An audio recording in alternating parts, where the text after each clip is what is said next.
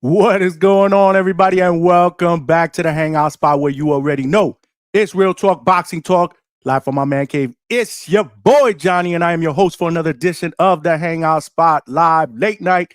This is the Wednesday night edition. Let's get it popping, man. Let's get ready to rumble! Yeah, and I just want to thank everybody for rocking out Wednesday night. More importantly, man, thanks all you guys that rocked out last night, man. We did almost 5 hours. We started the show with a great interview, man, with a legend in my book, man, 5-time world champion from the 90s, from Bushwick, Brooklyn, where I personally grew up at, and I actually knew him in Bushwick, man. Poison Junior Jones was in the building. It was a great interview, man. If you didn't check it out yesterday, make sure you check it out at the Hangout spot on YouTube, on the YouTube channel. That's where we put all of our content, whether it's live shows. Immediately after the live shows, they go right up there so the playback crew could check it out, man. We were cooking yesterday. We were cooking, man. We had great conversations, panel members. We had crash outs on Tip Bayless yesterday when we talked about the Tank versus Jake Paul fight, and more importantly, the undercard that was announced, man. But there's a lot of other shit going on in the world of boxing. Today's going to be another excellent show. Another excellent interview with my guy, undefeated lightweight in the building. Albert Prince Bell will be here in about 10, 15 minutes. You know, he my guy, man. We've had him on the channel on a couple of occasions already, man. He is coming off a unanimous decision victory over Keith Hunter in Toledo, Ohio. And that actually puts his record at 28-0 with 9 wins via knockout. And he's a top 15 contender in every major sanctioning body at lightweight, 135 pounds. But the true question is, man, when is this dude going to get a title shot, bro? Let's not forget, not that long ago, man, he was the #1 contender for the WBO title for about a year and change. Never got a chance, at Emmanuel Navarrete, man, to try to get that world title, man. What is going on in the world of Albert Prince Bell, man? It's got to be extremely, extremely frustrating for him, man. He cooking, man, and other guys that are younger than him are getting shots at world titles, man. So we're gonna have him in the building, man. We're gonna talk about this last performance, obviously what his future plans are in the lightweight division, and then I want to get his take and his breakdowns on some of the latest fights that just occurred and some of the fights that are on the horizon, man.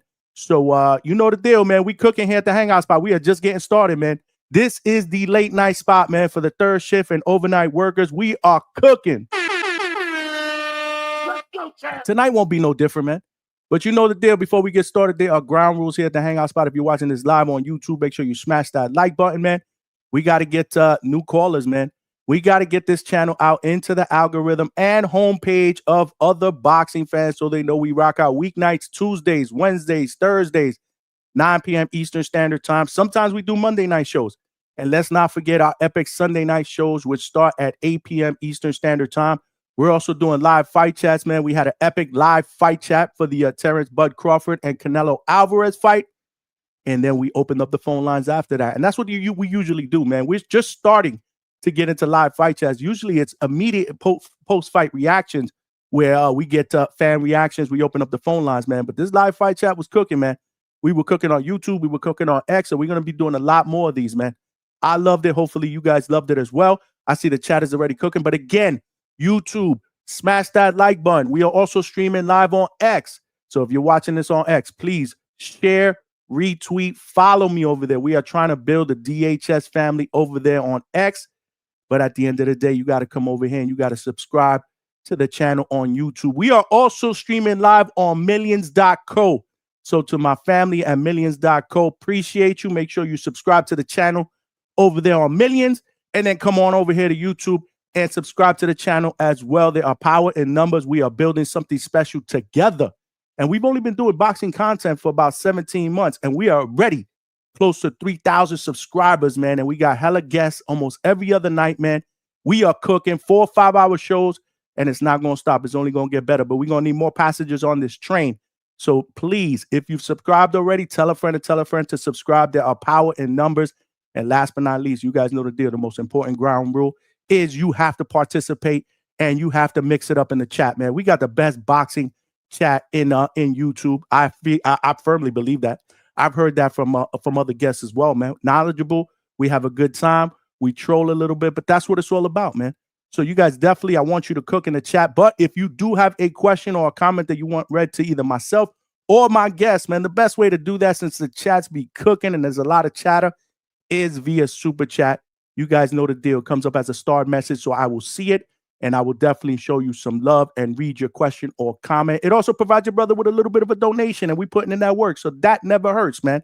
Super chats, super stickers, super thank yous, or Cash App scrolling down below, man. Every penny counts and every penny will be appreciated. We actually have a 10 super chat goal like we usually do. Help support the late night grind, man. It could be a super chat of any denomination, but definitely get your questions in. You're going to want to get your questions in for our guy. Again, like I said, he is undefeated, 28-0 with 9 wins via knockout, coming off a basically a shutout in his last performance over at Toledo, Ohio, his hometown, against Keith Bounty Hunter. But my question to my guy, since he's basically sanctioned, I mean, he is top 15 in every major sanctioning body. What's next, man? Because I know he wants that title shot. So without further ado, man, I'm going to bring family into the building, man. What's up? What's up? What's going on, Chad? Welcome back, man. Welcome back. Oh, thanks for having me back, man. It's good to be here. You family, man. You family. This is probably what, the third, fourth time I've had you on here? Something like that. And you know I had to rock out for my guy. Yeah. I'm already know. I seen it. I seen the top part. I already knew what it was. You already know. What's the deal, man? Yo, first of all, congratulations, man. Thank you. Congratulations on your last performance. You cooked this dude 10-0, man. Yeah, man. I wish I would have got him out of there, but you know, that happens. It's boxing, man. But talk to me, man. Why don't you rate that performance for me, man? To be honest, I feel like that was one of my subpar performances. I ain't have like a real good camp for that one, but when we got in there, I don't know. The results speak for themselves. You know, I can't be too hard on myself, but I won every single round, every single scorecard. You know, I hurt him a few times, but that wasn't the me that I wanted to be. Wow. Okay. So a little hard on yourself, but you said why specific? I mean, if you could specifically tell us, why wasn't it that type of camp? I didn't get a lot of sparring at all, for real. You know, I didn't spar probably 3 times this camp, if that. It's just I don't know. It's just a lot going on. You know. Got you. And was that because of lack of sparring opponents? Like Sparring partners and just availability, timing, and timing? availability, and trying to get people up here when they could come and when it was just Okay. hectic. It was one of those. Okay. I mean, a lot of fighters Yeah. have to deal with obviously some adversity. What are some of the things that you did a little bit differently to kind of make up for the sparring? I did a lot of running, you know what I mean? Just a lot of it's just like stuff I always do, you know what I mean? But I know I had him, you know what I mean, but it wasn't the type of camps that I could put in, you know what I mean? But you know, we shrugged it off, thugged it out, and you know what I mean, we got in there and got the win. Nah, you did what you needed to do against a very, very tough opponent, game opponent, and there was a lot of trash talk between you guys Yeah. before this thing. Obviously, at the press conference, and that was the first time I had seen a couple of interviews that you guys did together. That you guys were actually going back and forth. That was actually the first time that I've actually seen you do that, because you're not really a talker like that. Did Right. bring that out of you? It's always in me, you know what I mean? It's just I just don't really get into it. But if I do it though, you know what I mean? If you take it there or say something about me, I can talk. I could be funny. I feel you, man. I feel you. It's just I was like, Albert, he's not really that type of dude. He just wants to go in there and mix it up. But this guy was talking. Y'all lead with respect first, you know what I mean? Because at the Right. end of the day, it's a gentleman's sport, you know what I mean? It was supposed to be, you know, may the best man win type situation. But if you want to talk, we could talk. I just saying I'm gonna give you respect first. I always lead with respect. Nah, listen, I like it. I ain't Yeah, gonna lie. yeah, I love that spicy shit, yeah. especially at It, the it press was conference. fun. It was funny. It was fun. And then at the weigh-in, right? At the final weigh-in, Yeah, like he got in your face, with this yeah. He thing, was and then you tripping. pushed him. He was tripping. Like we had to do the face off like in front of the arena the day before, and like he just my face just blowing like a bull. He just I'm smelling breath and everything. I'm like, man, get out my face, dude. Like it's nothing you gonna do that's gonna make me scared of you. You know what I mean? We fighting tomorrow, so save your energy. You know what I mean? You gonna need it. That's what I was gonna ask you. As a fighter, how hard is it not to keep your cool? You know, to not let somebody like that get into your head, man. Is it hard or is it just Nah, my temperament, I be knowing what's going on and what be for real. And don't somebody just acting. You know what I mean? That I'm an easygoing person anyway, but I'm a very serious person. You know what I mean? So it don't a lot. It takes a lot more than something like that to rattle me. You know? So I just be like. I just laugh because it'd be like, man, this clown, man, like this, like this I goofy, saw like you like laughing, like you were like, yo, this dude is yeah, like like just look like goofy. this dude bugging, bro. Like we fight tomorrow, no matter what's going. Like we fighting, bro. Like you either gonna beat me up, or I'm gonna beat you up, bro. We gonna see tomorrow. So like, hey, cap. Nah, that's cool. I like It's it though. good for Like I ticket said, man. sales and viewership, though. You know. Everybody, you know, our family members here at the Hangout Spot, they know the deal. I love me a little bit of spice in this press conference. That doesn't hurt Yeah, anybody. It's always good for yeah, promotion no, and yeah. obviously hype up the fan base. So It's shout actually out to kind you. of entertaining. You know what I mean? Like a lot of them guys I don't get to talk to because like they be from Dominican Republic and Honduras and this and that or different places. I don't really get to have too many different. So I don't really fight that many American opponents. You know what I mean? Then when I do, I be thinking they gonna come talking crazy, but then they don't. You know? So this was actually different. It was fun. That's what's up, man. Great performance, man. Like I said, man, you absolutely cooked this dude, man. Shout Appreciate out to you. you. And shout out to the chat. They're already showing you love. Look at this. Ohio in the building. Chevy Red Corners up in here. My man Mikhail B from Ohio. He said Ohio runs boxing. Most definitely. Damn. I'm sure your number one fan, my guy Treese. I'm sure he will be in the chat at some point sooner or later. Always calling you out. I've told you about him Yeah, already. yeah. I've told you about him. I mean, he calls in every day. He calls in here. He calls in the boxing voice. And before his call is over, shout out to my guy Albert Bell. Who wants that smoke? You know what I mean?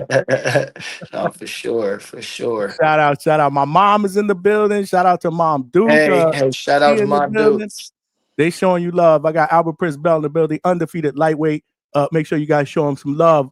So this was your second fight at 135. How did it feel, man? Do you feel I mean, like 135 is yeah, 135 is like I'm very comfortable with that because it's just I'm long, I'm tall, I'm big for the weight class still. You know what I mean? It's just not I don't have to take 5 more pounds off my body, you know what I mean? I feel stronger, you know what I mean? I feel fresher, more explosive. So I like it. 130 days are over?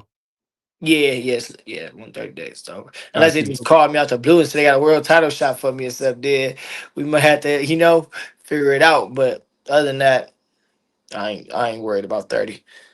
No, I think you're good. I think you're good, especially for your height. Like I said, 135 is good. In fact, 140 probably is in the cards at some point in the Yeah, future as well. yeah, at some point for sure.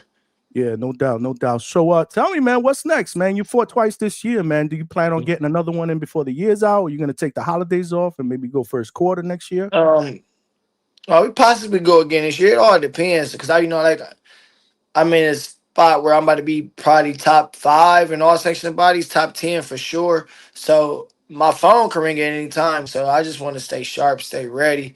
You know what I mean? But if they don't, I mean, if it don't happen, I'm gonna keep forcing my way up the ranking. So I probably will fight again and push my claim even further to, you know what I mean, to be right there for one of these fights. So because there's a lot going on in the division. There's the situation with the Tank, what they're gonna do with his title. Uh, Talks of Raymond Toy. Well, I mean, Raymond Ty is going to fight somebody. IBF rankings is kind of open, like the 1 and 2 spot. We don't know what the WBC gonna do with Shakur going up to fight for the WBO at 40 with Tio. It's a lot of activity going around that I could play a factor in real soon. So. Um, like I said, but I'm gonna keep doing my thing and just keep staying active and keeping my claim either higher or maintaining it. So it won't be no funny business like this guy jumps over me or none of that. No, we gonna keep working. And that has been the case with you pretty Yeah, much so your whole but career. I I mean, think it's gonna be different up here at 35 than it was at 30 far as me getting my in position or getting some type of big fight. So I'm open to him though. We like I said, we're gonna be ready for whatever.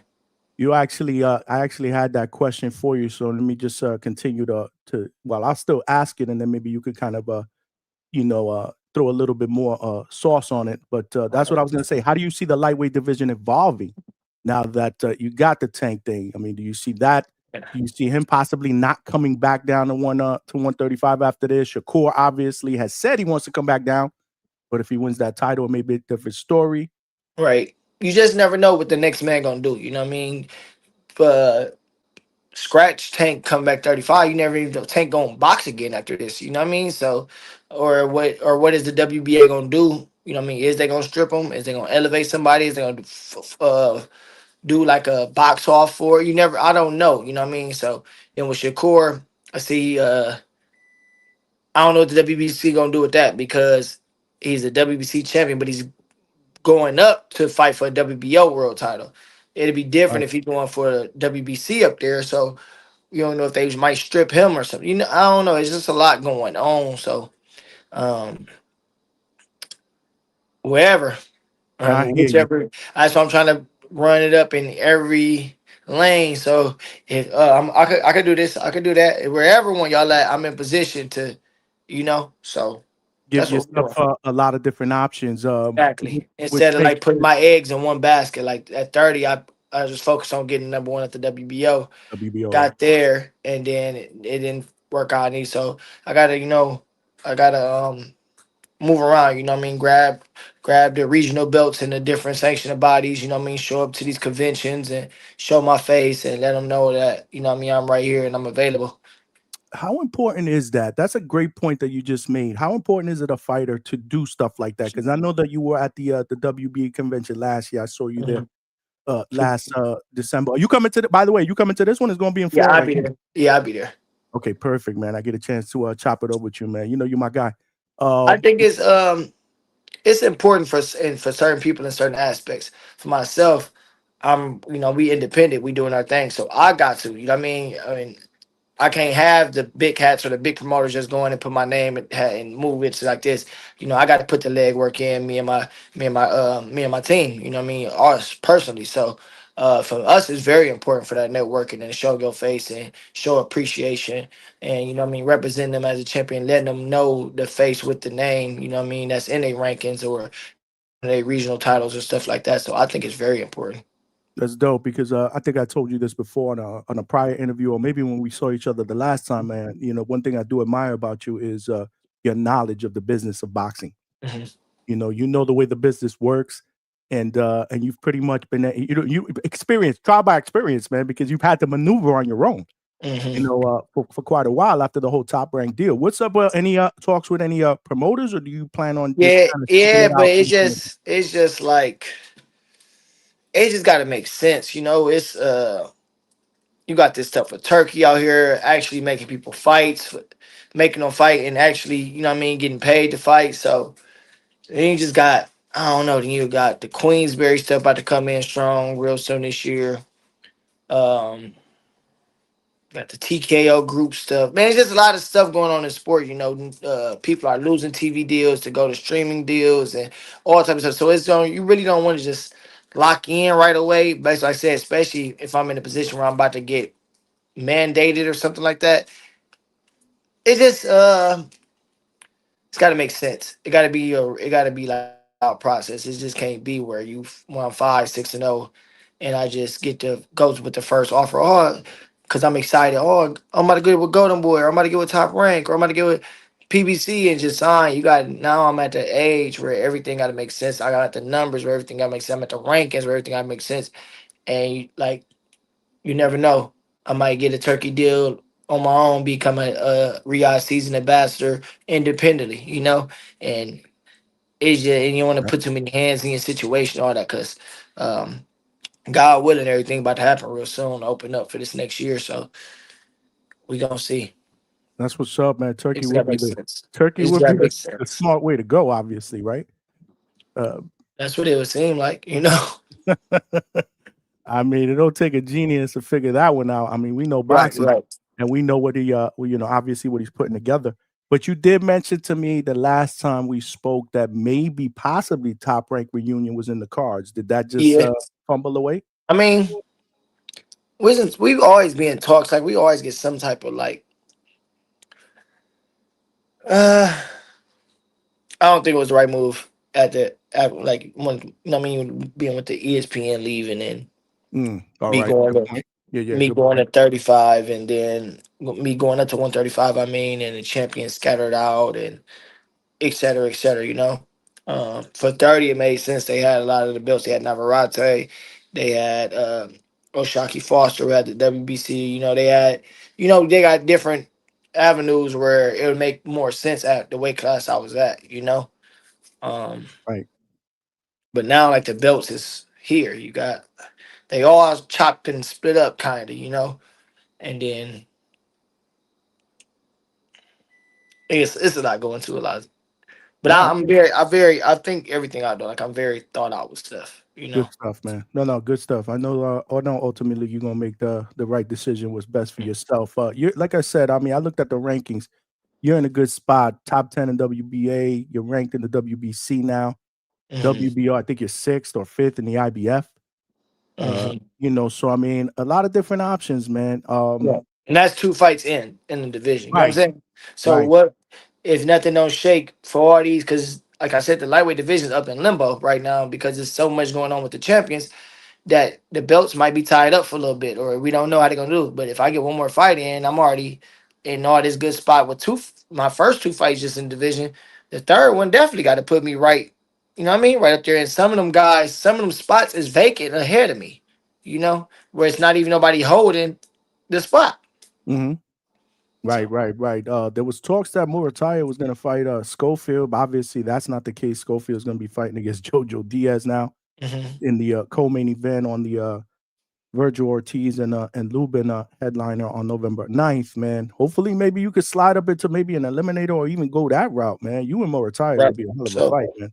but I hear he's going up to 40. So Oh, is you that don't the know word? what's going on with at 35. I heard he can't make the weight no more. I don't know how Jesus. true it is. You know what I mean? But he is a big guy, like body wise for 35. Sometimes you outgrow the weight class. But Man, I'm open to all of it though. I ain't gonna turn nothing down that makes sense or no no, fight. I know you won't. The fight So, that I would love to see you, the love that I would love. I've told you this.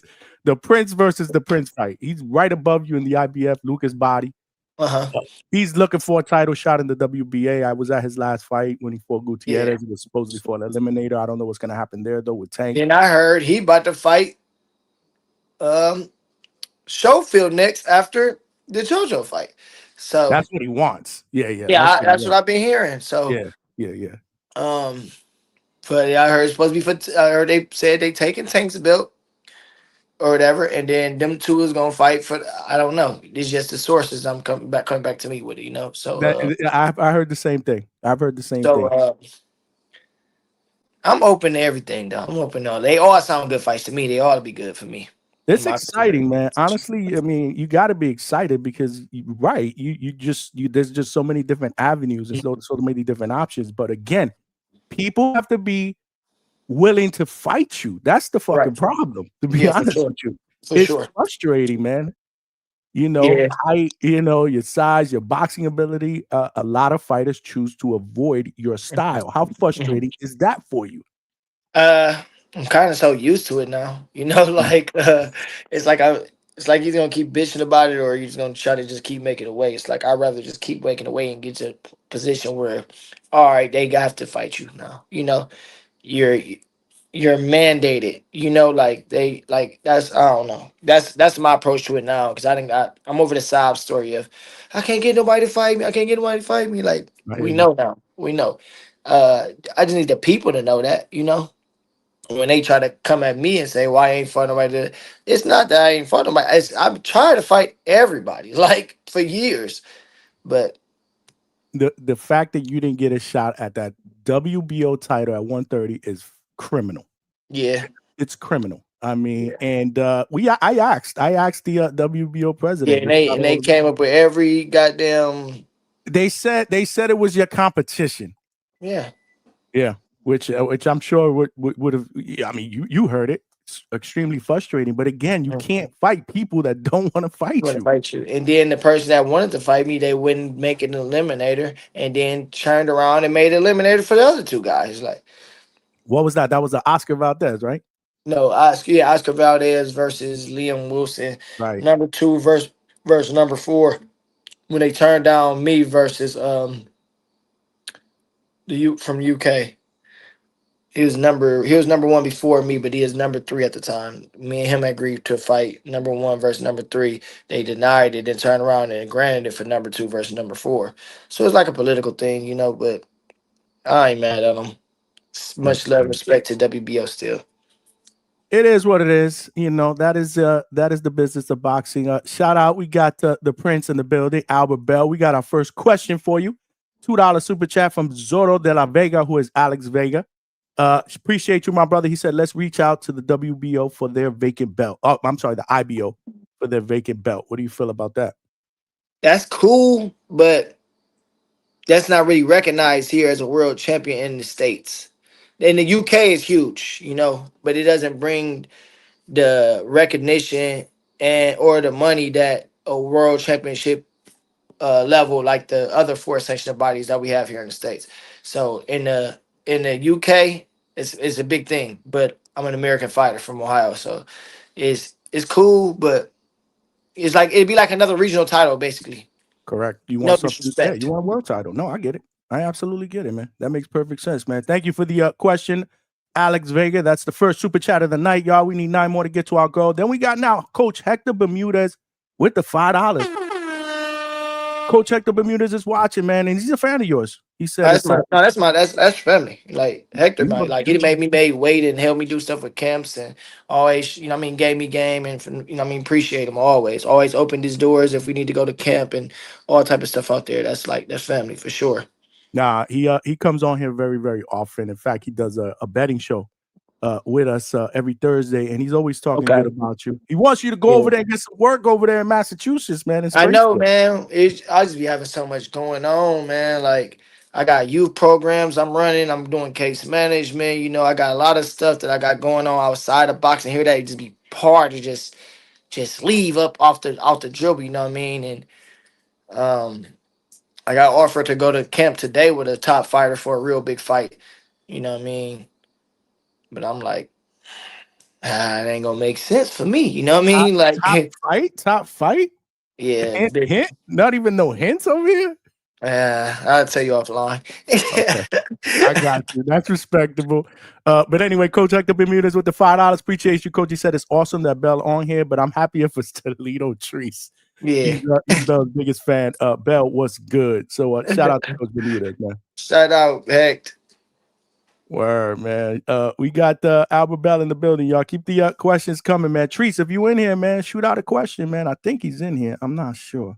It's crazy because you always talk about right, but every time I get on, we never end up catching each other. Like, Bro, and I told him you were coming on yesterday, oh, man. for I think real. he in here. I think he in here. I think he in here. Hold on, let me see, man. Give me 1 second. I got to. Toledo Trees. There you go. He said, Andy Cruz, where are you? I'm opening that for sure too. Uh-huh. I think that'd be a great IQ boxing match. Team Slime is my man Mikkel. He's also from Ohio. He said Lucas' body is food. Vegas Hey, said Bell definitely cooks body. man, I think it's a lot of food at 35, man. To Oh be shit. honest. That's what I'm talking about. That's what I'm talking about. That's what I like to hear, man. I got to see you in a title fight in 2026, man. We said When that I in met him too, he was 2024. very respectful too and cool. Like, Oh, uh, Lucas Body? He a cool yeah, dude. yeah. That's when I think I was at 30 still though. He was talking about like coming to get sparring and stuff. He's like, if he needs work, he right there in Canada. But like, I'm at the point now, like. I'm at the 35. I'm really not trying to spar no contenders at 35. I done sparred everybody in the world. You know what I mean? It's time for fights to be made. It makes perfect sense, man. No, he's a good dude. I've had him on the show a couple of times. I mentioned you, and he said he knows who you are, he respects Yeah, you, but he wants a title fight. yeah, yeah. That's So he was clear. exactly, and yeah, why would fighting against me would be it's a world title level. So like, why wouldn't they? Why would they fight me? What if not a world title attached? You know what I mean? That's what I be saying. It gotta make sense. That's why I need to get mandatory so I can become the champion. Once I'm the champion, you come. It's a rule it's a word in the game. You become the hunted. The hunter becomes the hunter. You know what I mean? So I'm willing to be the hunted. Let me just get there and these fights gonna get made. Absolutely, man. Treese does have a question. He said, "What are your thoughts on the WBA not stripping Lamont Roach yet?" Ah man, that's my guy too. But it's just crazy because that was the money fight. So it's really not on Lamont no more because they already granted him that situation with the tank. You know what I mean? That was already set up. They had a rematch clause, ended up being a draw. I think the draw is what threw a Monkey Rich was holding up the 130-pound division, that the draw. So with Tank doing this to go fight Jake Paul, is they gonna give him another shot against somebody else at 35, or is they gonna make him go back down to 30 defender, or he gonna have to vacate it? I feel like they gotta announce something soon. You know what I mean? They gonna give him the option to go back down to 30, or is you staying at 35? And then I think if you do stay at 35, he should be first in line to fight for the title for the WBA. No, no, no, no, no. He's moving up to 140 to fight Pitbull Cruz. Oh, so then yeah, I should think that'd be fair for them to give the people at 130 a chance to fight for the titles. Yeah, that's what. Yeah, I Yeah, for just sure. remembered. I'm like, when Yeah, I you said forgot. that. Yeah, you're right. You're right. You're right. Yeah, You're right. yeah. No, I did. I forgot for a split second too until Yeah, I. that's two weight classes away. Yeah, but yeah, Yeah, I think they should get it. If that's the case and it's official that him and Pitbull Cruz is fighting at 140, they should get the guys at 130 a chance to fight for that title. I agree. I caught a brain fart there because I was trying to read some of the questions in the chat for you. I apologize. Keep the chat cooking. We got Paula V. Paula Vargas is a cut woman and she's an expert hand rapper. I actually had her on the show for Ladies Night last week. Tremendous interview. Mhm. She asked, "What historical fighter do you do film study on?" To be honest, I haven't done like real film study in a long time, but I just always love watching boxing. So I watch fights from any time, and I always can say what I can learn from. But I'm a fan of all the top like older fighters. It's just not one or two. I think he froze. He might have gotten a phone call. Make sure you guys smash that like button, man. We got Prince Albert Bell in the building, undefeated lightweight 28-0. He probably got a phone call. He will reconnect in just a second. Great interview so far. I'm trying to read through the chat to see if I could get your questions, but I may not be able to see all of them. There's a lot of chat activity. Guys, if you do want to make sure you get a question read, super chat, unfortunately, is the best way. We There you good? go. Yeah, Okay. yeah. I think you had a phone call or something, probably.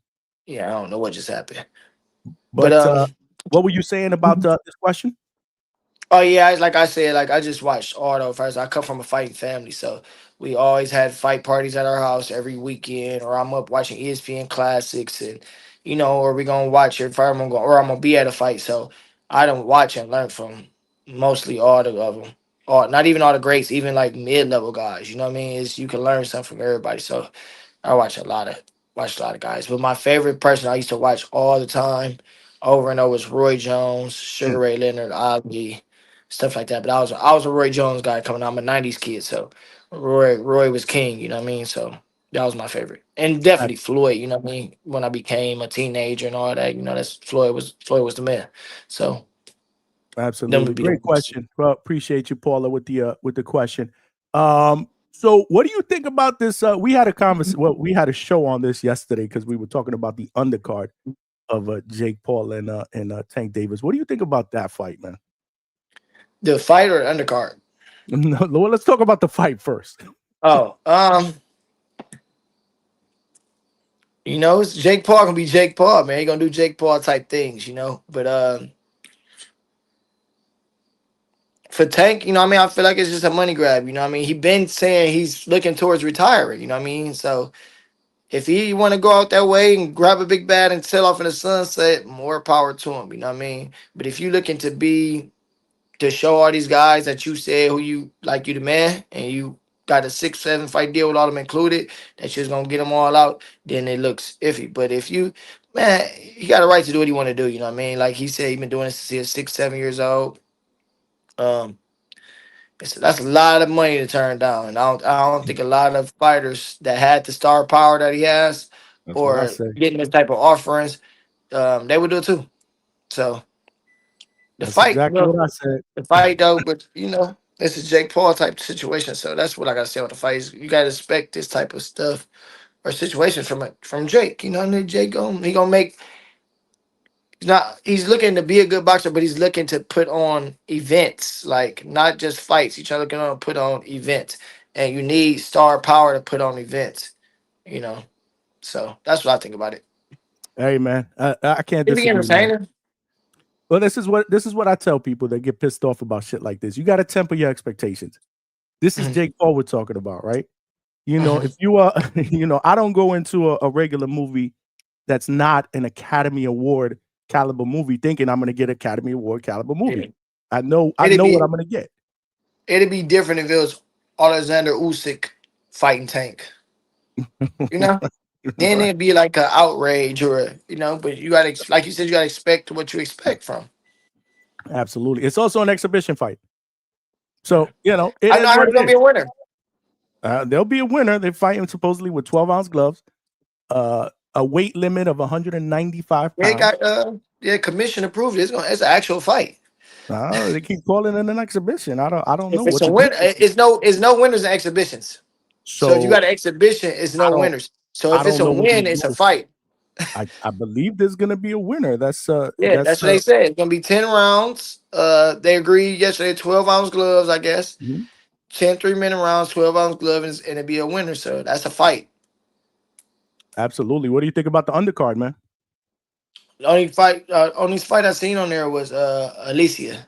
Who's else on that card? Oh, Alicia Avius Griffin on there too. I see Avius Avius Griffin. is I on saw there. that. Alicia Yeah, is that's my obviously the guy. co-main. You got Gary Antoine Russell, the 140-pound champion. He's fighting against Oh, his he's on there. mandatory. Yeah, he's fighting against his mandatory Oh, Andy okay. Oh, that's Pereira. shaping up to be a good card then. Yeah, yeah. I mean, and that's what you Yeah, get from Jake Paul, right? You get yeah, his show, right, at the main yeah, event, but then you get good, decent undercard fights for the for the yeah. That's hardcores. and he pays him good. Yeah, well, that's another thing. And shout out to what he's doing for women's boxing, man. He's Sure. he's really putting the females on, man. Shout out to what he's doing. We got my man the Bandalorian Big Boss with the $5. He says, salute my brother Johnny. Albert Bell. Treese. They always mention Treese. I'm telling you, man. Treese Mhm. VC. Shakur, my guy, but why did that fight never happen at 130? People always ask me, like, I know why. Um, I don't really know. Top Rank put it. I mean, the matchmaker for Top Rank spoke on it a couple times, but personally, it's just I don't know. It just never materialized. And it was an easy fight to make. You guys were both under the same promotional banner. Yeah, it just never materialized. That would have been yeah, that's kind of like that one that those fights that you're like, man, we never got that one, man. That would have been a good one for us to get, but we never got that one. Yeah, like him personally, I don't think he said he never heard the offer or nothing like that, But I know it was offered to us before, and everything don't get back. Some people turn it down, without them turning it down. Or their team could turn it down or whatever, but it just never materialized. You know what I mean? But both at 35 now or whatever. It might could still happen. Who knows? But he going up to who knows? But Who knows, right? it just never materialized. Okay, and that's what's up, man. Toledo came back. He said, I could probably answer this question. What are your thoughts on William Zepeda? Of course, you're gonna say you're gonna want to fight him. He said, Riyadh season Latino night fight with him is the play. So Treese is also Hey, like that's the crazy. resident matchmaker. He likes to matchmake. Hey, that's actually a good fight. That's definitely a style. I mean, a clash of styles. What I mean, he's a non-stop punching machine. I'm a slick boxer with length. What I mean, and know how to pick shots, whatever. So, uh, I'm open to everything. Mm. That's what's up, man. Keep the I'm always questions open. coming, y'all. I'm trying to read through the chat, but if I can't get your question, I apologize. Super chat again. I see those as a star message. They are the best way to go. But so talk to me about Crawford and Canelo, man. What'd you think about that fight? It kind of went how I thought it was gonna go. You Okay. know, um,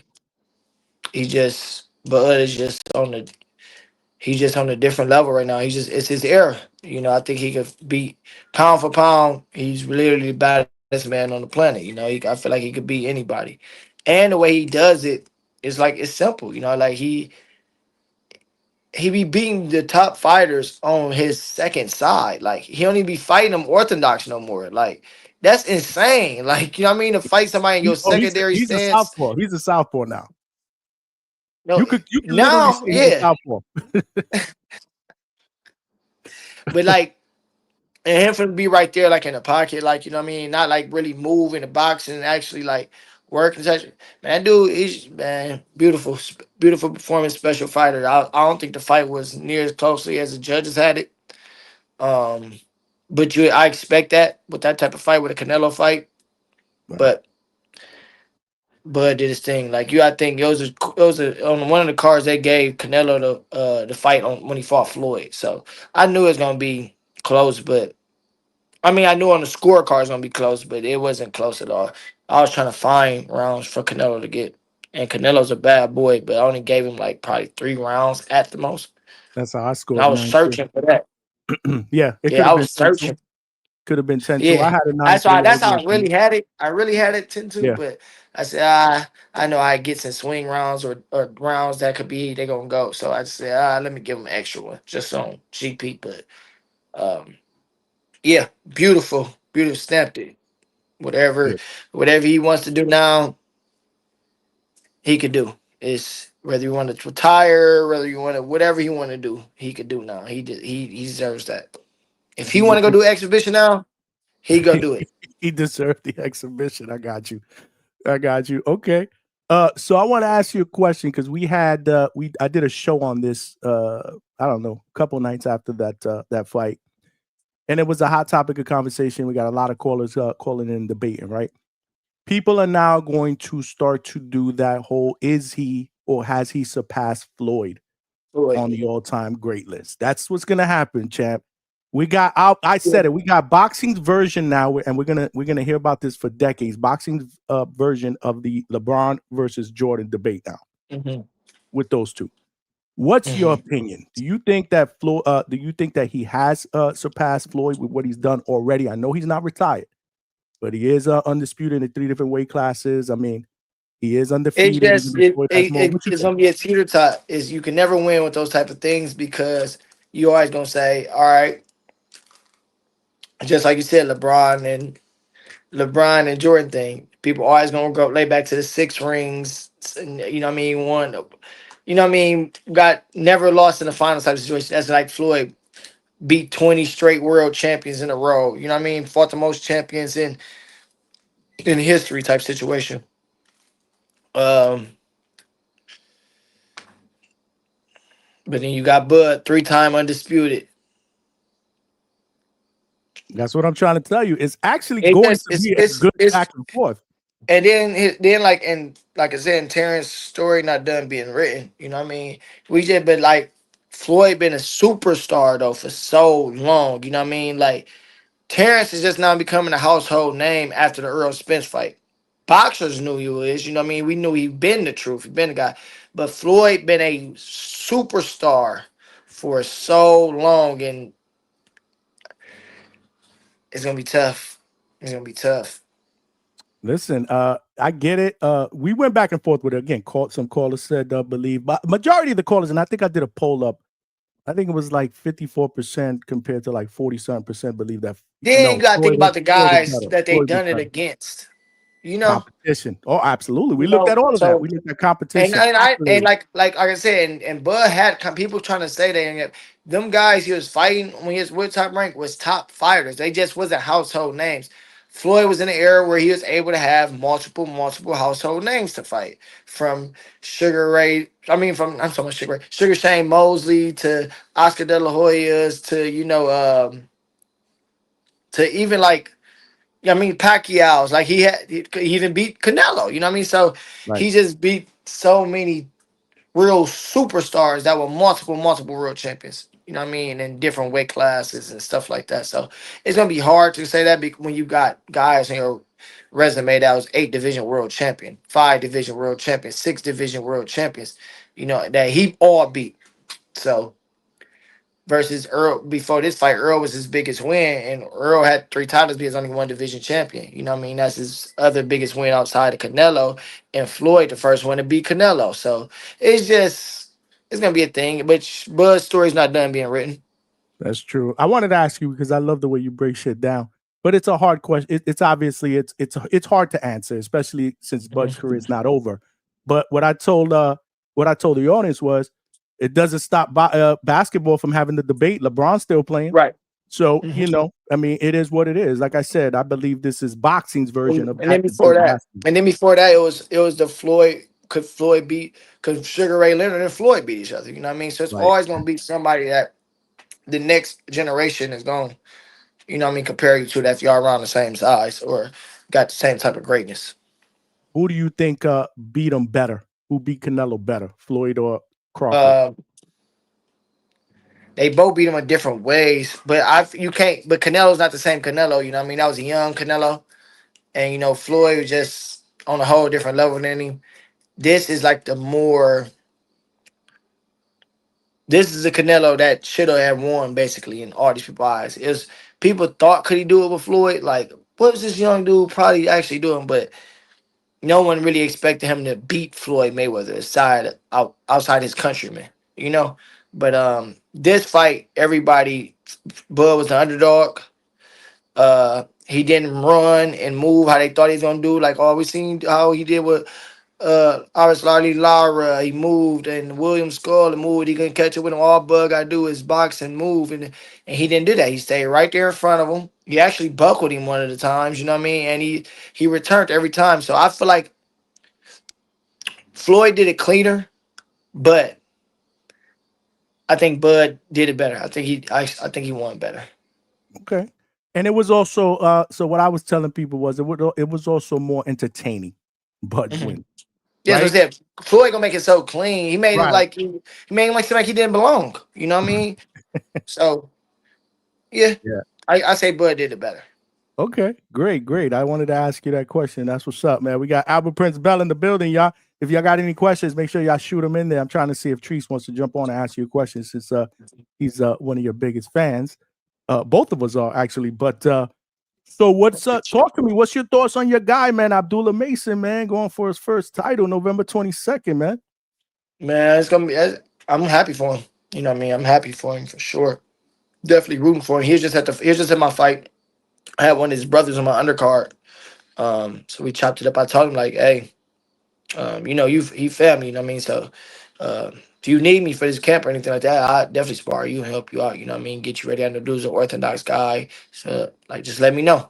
But I'm wishing you the best. I just got hip to the guy he's fighting. He's actually a big lightweight, strong. So it'll be entertaining. Yeah, it'd be entertaining.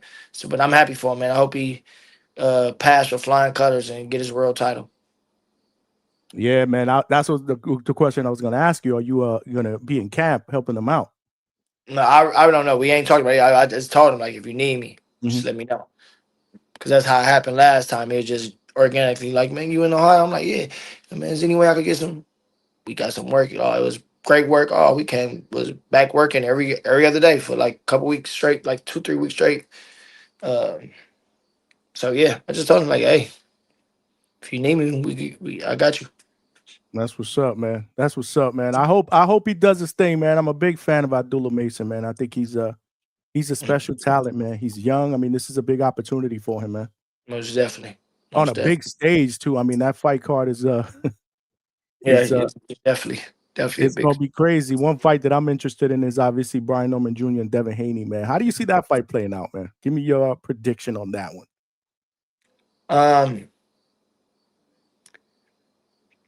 The way Devin boxed his last fight, Jose Ramirez, it's gonna be hard to beat that style.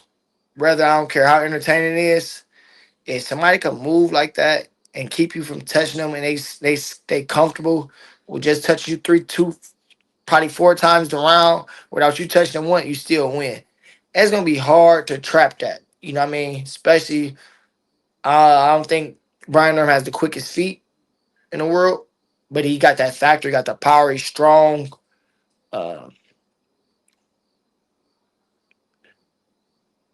I know both of them. You know what I mean? Devin's definitely my guy, but I know Brian is real. You know what I mean? But Devin's your guy. Brian Norman's my guy. yeah, Just like you, my guy. Can can he him Devin up to make him fight or stay there long enough for him to do something. You know what I mean? Because like once you get hurt or get caught, like with how Devin got caught with Ryan, you tend to not to try and never let that happen again. You get what I'm saying? So that's always gonna be in the back of your mind as a fighter. You know what I mean? Right. Especially if that's the only time you ever lost. You know what I mean? That's your because you think you're invincible until you ain't. You know? Yeah. No, it makes Yeah. sense.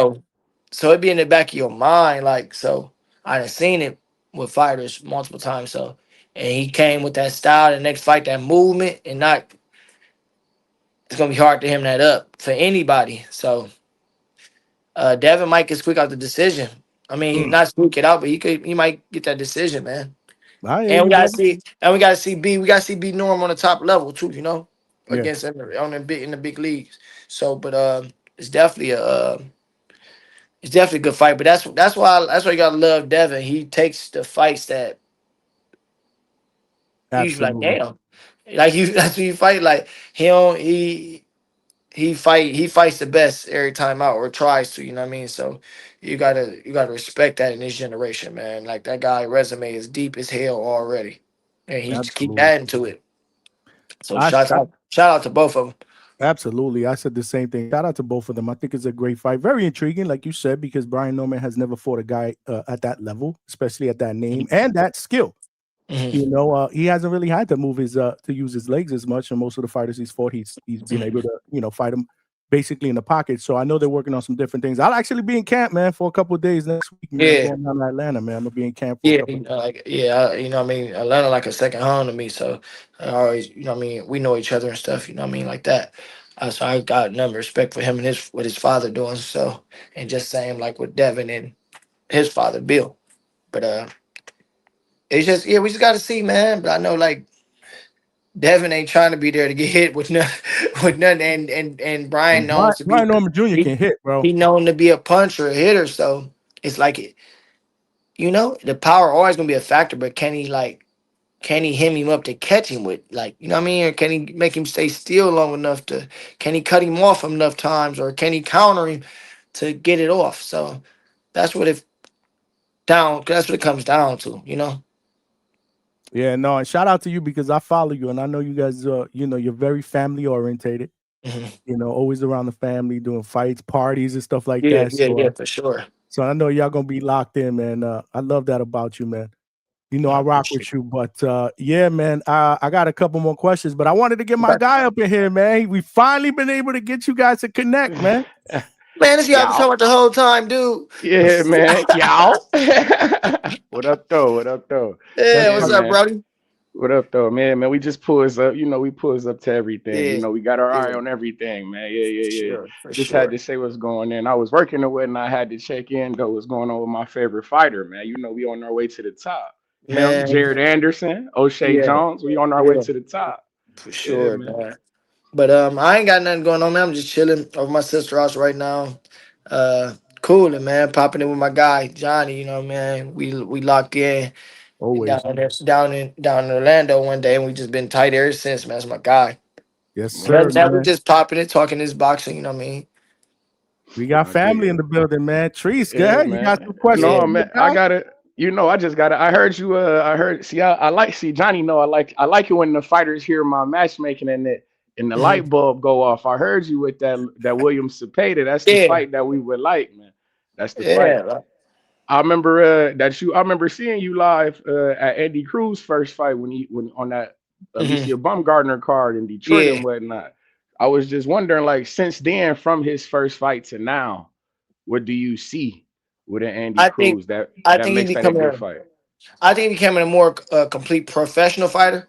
Like that fight when his first fight, like he was so like moving the defensive and like pit pat amateur style. But you seen all the potential that made him an Olympic champion and that good in the amateurs.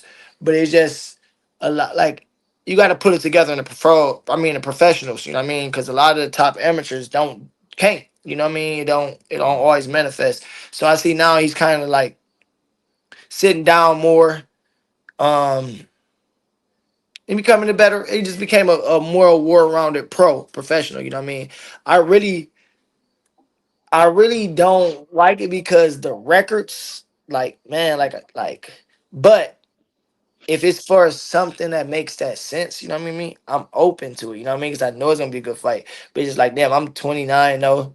I gotta go back and fight a guy that's 4 0. Like, you know what I mean? Like 5 0, Yeah, whatever. It's just like, damn. yeah, Like, I done paid my nah, dues all this time, and I can just do that 5 fights. Like, you know what I mean? But it's like, but hey, I'm open to it though, cause I know they skipped the game. I know how the game go. I know how to skip. If you got a gold medal, you automatically you could get there. So y'all gotta respect the game and what they did in the amateur careers. I didn't do that in my amateur career, so I can't knock him for what he was able to accomplish in his.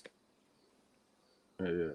No, that makes sense. That No, makes that sense. makes perfect sense, man. Perfect sense. I just, the business of boxing just annoys the shit out of me because, and again, this is, it just does. I love it, but it annoys the shit out of me, right? It's like, it's Right. like a marriage, right? Yeah, no, You word, love your word. wife, but sometimes, you guys are gonna annoy each other, right? But Yeah, you got younger guys or whatever that are getting shots, and then you got my man up in here that's doing his thing. He's undefeated, almost 30-0. And I mean, it's just not, it doesn't make any sense, man. Right. it does.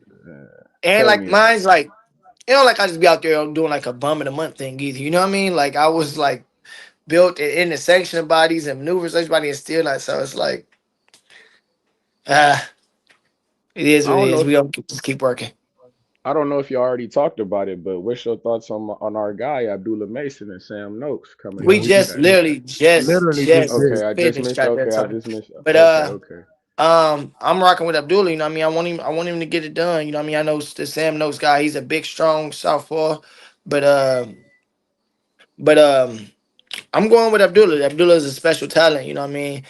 And he got a lot of potential, and he mean like he coming to get it. So I think it's gonna be a firefight. I don't know if it's gonna be a firefight, but it's gonna be an explosive fight because that dude ain't no joke either. I just got hit to him when I found out he was fighting. I said, let me go pull him up. I'm like, damn, Yeah, he kind of, you know what I mean, he kind of alright, you know what I mean. yeah, So yeah, yeah. I thought he was gonna be like a guy they just found thing, you know what I mean. I'm like, okay, I see. So we going He's big too. I seen when they like the face off thing. They when they first met, like when he was like big to Abdul. I'm like, damn, this dude kind of on the big side. You know what I mean? But Abdullah got the skill. You know what I mean? He's from Ohio. He'll be alright. He said he's from Ohio. That's what I'm talking about. You hear that? You hear that, Mike Cal? You hear that, Mike Cal B? You hear that, Mike Cal B? We hear from Trees almost every other night when he calls me. So we Yeah, get it. man. We get it. Ohio's they Yeah, producing yeah, O'Shea Jones, Alabama. We get it. yeah, We know the yeah, deal. We man. go down the list. Yeah, But yeah. nah, that's dope, man. That's actually dope. I'm glad you had a chance to jump on the channel. The panel. I know you touched on this a little bit, but this is a question that I did wanted to ask you, champ. What do you think about this TKO league?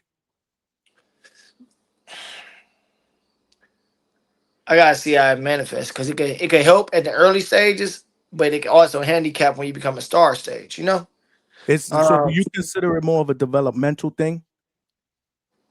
Like I hate to like the put the minimums, right? viruses, but the minors in Yeah, baseball yeah, I compared get to the what you're major league. saying. I just like the minimums for the early stage in in your professional career. I think them some good numbers. You know what I mean? But even in certain like situations, and I think people don't understand that. Like I seen they said it was like what was like 720K for a world title shot or something like that. But that's a Yeah, minimum. A lot of these sanctioning bodies minimums in certain weight classes. I mean, it depends by weight classes, but some of them be like the minimum is 150 or something like that, or 125. So people like, oh, boxers are making such and such, or Tank they made this and that, or Shakur making this and that, but you are still not reading what it's saying. They saying the minimums could be here. It could go. It's just all depends. But if they not paying over a certain moment, that's where it can handicap like the champions. You know what I'm saying, or the stars. That's where it could go that UFC route, kind of. You know what I mean? Where they say Hmm. they don't get that paid that much. But I think like in the early parts, I think it sounds good. But if it's really like creating the best, fighting the best, it's gonna be I think it'd be good, but it got to just make sense money wise too. When you got the best fighting the best, you can't have two top guys fighting each other for pennies. It don't work like that in boxing. But do you think it was a wise idea for Turkey to go with an MMA guy like Dana compared to maybe Uh, some of the other guys he's worked with, like Eddie Hearn, like Frank I guess they Warren. probably feel like I think he likes the UFC model that the best is always fighting the best Okay. versus the guys that's in boxing that they long as they protecting their golden goose, they can keep it away from another golden goose. You know what I mean? Mhm. They could rather stretch this out than cash in and might the other guy might, you know what I mean, got it. So Mhm. I think that's why he went with him because he liked the model. They feel like the model of boxing is broken. They trying to make the sport all one again, but it's gonna take that's gonna take some time. These dudes ain't just trying to bow down like that. They'll let you fight on the card, but they ain't just trying to give total control to no Dana White.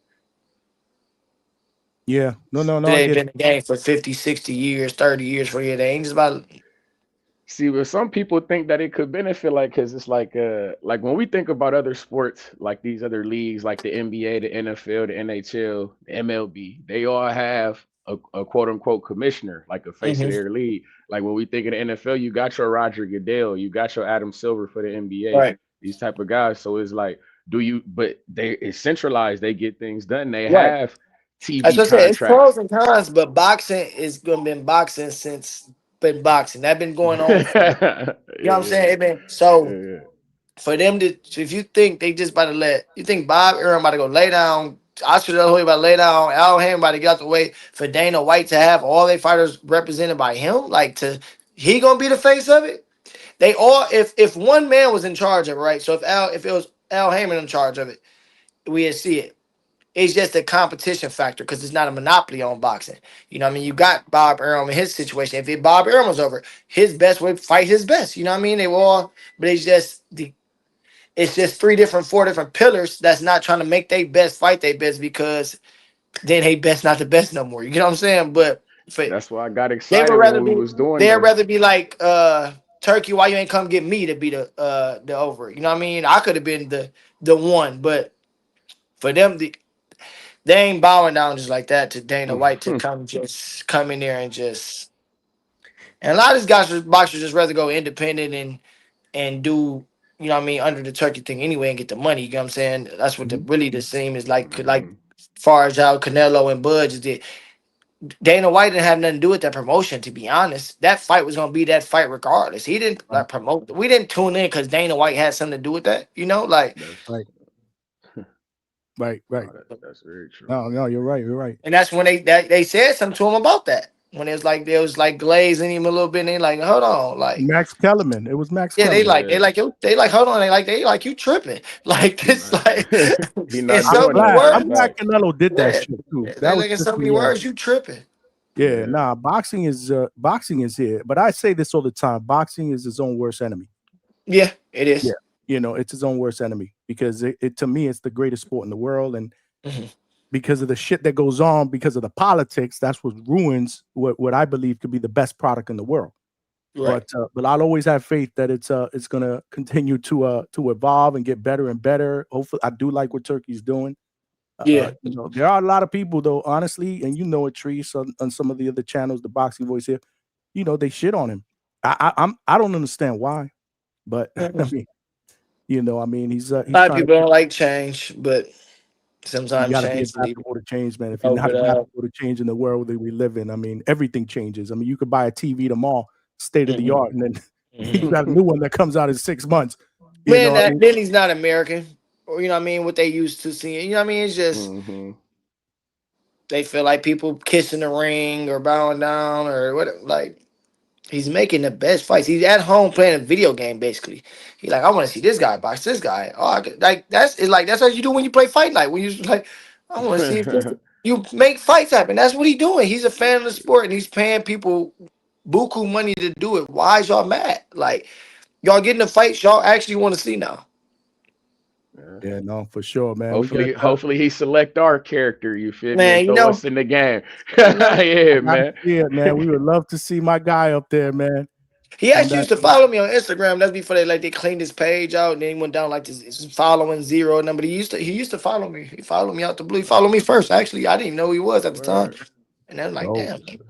I'm like, That's what's up. we just but got to keep talking it and speaking it into existence, right, Trees? yeah. We just That's a got to keep fact. talking about it. We That's keep a talking fact. about it, and we'll manifest that shit. You know, it'll come It's out. a lot of happen. You know, what I mean, if it's meant to be, it'll present itself one way or another. Absolutely. I saw you the other day though. You were at a wrestling match. I didn't know you were a wrestling fan. Who, me? Oh You yeah, weren't at a wrestling. WWE. You were at a Yeah. WWE The event. Oh, SmackDown. weren't That you? was here in the city. They had the SmackDown here in the city. Man, I've been. I really, literally, just really a couple You years ago. breaking up, champ. You You breaking My breaking up. But up. nephew at the age I where he gotta hear watched it this now. part. You Oh, breaking up, but I gotta hear this part. hold Yeah. on. And I'm trying to charge real quick. Okay. I know I've had you on for a long time, so I'm gonna let you go soon. Hold on, let me get this charger. Shout out to the Oh, I was on 1% the too. Prince is in the building. Y'all make sure y'all smash that like button, man. All right, you hear me now? Yeah, I can hear you. Yeah. What's going on with this whole wrestling thing, man? So you know, I'm an attitude baby. You know, I grew up in the '90s, so I was in the golden For age, not sure. that old golden age, like the real golden age. I'm talking Rock, Stone Cold, Undertaker, Kane, Word. Mankind, Triple H. You know, Kurt Angle, early Brock Lesnar days, stuff like that. That was my, that's my era. But during the Yes, PG sir. era, I fell off though. You know what I mean? I got away from it. So last year, my nephew started playing like wrestling, like on the PlayStation. So I come down there and I'm kicking him, I'm getting my '90s guys whooping his little butt. But it's like he always do. So I'm getting the storylines now. You feel me? So we just start back watching like wrestling each other. You know what I mean? Like watching wrestling with each other. So every Monday I come over and watch wrestling with him. You know what I mean? They start put. That's when they put put it on Netflix and stuff now. So I caught the last run. It was ever since then I just been glued. Uh, then we went to Raw in Columbus. I drove him down there 2 hour, half hours away. I act like we was going to I was taking him to like a get air place or something and walked Yeah. him in to Raw. Oh, it was dope. And we caught a hell of a show. Like Braun Breaker fought Penta in the first match of the night. Becky Lynch and somebody fought for the Intercontinental title. Then Jay Uso and I Cody don't know Rhodes any fought of in the those main event. wrestlers, so I don't know. I Oh know who we yeah, talk that's them about. Yeah, we guys. know So we then know I'm it who you not a came talk weird. wrestling. about. So I'm not a Yeet. wrestling guy. I just thought it was yeah. Yeet. kind of We dope. know who you talk Oh about. yeah, no. So I've been back on. Yeah, we've been Yeah. back on it. So he just came to Toledo, and yeah, we had to go get big seats, man. We had to do it big in Toledo, man. We had to get right there, Word. and That's that was a what's real up, good man. show. That's Yeah, dope. I That's mess what with. I was gonna ask. But I it's never back though. asked. Wrestling back. It's back popping now. Like Yeah, it's man. that now. With them on the Netflix, like you said, with them on the Netflix, the exposure is crazy. They've been going crazy with that. I've been keeping an eye on them. I've been watching the NXT. That you know me, because that's on the Mhm. CW, Johnny. You know how I care about the CW. I've been trying to get boxing on there, but WWE said we'd go on there instead. So I've been watching that, man. No, they've been doing their thing. Yeah, I don't watch wrestling. No, I watched it when I was young, so I was an '80s baby. So I was with Hulk Hogan. Yeah. That era. To me, that was the best era. Oh But yeah. you obviously you're gonna compare it to the '90s or whatever. But Macho Man, Hulk Yeah. Hogan, those were Ricky the Dragon Steamboat, WrestleMania 3, 2, Yeah. Andre the Giant. That was when I grew up. Yeah. And that was No, I it's think that was back the early like '90s actually, the early '90s. yeah, But it's I back. can't mess It's with back it like anymore. fire now, though. They cooking again. Like it's fire. Yeah. Really? Okay. Did you see the WrestlePalooza They shit? just got Was you watching that? they just got the ESPN deal. Yeah, we see they Man. did the WrestlePalooza. They had the WrestlePalooza joint with who was that? John Cena and Brock Lesnar. They had a match. I don't know if you caught Yeah, that. I watched that out because I missed it. I caught up on that last night. Where, where, Mm. what'd you think? Did you think them guys was old? I'm hearing guys saying they old, washed I up, much mean, like Manny Pacquiao in the yeah, boxing gang. we know John was old though, but he did his retire. He doing his retirement tour right now. But Brock looked it back coming like that boy still kind of got it. You know what I mean? He big, like his body still look good and everything. You know what I mean? John look, you could tell he kind of like getting up there. You know what I mean? But man, Yeah, y'all speaking a foreign language now. I don't know what the hell y'all talking about. I don't watch wrestling, but I respect it. I respect it. Hey, We got man. Attorney Bailey with the $5. Appreciate you, champ. He said, in my opinion, today's fighters demanding fights, expecting top pay, but not showing value by earning it in the ring. Fights not made on merit. Your thoughts?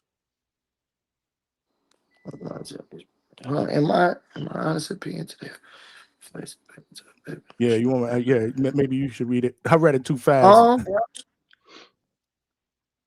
I mean, yeah, I feel like if you want to demand a top pay, you should be fighting somebody top pay worthy. You know what I mean, if that's what she mean or he mean. I don't know if that's a man or a woman. That's But Attorney Bailey. He's actually from Atlanta. Good dude, man. Great guy. okay, Big supporter. yeah, Yeah. yeah. You can't expect top dollar if you're not willing to fight a top opponent. You just a lot of people get. It depends on the level of the fighter and what they done in their career already, but or what they sales like or what their attraction is, you know. But I agree. You should be getting you should get top dollar if you fighting top people. But if you ain't fighting top people, then you can't expect that. I agree. Listen, I'm all for the fighters making as much money as possible, but a lot of times, they talk themselves out of it because they overprice themselves. Mhm. Right. Which that's the frustrating part for the fans, but I understand it. Again, I know now doing what I do, talking to people, having all this access, I understand the business of boxing. Now I understand it. I never understood it as a fan, just watching the sport, right? So that's what we try to do too in the channel. We try to educate people on this is the reason why shit doesn't happen. And sometimes you can't get mad at the fighter. The fighters want to fight. The fighters want to fight. We've had many people on here. We had Adrian Clark on here, manager, Fighters First Management. He said it. The fighters want to fight, but it's up to us to get them the best deal possible. And sometimes shit is gonna fall apart because people are not willing to negotiate. So that's the frustrating part. Right? Because everything should be a negotiation. You throw an offer, well, it's not good enough, but here's the counter offer. Okay, but that's not good enough. Let's meet in the middle. Too often is, well, I'll throw you an offer, that's not good enough. We walk away, fight doesn't happen. So that's my only complaint. Like people got to be willing to do a little bit more negotiation, meet in the middle, so to speak. Alex Vega with the $2 is here. He's trolling you, Treese. He said, "Shout out Johnny for the Make a Wish Foundation for Treese." This guy. Shout out to Vegas. I gotta take care of my brother Treese, man, because I know, like I said, you shout Albert Bell out all the time. Albert's family to me, so we gotta. Right. I gotta have you meet him, man. I had to have you meet him, even though it's on the camera. Hopefully, you guys will be able to, take a picture of something at a fight or something like that in Toledo. Attorney Bailey is back with the $2. I actually know this guy. Like, I didn't know who I was talking about. When he popped up, I'm like, oh, this is who I was talking about. Oh, you saw you see him? He sees me around, man. That's all I can say. I'm around. I'm around. He was at your last fight. Yeah, I'm around. You probably heard him in the crowd. Let me answer this last question real quick because I got like 1%. Yeah. Say take boxing off of ESPN, but bring WWE. It's a business at the end of the day. Wrestling is booming right now. The ratings is up, and I don't think the top ranked been doing that well for that long. So or lost them some money. I'm not 100% sure, but I know the WWE has been like. Everybody's giving them deals right now. And then, like you said, now they with the TKO and Turkey out of shake. So they definitely moving and shaking right now. So it makes sense. No, I got you. And I know I kept you on mad long, man, but I love chopping it up with you, man. All love, man. Appreciate you for having me, Treese. Stay safe out here. I'll see you around, brother. All love, always. And Cham, I'm going to catch up with you in December. All right, bet it. Say less. At the conventions, I'm going to catch up with you, man. I'll keep in touch with you, man. Okay, bet. Yes, sir. All right, take care, man. Yes, sir. There you have it, ladies and gentlemen. We got Albert Prince Bell in the building. Treese's guy, man. Treese's guy. Shout out to Treese, man. Were you working? Yeah, I was tied up. I was getting ready, moving around. But I'm like, I ain't gonna lie. I was like, fuck it, I gotta hurry up and just jump on here real quick, man. But yeah, you gotta jump on. We're gonna get back. Show your guys some love. I'm always talking about you. I told you, I mentioned you to him plenty of times.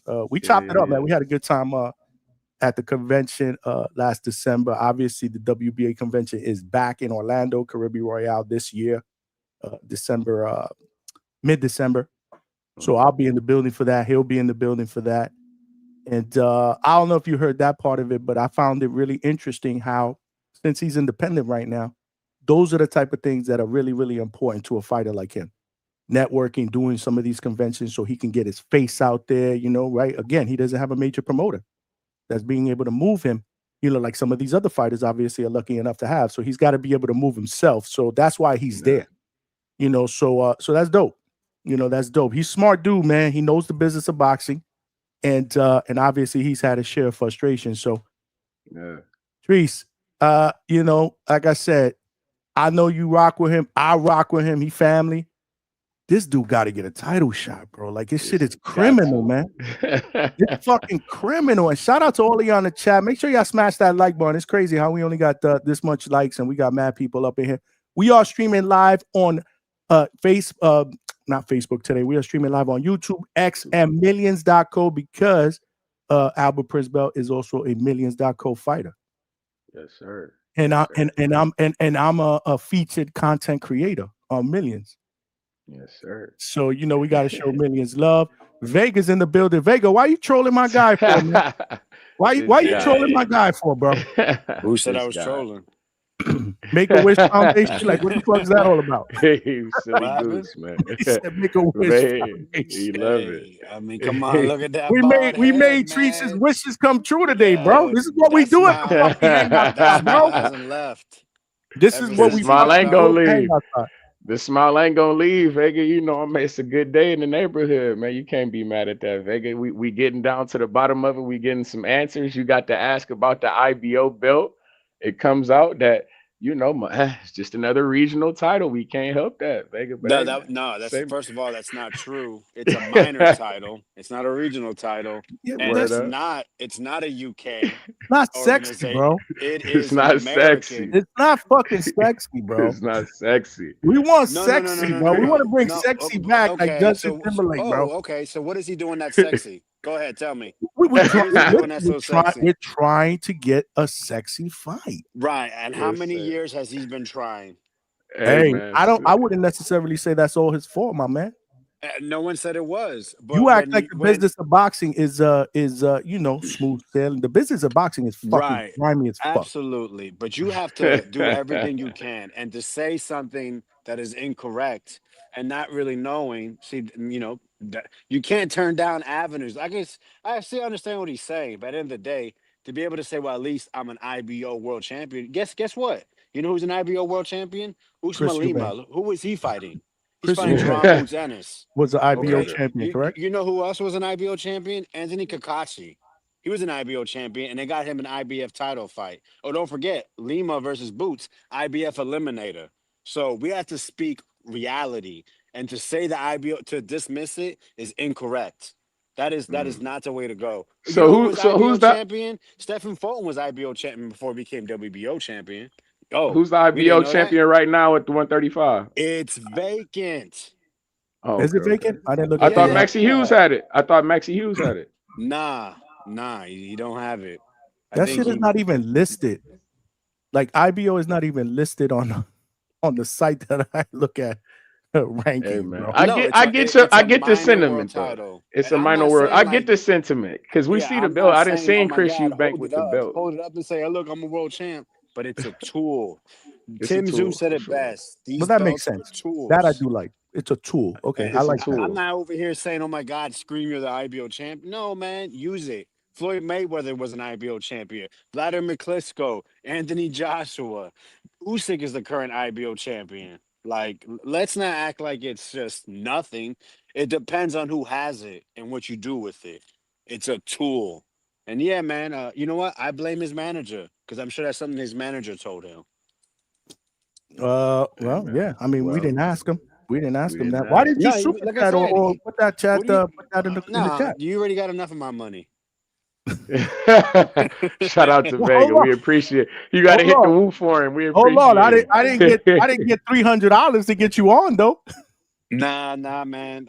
Hey, listen, my opinion needs to be heard for free. Hold on. This is for Vega right here. Nah, if I would have seen that in the chat, I would have read it, man. You know that. In the regular chat. Man. I did see some of your matchmaking, but again, there was a lot of shit going on here, man. Yeah. Listen, man, there's a lot of good fights to be made there. Albert Bell, So at his talk to me. talent. Talk to me right now. Hold on. Stop right there. If you were his manager right now, what would you do? Would you really want to go the IBO route? Because you did put about 5 or 6 different fight options. I don't remember them. They were in the beginning of the chat.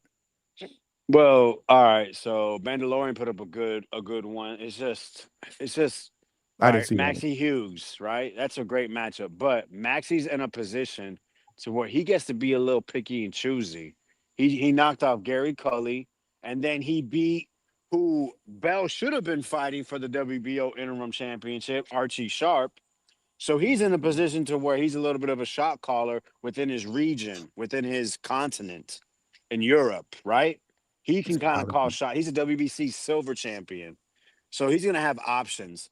That's what I'm saying. Albert Bell's got to find someone to beat in a position to where he gains something, to where it helps him gain something else to the next level to get closer to an eliminator. Because let's not forget, now, Treese, I was on your side with this because I was the one that caught on to that Archie Sharp thing. I started putting it out there as much as I could, especially on, any YouTube platform now to hear me, even on Twitter. I even had Archie Sharp and Albert both respond to me because they told me, nah, we went to the WBO and we tried to make it for the interim and we were 1-3, but they went with 2-4. How nasty is that? Just because they're names, and of course, it's going to be more money, right? Like they said, it's a business. But remember, Albert Bell is ranked number 1, and not once did they ever order him to fight anybody, and then had the nerve to say that the reason why is because he wasn't fighting ranked opposition. Who did Emmanuel Navarrete just face? Fucking Suarez, Charlie Suarez. Who Was it? and he was Was ranked that number that 1. guy? And who the hell did he defeat to be ranked number 1 and get a title shot? Name me one No, ranked guy he beat. no Stop. one There's knows. nobody. Not once. He was just signed to the right promoter, right? So, that's why. Listen, I hate to say it, man. Yo, fuck these sanctioning bodies, bro. They got to get cleaned up. Hey, maybe the TKO league ain't gonna be the final answer, but I think it'll be in the right direction. And someone like Albert Bell might be someone that could benefit from that. Before it's too late. Before it's too late, man. He's what, 32, 33 years old. Once those reflexes start going, it's gonna be a lot tougher. Right, we see that with these fighters, and I'm not saying, oh, he's gonna, but it can happen any day, right? We see it. You start getting the mid-30s. Not everyone could be like Floyd and Bud, man. Still being near the athletic prime or understanding what their body is, and because they're such a high level IQ, they're able to, maintain such a high level. Not everyone's like that. So that's what I'm saying, man. At least give the IBO a shot and try to use it in 2, 3 fights. Maybe we can get you eliminated, man, because we've been here before. We've seen it already, and we just don't want to see it again. As a boxing fan, it's bad for boxing to see someone like Albert Bell look great in the ring and still not get an opportunity. Hey, no argument there, man. Well said. One thing I do agree with you. Well, I agree with a lot that you said, but the one that I agree with the most is, yeah, fuck the sanctioning bodies, bro. They're the fucking cartels, bro. I'm sorry, man. They are the cartels, bro. But you bring up some good points. But the only thing I would tell you though, Vega, is he's 32 years old, going on 33. We need something now. So that's what I'm trying to Okay, tell so you. what's Now the looking move? at the 32-year-old version going on 33, do you still think that is the preferred route? I mean, you got to be active, man, which I think he's trying or he has been. But yeah, 3 fights a year until he gets that shot. He's going to have to take shorter money, which maybe he's already doing. He's going to have to be on other people's timelines, which maybe he's already doing. He may have to get out of his comfort zone. He may have to move. He may have to go overseas. He may need to go to Japan. Maybe he should have been on that Night of the Samurai against one of those young killers. But he's going to He have to said get move to the Japan. It's crazy. no, not move. Take a fight in Japan. I Oh, said get okay, out of his okay. company. Yeah. But we're seeing Armando Martinez Robbie going over there to Japan, right? Fucking right, huh? Oh Yeah, shit! I Look who gotta we got go. in Oh the fucking shit. I gotta building. go. We got Oh Coach I didn't shit. Bermudez, know. bro. What's good, I Coach? didn't know I was gonna say that name, Johnny. You know I you knew. Yeah. you mentioned Yo Rohan or Mondo, I pop up, yo. I'm excited, bro. I'm excited. I'm gonna be in the building October 12th, man. You know, I got a couple 135 for your boy, Trees. Here we go. I'll be I back. was waiting on him. He Of showed you course. love, coach. He showed you love, bro. How can you not be in boxing and show me love, though? All I do is help people. Shout out to Coach Bermuda. Shout out to Attorney Bailey with the $2.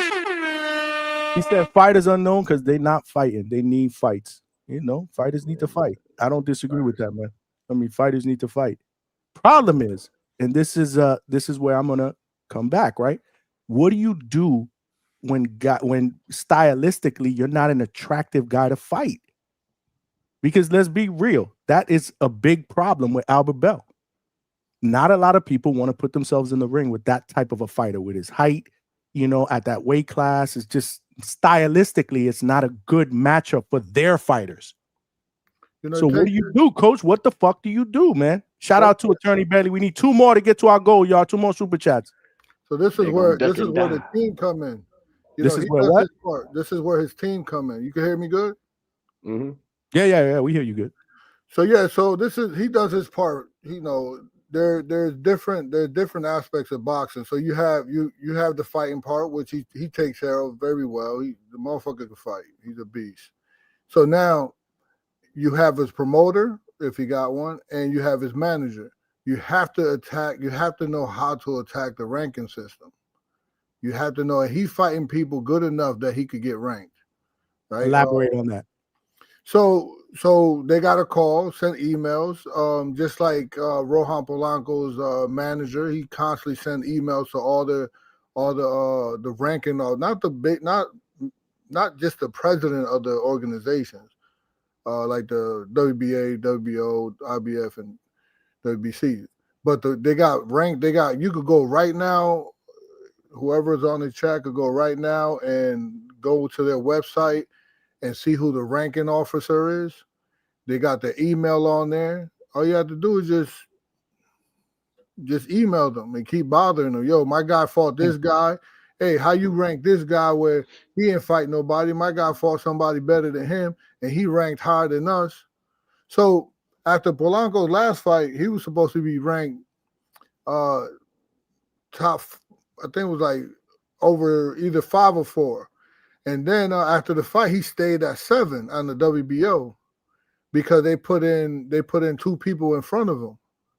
So the manager, you know, quickly got on his email, and now they booted him out. But he was supposed to. It was the Australian kid. What's his name? Pyro and Pop. Yeah, so both of them just out of nowhere just came into the ranking. But you know, I mean, the point is that your team have to come into play. So what you're saying is be persistent. Get that seat on the table. Don't take no for an answer. Try to get that seat on the table regardless. Okay. Yeah, and you go to the conventions and you show up. You did say that. Yeah, you got to be on top of them. You got to be known. Oh shit! We got another Ohio person in the building. Is that my guy? Ohio's taking over tonight. Is that Slime? Hold on, is that my guy? Ohio is fucking taking over. Did Albert Bell bring all y'all Ohio dudes out tonight? Oh yeah. That's what we do. We show up. What part of Ohio you from? What part of Ohio you from? From Columbus. Where? Columbus, Ohio. Well, you talk a little different from those other Ohio boys. Little something. He said a little something, son. It's me, Rock Lee, with the $2. That we seen that Flies versus Tiger in Lakeland. Let's go. You know we gonna be in the building for that. I'll be in the building. Tiger Johnson, your guy, Treese. And your guy. I like that fight. Ohio shit. Midwest Mafia. Yes, sir. I like that fight too, man. Hey, Treese. I seen Prentice in the gym work one time, bro. No cap. After I hit him up on Instagram, like, bro, what I gotta do for you to be my coach? Like, dude. So I've had Prentice on here. Prentice. So here's the fuck. You want to hear something really funny? Something funny? As soon as that fight got announced, I text Prentice, because he's my dude. We've had him on here. And I was like, yo, what's going on, man? Tiger this, Tiger that. You go. He's like, I'm not training Tiger no more. Word. He's not training Tiger no more, man. Oh, word. Who took over? He didn't tell me. He just said, this is the business of boxing. So I'm not sure who Prentice is. I'm sorry, I'm not sure who's training Tiger right now. He did say he is working with Tiger's little brother, who's an amateur, who's just okay.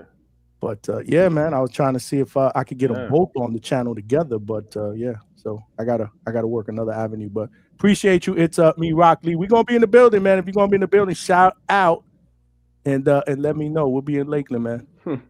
Shout out to Pro Box. Yes, sir. Damn. I gotta ask real quick. Coach. It's dirty. The business of boxing is dirty, bro. Giovanni Marquez, coach. God damn it.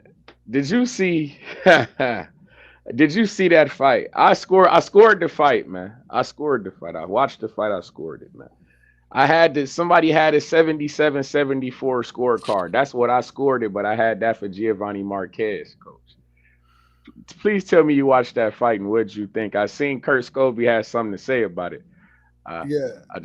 Well, I thought what Kirk said was pretty positive, right? It was positive. Yeah, he gave a shout out to even though it's business, right? They trying to fight each other, and man, that was heartbreaking to see him lose because they were supposed to fight. Him and Kirk were supposed to fight. They flew Kirk out there, put him in the ring, they talked their shit, they hyped the fight up, and then something happened that it didn't happen. I think it was Marquez's father got pretty smart and was like, nah, we ain't ready. I was really surprised that they will fight Kirk, even though, Kirk got a lot of flaws. He needs, he's not there. He's not complete yet. But, man, the motherfucker could punch, right? And Marquez just get hit too easy. So I was always surprised that they would take that fight. But then, it came to fruition that I think the father pulled the son out. I thought he won the fight. I thought he comfortably won. He did, he did put pressure. He did do what he wanted to do. But, I have to say this. So every promotion you try to build your guy to a superstar. That was Kurt Scobie's chance to fight Marquez and to be, and to just level his image up a little bit more. And now they got Marquez beat, right? The OTX people got Marquez beat. And now Scobie is still on the lower tier. Marquez now drops to another lower tier versus them keeping their word and making them fight. Right? So I thought, to answer your question, I thought he won. Okay.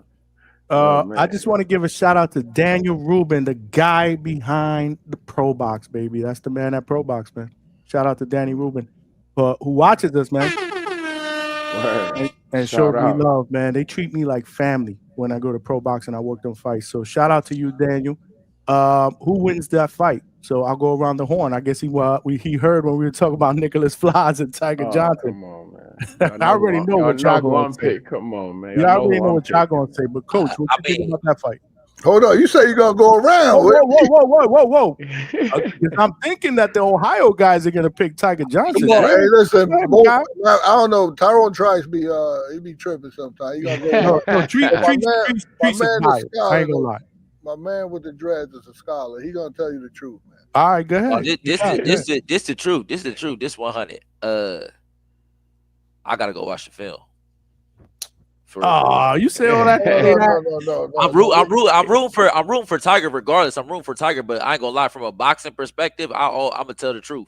Even if you my homie, I'm gonna tell you. Like, listen, no cap. We fought last week Saturday, bro. I knew my homie was in for a fight, but it's my homie. This is my teammate. I can't tell you gonna lose, but I'm like, bruh, you better be on your.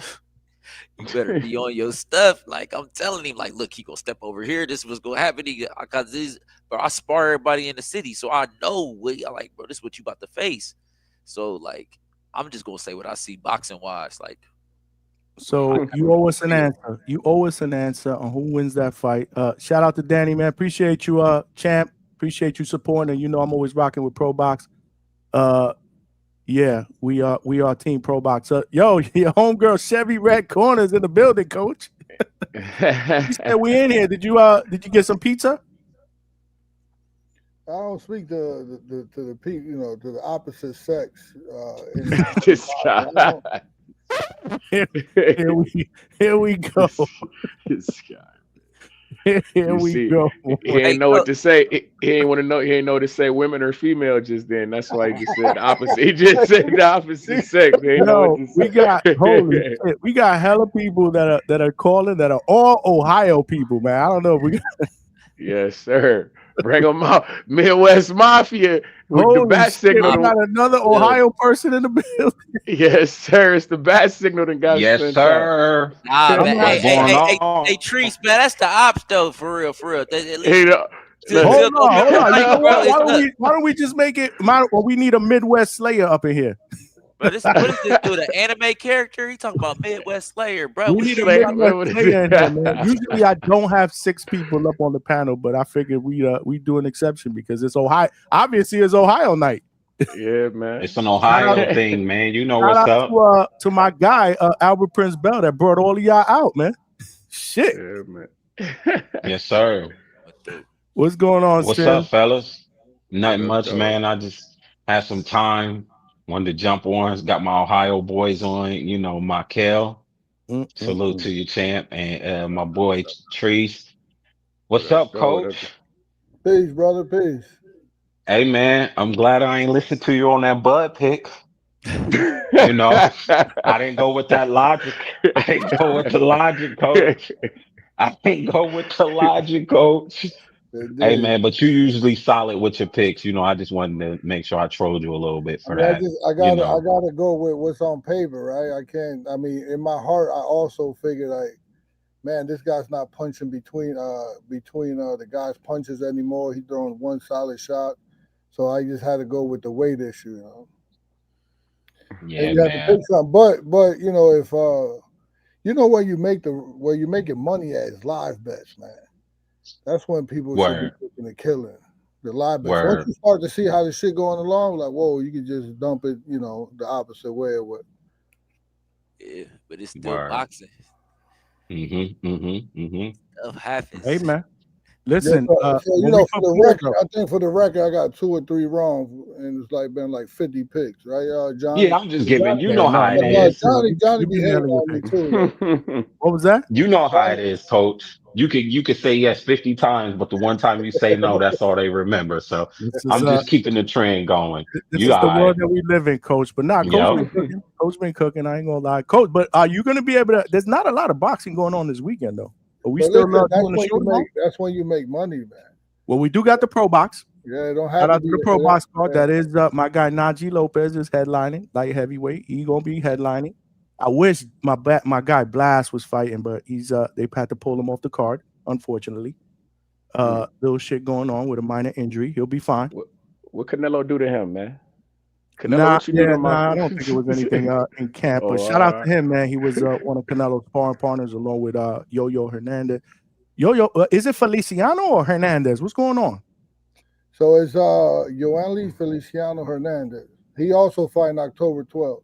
I'll be in the building. Yeah, I'll be in the building for that. You got Armando Robbie fighting October 12th. Robbie, is Robbie the main event for that? I don't know, but we going in soft. We ain't trying to fight nobody. So we know. Trust me, we know, Coach. Trust me, we know. Because I know a guy. But we got a big fight. We're going to Saudi in December.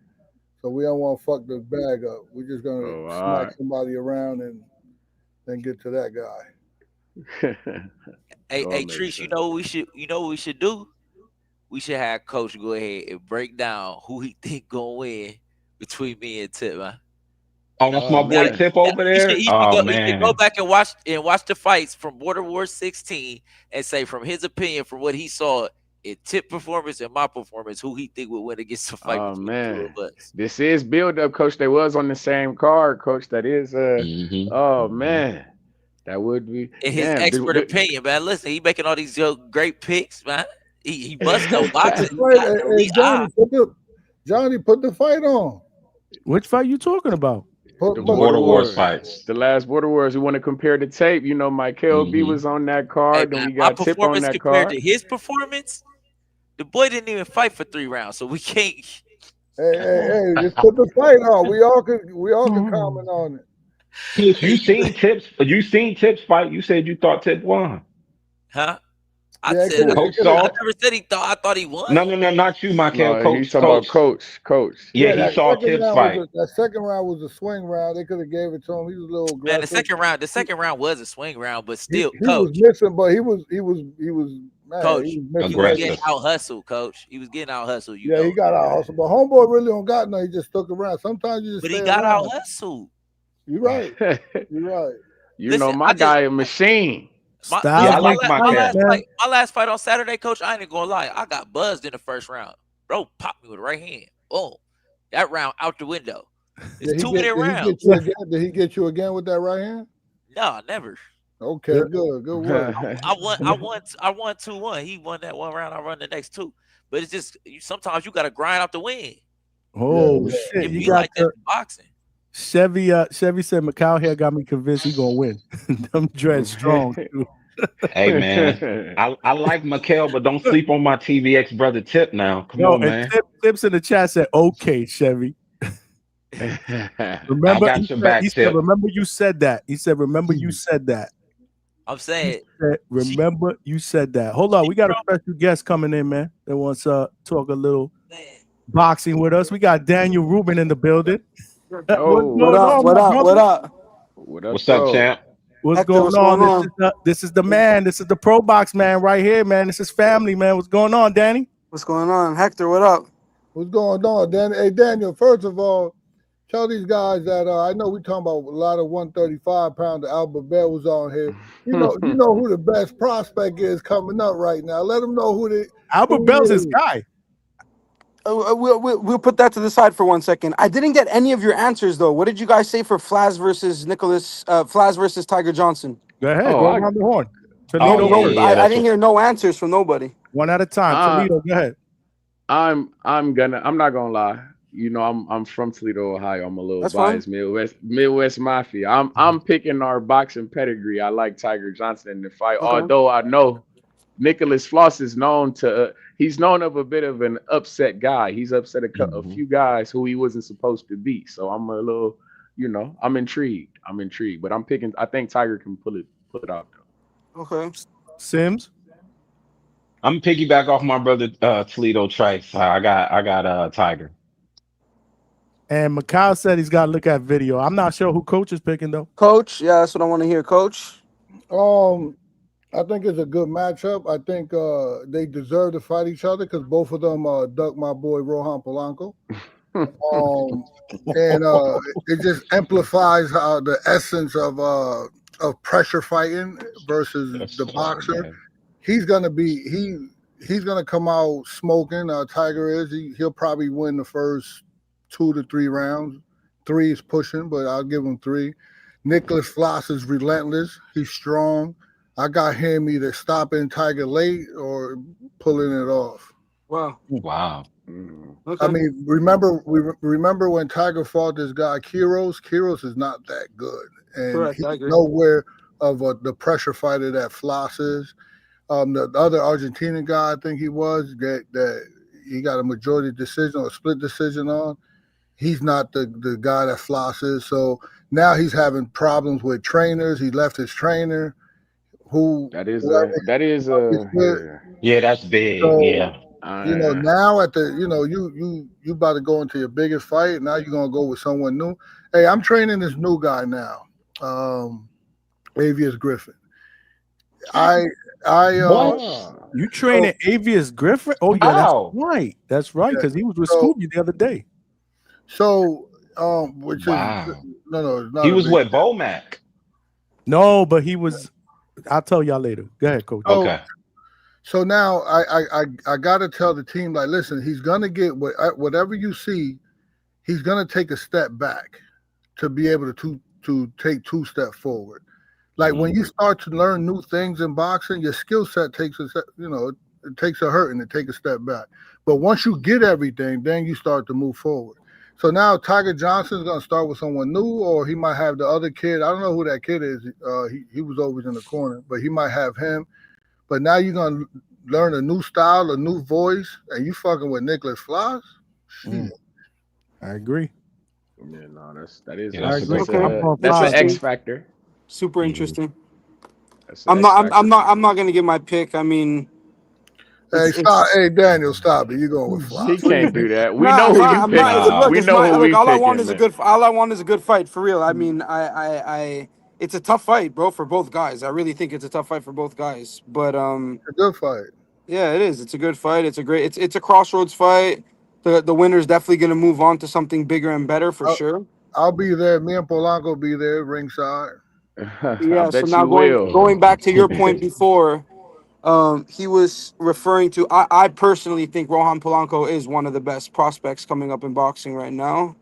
I think the kid's a dog. I think he has a lot to show, obviously, but I really do. I think the kid's a dog, and maybe the winner of that fight will fight Rohan Polanco. Let's see. Yeah, I doubt it. But I was talking about the He 135. said. He said, "I doubt it." You saw that little jab you threw in there, Danny? Oh my I god. gotta ask you when we was hearing about this Better Biev and Najee Lopez, Yeah. like what I was hearing about that, but I'm not that I when I heard it, I was I feel like I knew better. But what do you think about Najee Lopez against Baby Better Biev and my guy Imam Katayev? I want that fight for Najee Lopez real bad. I like that fight. What you think So about number one, I know his manager really well. His manager is Jim Cambosis. I think he's good. I really do. He's not bad. He's good. He's tricky. I just think Najee's better than him. I don't think. I think Najee is moving up right now the way he's supposed to. Look, I'm not gonna go crazy and say he would knock out Beterbiev, but Imam Katayev, I think, is not on Beterbiev's level. I think he's a couple levels underneath. And yeah, I think Najee would handle him, honestly. It's a good fight. He's tricky, you know what I mean? He's definitely a great fighter. But I think Najee would handle him. it? So, No, Danny, tell like us that. about this Saturday's card, man. So Headlined yeah, by Najee Lopez. it's a good step up for Najee. Najee's fighting in the main event. He's fighting Calvin Henderson, who fought Morrell for the world title. I mean, the guy has been there with guys. He's been in there with it's probably Najee's hardest fight. You know what I mean? And biggest step up so far. Um, yeah, the undercard is going to be great too. There's a couple good fights on there. Anthony Cuba versus Jorge De Jesus is guaranteed fireworks.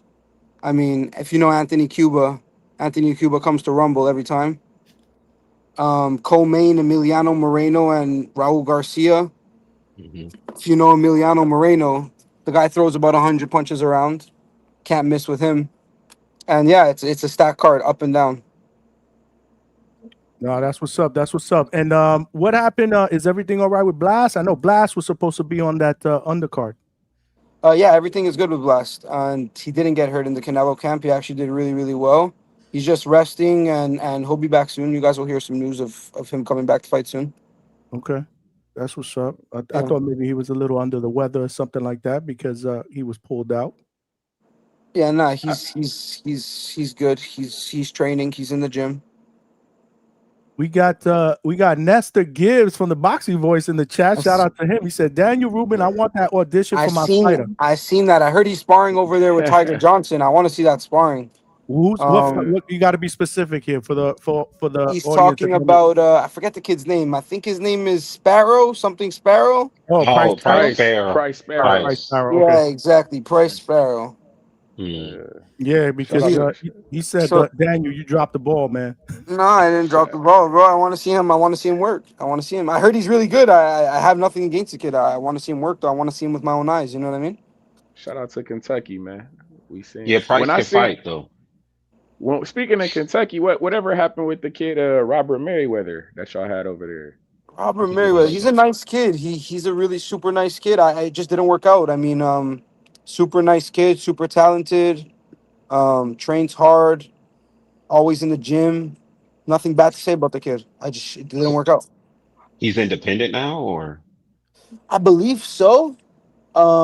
I know that he fought on Top Rank, I believe, once. I'm not sure if they signed him or not.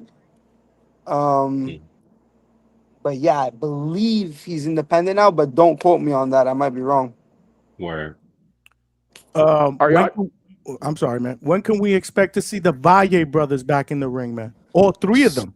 All three of them you'll definitely see back before the end of the year.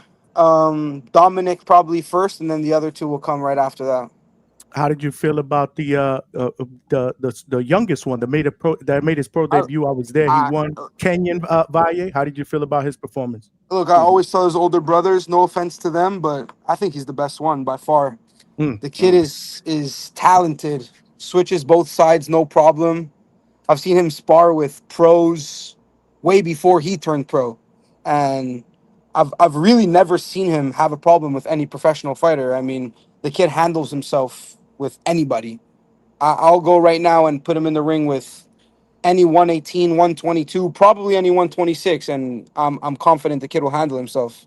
The he's talented for sure.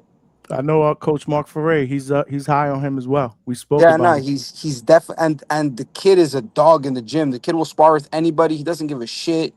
He's like whatever. Put my gloves on and just tell me how many rounds and who and let's go. That's what's up. What about Elijah Flores coming off that performance, man? I've been super high on him even before that performance. I mean, fought a Mexican. He did what he was supposed to do with that guy, last minute replacement and stuff. But I mean, the kid's resume speaks for itself. He's 21 years old, and he's fought guys that 25-year-olds don't fight. You know what I mean? And he's pretty much handled all of them with ease. I mean, he's had a couple split decisions, majority of decisions here and there, but I mean, that comes with the game when you're fighting top opposition coming up. You know what I mean? You're not going to just beat everybody with ease, especially young like that, 19, 20, 21 years old fighting these guys. But I think Elijah's super special. And you guys will see in a few days.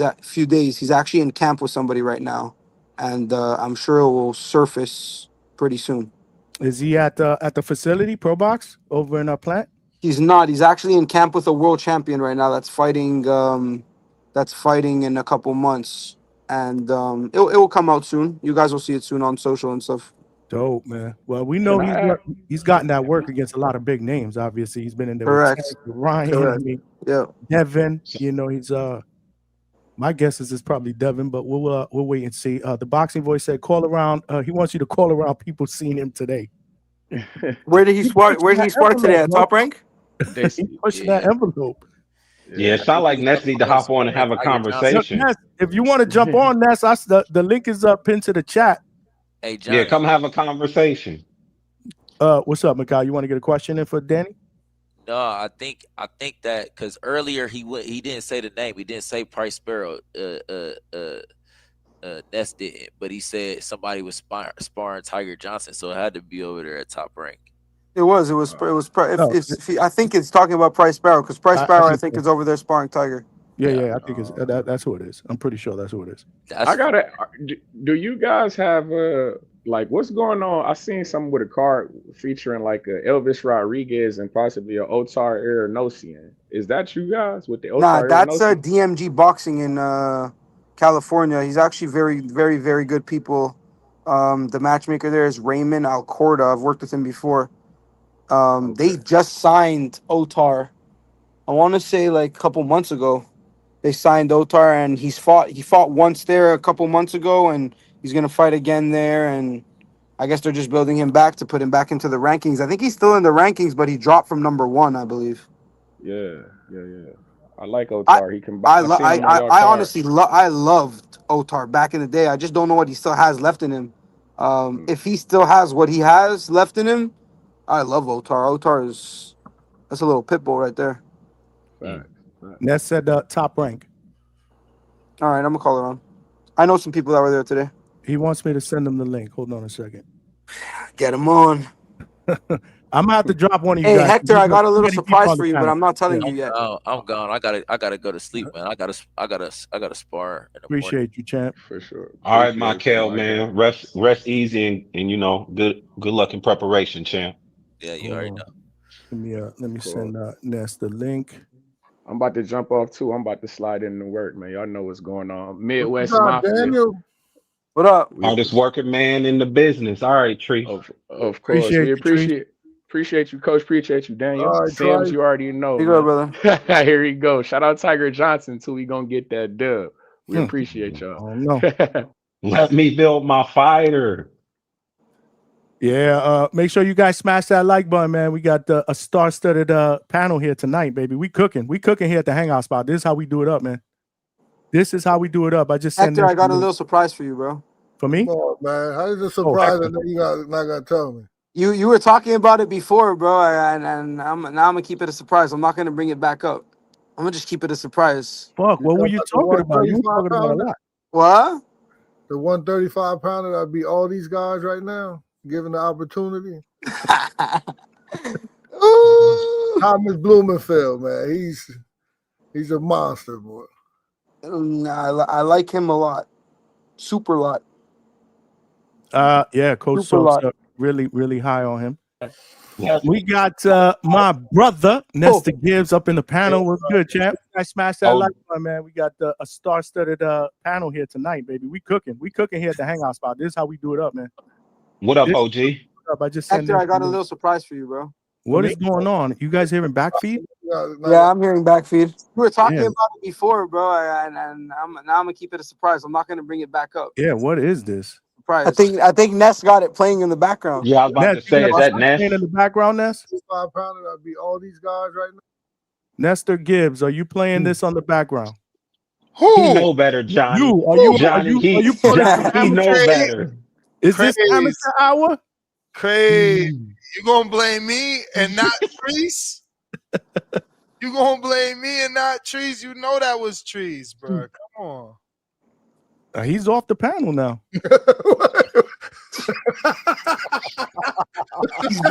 He's blaming the guy that's not even here. Hey, Johnny, all right, he Ness, know better I want too, you to talk Johnny. to me about Price Sparrow. Bro, listen. Give me some comparisons. I want you to compare him to other prospects that turn pro.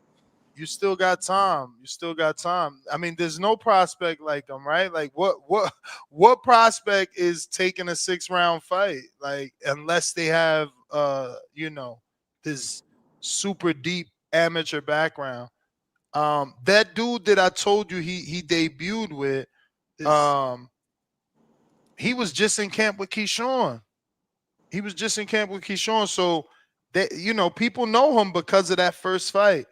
But I felt like Tiger worked with him. I'm not getting excited because Tiger. I even asked Tiger. I'm like, man, well, why you ain't let your right hand go a little bit more?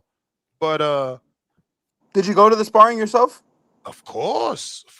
6 straight rounds. Okay. I've asked around since you've talked to me about him. I asked around and people said good things. You know what I mean? I mean, I just want to see him with my own eyes, and definitely. I told you I was trying to bring him down there and do the audition down there. And it was just not going to work out that week, but 100%, you can bring him down here and we'll take a look at him for sure. Yeah, man. Listen, tell Hector's still there because I don't got a live feed. How do I watch a live feed, Johnny? What do you mean? We on YouTube. We streaming on YouTube. But it's not live though. I mean, I am live. Delayed though. It's delayed, but whatever. Oh, Hector's still there, man. Yeah, man. Hector could use him. Little Kurt Scooby sparring. All that Kurt Scooby love I did today, man, with Brandon. Yeah. I heard Brandon was on your show today. He told me. Mm-hmm. Yeah. Shout out to my boy Segalis, great matchmaker. What weight is he? Oh, he 140. He 140. Let's bring him in. I'll bring him in. Yo, I can't lie, Hector, though. I'd be asking Brendan to let me match Kurt Scobie, bro, but they don't let me. Yeah, I'll bring him in ASAP. Who you trying to match him with? Who you trying I got a couple guys up my sleeve, Ness. You know that. Because I the 3 names I want to know, number one, can he even make 140, bro? That's a big boy. Yeah, he can make easy 140. Yeah, he can make No, 140. we're talking about 135. Remember, he made 135. Bro, he can't make 135 anymore. He just fought his last fight at like 146 or something like that. Yeah, no, but no bullshit. That was because That of the dude opponent. came in late, allegedly. I mean, Mhm. last Man, listen, I heard different stuff coming out of that weigh-in. No, well, I'll tell you. It was we was at 141 ready. We was at No, 141. no. I don't want to hear that, Hector. I'm telling you, we was at 141 that morning when we got the call. First of all, we got the manager told me, he's like, hey, the coach called me and he said, hey, we don't mind if you want to go another pound. And I'm like, listen, 9 times out of 10 when they say that is that their fighters having trouble For making sure, money. yeah. So then we Mhm. was already on. Well, I was like, nah, don't worry about it. And then it came back to commit because in New York, if you step on the scale over your weight, you get suspended 6 months. So you have to renegotiate the contract before you step on the scale. And then we did.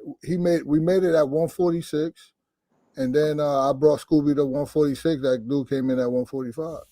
But no, Scooby. I mean, if you look at his weight. I mean, he's 137, 135. No, you think he can still make 135? Really? That's if I won't have him. If we talking about a title eliminator, then the title fight, then he'll make 135. But I'm not making him make 135 for people like how he's fighting now. Like these guys. He's gonna fight at 140, correct? Yeah. Beautiful. Let me get Dominic Valle, man. Let me get the audition with Dominic. Dominic is that's a 130, but he'll spar with that's boy. perfect. That's perfect. You know he ain't walking around no 130. You talking about fighting or sparring? Well, I mean, we need an audition. He wants to spar. He wants Price Sparrow to spar with one of my guys. Oh. We'll take a fight. We'll take a fight. If you needed to be proven on live on Pro Buys, we'll take a fight. Nah, I definitely want to see the kid 100%. I'm about it. Yeah, I definitely 18, am. man. 18. I'm telling you. Yeah, I like it. He's young, 100%. I like that. It's a little gem. I'm impressed for sure. You know, because Tiger spar. He's fighting your guy. He's fighting Floss in what, 2 weeks? So he's sharp. And the kid was able to do 6 rounds with Tiger. Tiger got a beautiful jab. He is sharp. His jab was on point today. Tiger's a great fighter. Nothing to knock about Tiger. Tiger's a great fighter. But you for picking sure. Floss. I haven't picked anything. Haven't made a pick. Ness, he's waiting for the weigh-in. Does that sound familiar? I'm not waiting for the weigh-in. I'm waiting for after the fight just to see a good fight. That's all I'm waiting for. But spoken like a true promoter. That's what's up, man. We got Danny Rubin. It will be I guarantee you one thing. It will be a banger. They will go to war. Flaz is not just gonna let this guy walk all over him. Flaz is gonna come to fight his ass off. Yeah. Talking about this guy is who you talking about? Who's that? Tiger told me he gonna. Oh, you can't see this Ness? Who's that? Is that Sparrow? Is that this guy? Where am I looking? Oh, you can't. You're not on the live, right? I don't know why you can't. Ness, see you live, gotta man. click the link. That's him. Or you can watch it on X, Ness. We live there too. That's him. No, I'm watching. That's him. Okay. That's him. Nah, that's what's up, man. All-star panel up in here. Heck, when the last time you had an 18-year-old kid take a professional debut like that? No, he did. He took a good pro debut. He did. I mean, it's a guy that he's supposed to be. The guy that he fought was 35 years old. But I got you. You're right. Hey, man. You're right. Nothing to knock about it. What's that tall kid you put in there with Robert? Give us him. He just got knocked out by Francois Scarborough. Scarborough handled him. I'm talking easy. He made him look like easy work, bro. Was that Scarborough's last fight? No, Scarborough's last fight was Kevin Piedrahita, and it was a war. Yeah, I was about to say. Right before that, bro, he put that kid to sleep. He put him on his back pockets and everything. How many fights Scarborough got now? I think he's 10-0. I like Scarborough. Francois Scarborough is a kid to definitely look out for. That's a little dog right there. That kid is a workaholic. I'm talking about lives in the gym. Like literally, his home address should be his gym. Nah, he nice, Ness. I Nah, saw the video.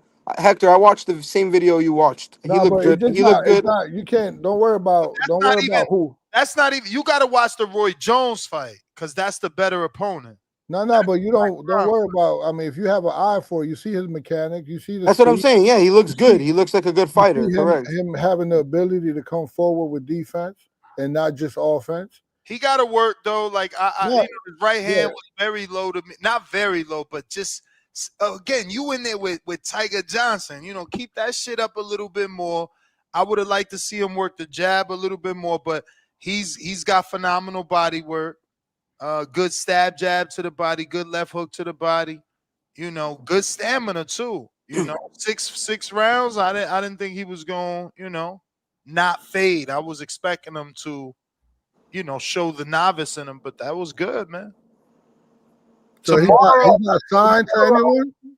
nah. Nah, he's not signed. Tomorrow, we gonna put him in there with Top Rank's darling. What is his name? You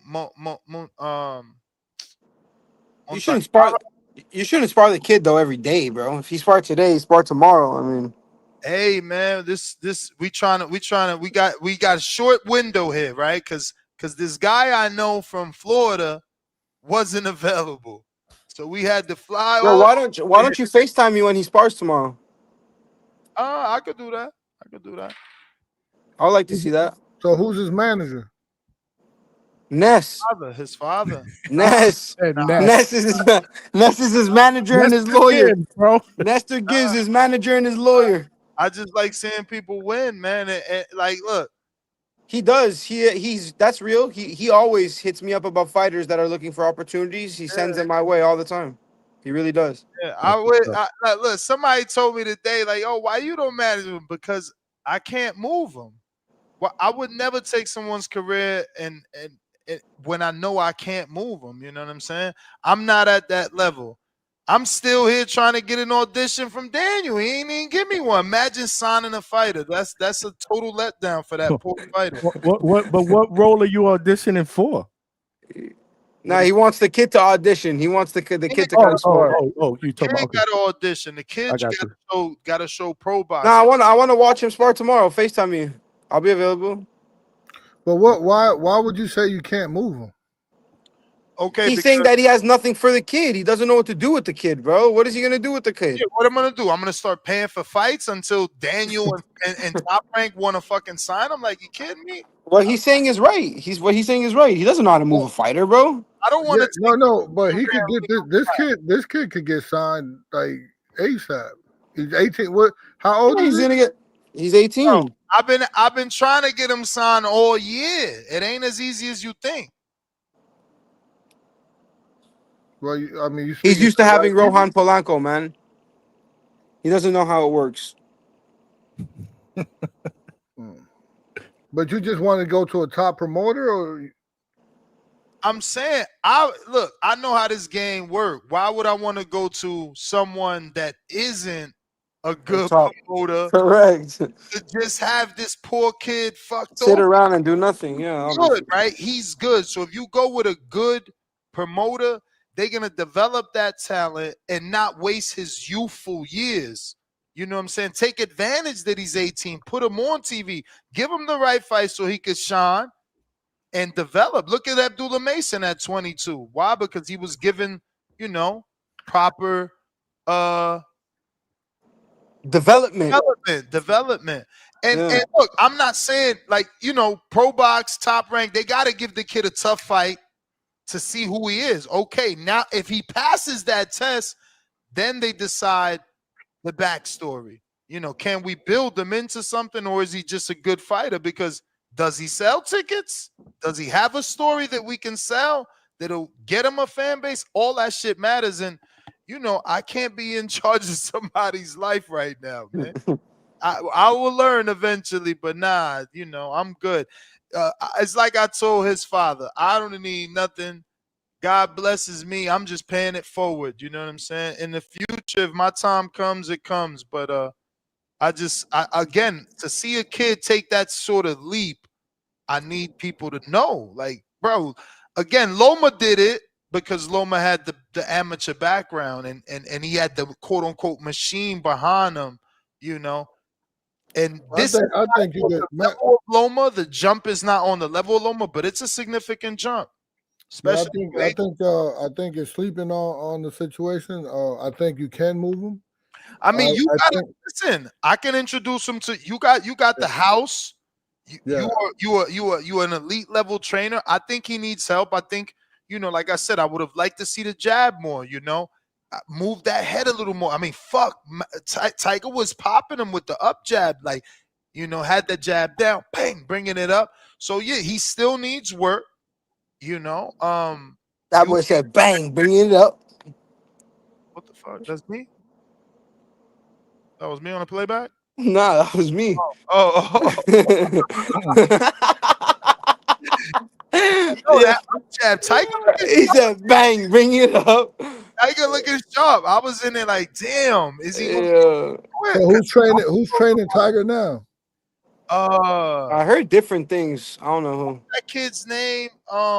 He was with Bumgarner. Ramon. Is it Ramon? I don't want to ruin it. I just shook his hand today too. I think it's Ramon, right? With the glasses. He was working with Bumgarner. But he was working with Tiger before, right? He's been with Tiger for the last 3 fights. He's just now the head coach. What's his name? Ramon what? I forget the last name, bro. I forget, bro. He's a young guy with the braids. He's worked with Kermel, I guess, as a pad man, and then he's worked with Devin as a pad man, and with Bumgarner as a full trainer, and yeah. Okay. I believe that's who is training him at the moment. Hector, what's up with Armando Martinez? Yeah, he fight October 12th. Then we'll take care of business with the Night of the Samurai. So you know who he's fighting on October 12th, right? Yeah, tough kid, your guy. How do you know he's my guy? I want you. If the only reason I chose him is because he was your guy. Hey man, listen. Look, you see, he's like 6 doors down right there, man. That kid grinds. Yeah. Look, I told him he's up for a tough night, bro. He knows what he's up for. He's up against a tough test, as they call him. But hey, he likes that. He likes it. He likes the tough test. Yeah, he's gonna make the weight. He's 147 right now. 148, 147 right now. Good. He's fine.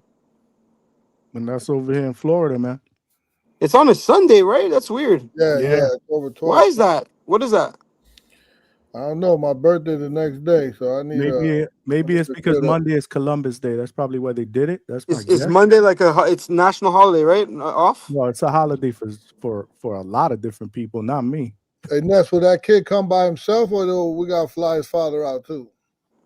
Man, relax. Whoa. I'll get his. Whoa, bro. Relax, man. He's coming this way first, man. Right.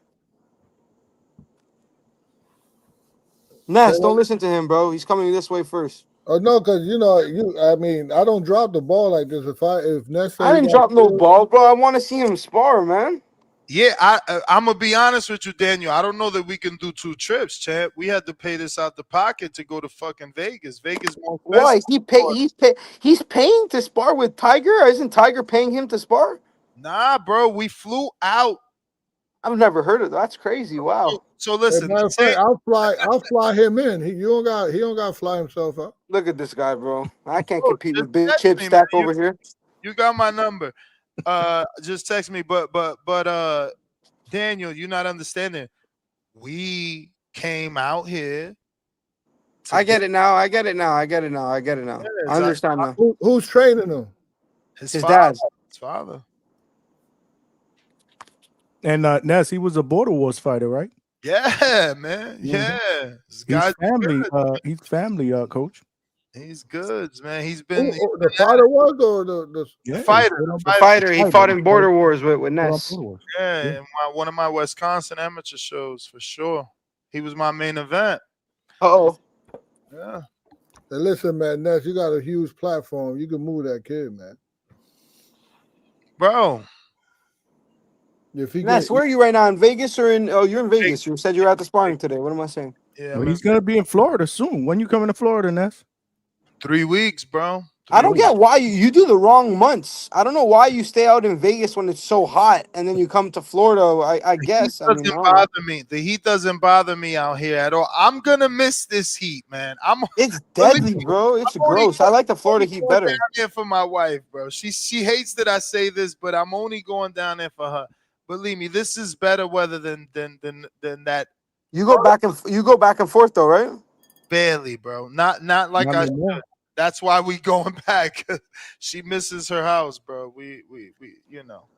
It is Again, what it is. That weather's so uncontrollable out there. In Vegas, it's always good weather. I heard it rained last week in Vegas though 2-3 times. It did rain, but bro, one time a fucking year, I maybe know. It 3. rains every day here. It's been raining every Yeah, single day here for the past 3 the weeks. summer is Exactly, disgusting out here. The summers exactly, are bad. bro. Exactly. And then when it's not raining, it's super duper fucking humid.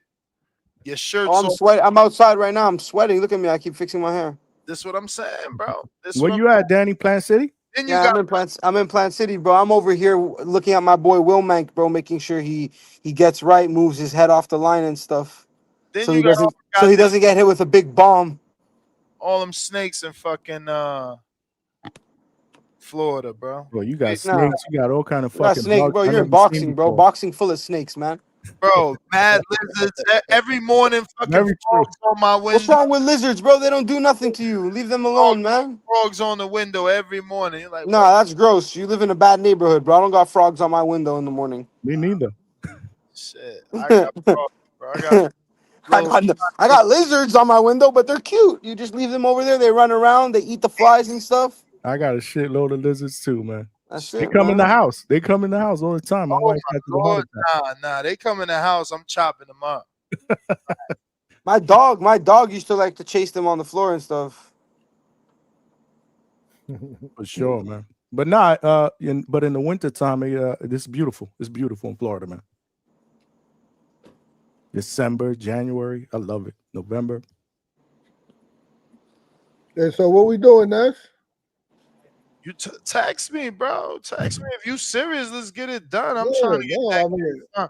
You bullshit, man. I gave you my other idea, man. Bro, matter of fact, I got the fucking like the prototype, bro. They did it in Spanish, bro. I'm telling you. so you want me to move everybody out? Bro, we could we gotta do what we gotta do. We gotta do what we gotta do. Listen. Biggest Loser was huge, bro. It's bigger than boxing. I mean, weight loss is something crazy. Everybody want to look good. Hey, get this guy Ruben on get this guy Ruben and sign his boy, man. I'm gonna take a look at him for sure. Tomorrow he's gonna FaceTime me. I want to look at him spar. Yeah, man. Yeah, man. Fucking Pro Box is taking over. You guys got all these top ranked fighters now. That's amazing. It's crazy. They're not our fighters. They're still with Top Rank, but they're just fighting on our platform. No, but that grows your platform, bro. For sure, 100%, 100%, guaranteed. Way more eyeballs. I mean, look at this main event. This is a good fight. I'm super excited. I was talking to Evan Korn from Top Rank today about it. I was telling him, I'm like, yo, I'm actually super excited. Like, it's a really good fight. You know what I mean? It's high level. It's gonna raise curiosity for sure. People are gonna want to watch that. You know what I mean? Yeah, I like that fight, man. Yeah. Tiger. I mean, honestly, I don't know who to pick. I feel like I need to watch tape because I know that Floss has that great win over Tucker because I love Tucker. Tucker's great. And I know Floss lets his hands go. But Tiger's jab is serious. He's Tiger's super sharp. But he's also coming up. And Floss is the heavier fighter. He's naturally bigger. I think Tiger fought 2 or 3 fights at 47 already. Yeah, for sure. But Yeah. Tiger, I mean, but his whole career was at 40 for sure. yeah, and Floss was up as high as 56, I believe. Correct. Ness gonna wait till the weigh-in to make his pick. We already know that. I like that. I'm just saying. I like that. Look, you got to think. He beat Kendo better than Sims, and he did better with Boca Chica than Norman. So it could be an upset. Not an Yeah, upset. but I'm gonna tell you something about Boca Chica. Favorite. He's like rolling dice. He has great nights and he has bad nights. So you can't use that fight. But I agree. It's definitely intriguing for sure. I like that fight. The thing We, is, we- I know Floss's style could be Tiger's kryptonite though, because it's that pressure with a lot of punches. So it's gonna be interesting, man. we got a good lineup. We have 3 shows in November, and gonna be a heavy lineup for All sure. 3 in Florida? No, sir. Damn. We will announce them shortly. So But did you guys phase out Pro Box and just using boxing scene now, like on social media and stuff? no, we still use Pro Box. Because I've been seeing like all the collabs with boxing scene. No, we still use Pro Box. We posted the Tiger fight and stuff today on Pro Box. We've been talking about Najee's fight and stuff on Pro Box. We just put some of it on Boxing Scene, or Boxing Scene put some of it up, whatever. Well, for selfish reasons, I'm glad that you're doing shows again in Florida. No, for sure, 100%. Obviously, this Saturday in November. One question I wanted to ask you: that Filipino middleweight man, Wiljan Triggerman, dude, he's legit, man. When are we gonna see him again? He's coming. Hey, I got a good surprise for you because you're gonna get to see him soon. He's fucking legit, man. You know who I'm talking about, Ness? No, but what's the undercard on the Tiger fight? There's nothing coming up on Box Rec. I know. It's all hidden. Couple surprises for you. Some good fights on there. Wiljan Mindoro is gonna be on that undercard. I could bet. Not that one, but you're gonna see him. He's coming back. And hint, you'll get to see him, Johnny. Oh, good. Okay, good. That So, motherfucker's legit, bro. Yeah. No, we got a good. Our last stretch to end the year is super strong. We got banger after banger after banger. Really good fights lined up all the way till December, and then we'll have a stacked schedule come 2026 for sure. That's great to hear, man. So are you guys signing people? Coach. Yeah, 100%. I want to look at Thomas Blumenfeld, right? Coach. Yeah, I could have him spar. I could bring the kid in and have his spar with Thomas. Yeah, let's do it. But Coach, why y'all ain't take that Giovanni fight, man? You let me down, bro. What type of shit? Who? Fucking hours in prop? Where you in? Providence? Yeah. With who? Uses. Hey Johnny, where he's at, Johnny? Who, Coach? With school? Yeah, well, who else, man? Come on, hey, if I say Giovanni, he would. Wait, you're talking about with Rohan Polanco? Nah, Giovanni Marquez and Kurt Scooby. He took the fight. He never said no. No, they denied the fight. Correct. They denied the fight. Who? Marquez? Yes. You sure? I'm 100%. Hey, listen to me, Ness. I'm backing up Hector on that one. I'm 100%. Pot School would love to fight that dude. Why would I'm backing up Hector on that one? Is it gonna happen now that he lost? I mean, honestly, I would like what makes sense is for him to get that rematch. But we'll fight Pharrell. We'll fight him. No, that's an easy work. That's easy, man. The matches I told Sagales for Sagales didn't tell you that they I'm actually in the middle of watching that interview now. I want Kenny Sims. Can Scooby beat Kenny Sims? Is he ready for that? Tough fight. Second, That's look from Tough. highest to low, right? So Kenny is my number one choice for Scoob. No, Second, but could we finish the Marquez no, talk? because that's easy work. No, but you saying why we didn't take it? We wanted to fight, and they said no. All right. But you interviewed Segales today, so did he say different? I mean, he ain't say different, but he ain't really. No, they got smart. They got smart though. He ain't throw Marquez under the bus. Okay. But I think the father got smart and was like, nah, his defense is too flawed for School's power. Yeah, all right, but what about Jermaine Ortiz? That's my second choice. Ooh. That's a good fight. Ooh. And my last choice, bro, and you got to get these dudes to make this fight. Steve Claggett, that's a freebie for you right there. That's a layup, yeah. But it's a tough fight. No, But it it shouldn't be expensive, though. Like Kenny Sims, he going to be like, oh, I got to look backwards type shit. Jermaine Ortiz got a WBA something title. Claggett should be affordable for y'all. Y'all got to make that fight, man. It's time. What's up, man? It's time for Scooby to step up. We need that. Unfortunately, the person on the panel was the trainer, not the promoter. Oh man, you okay to fights, man. I was just texting with Brandon. I know his manager too. Yeah, I would definitely okay the Claggett fight. Coach, I got someone that wants to say what's up. Oh boy. I got someone that wants to say what's up.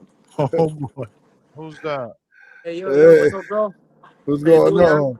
I'm ready, brother. I'm ready for the war. I'm coming. I go right there looking for the knockout, bro. There you I'm go. ready. There you go. So, I respect my opponent. I respect every opponent, but I'm ready. I'm ready. You know what I mean? Go, champ. Let's go. Got you, Hector. You see? Yo, my boy's Coach, ready to rumble. Why you fucking quiet? My boy's ready to rumble. I don't talk to fighters like that. I'm just playing. That's the kid that's fighting. He's fighting Hector's fighter in 2 weeks in Florida. Oh, who? Robbie? He's who? Robbie? Nah, he's fighting. Armando. Oh yeah, Robbie. Yeah, exactly. Armando Robbie. Yeah. Yeah. Yeah, that was awesome. That was awesome. He said that was awesome. He's the nicest kid, bro. Listen, he fights to feed his family and stuff, bro. He's a nice kid, bro. Oh, you paying him? You paying him good? He's getting the whole thing, bro. I'm not taking anything from him. Oh, good. You're gonna need. He comes over here. He helps us with sparring, bro. He lives at the gym. I got rooms over here. He stays at the camp. Helps around. Who's training him? He trains with. Hey, Ness, you don't even got a trainer. Nah, he trains with. All right, he don't got a trainer if you think so. Nah, he trains with Mark Ferre's brother, Ray Ferre. Yeah, Ray. And he trains with the former fighter. His name is Ernest Amuzu. They both train him. Yo, he trains. He goes to the gym. He sparred today, or he sparred yesterday. I watched him spar. What you think of Yavalar? Tyler Yavalar, he's good. He got work to do for sure. Big ass boy, let me tell you that. But has he sparred Najee already? Yeah. Yeah. He's good. He held his own or what? Yeah, for sure. He does very good. I set him up before y'all got him. You know, I set him up with a sparring at the boxer gym with the monster. And what, David didn't like the sparring? What you mean? Hell yeah.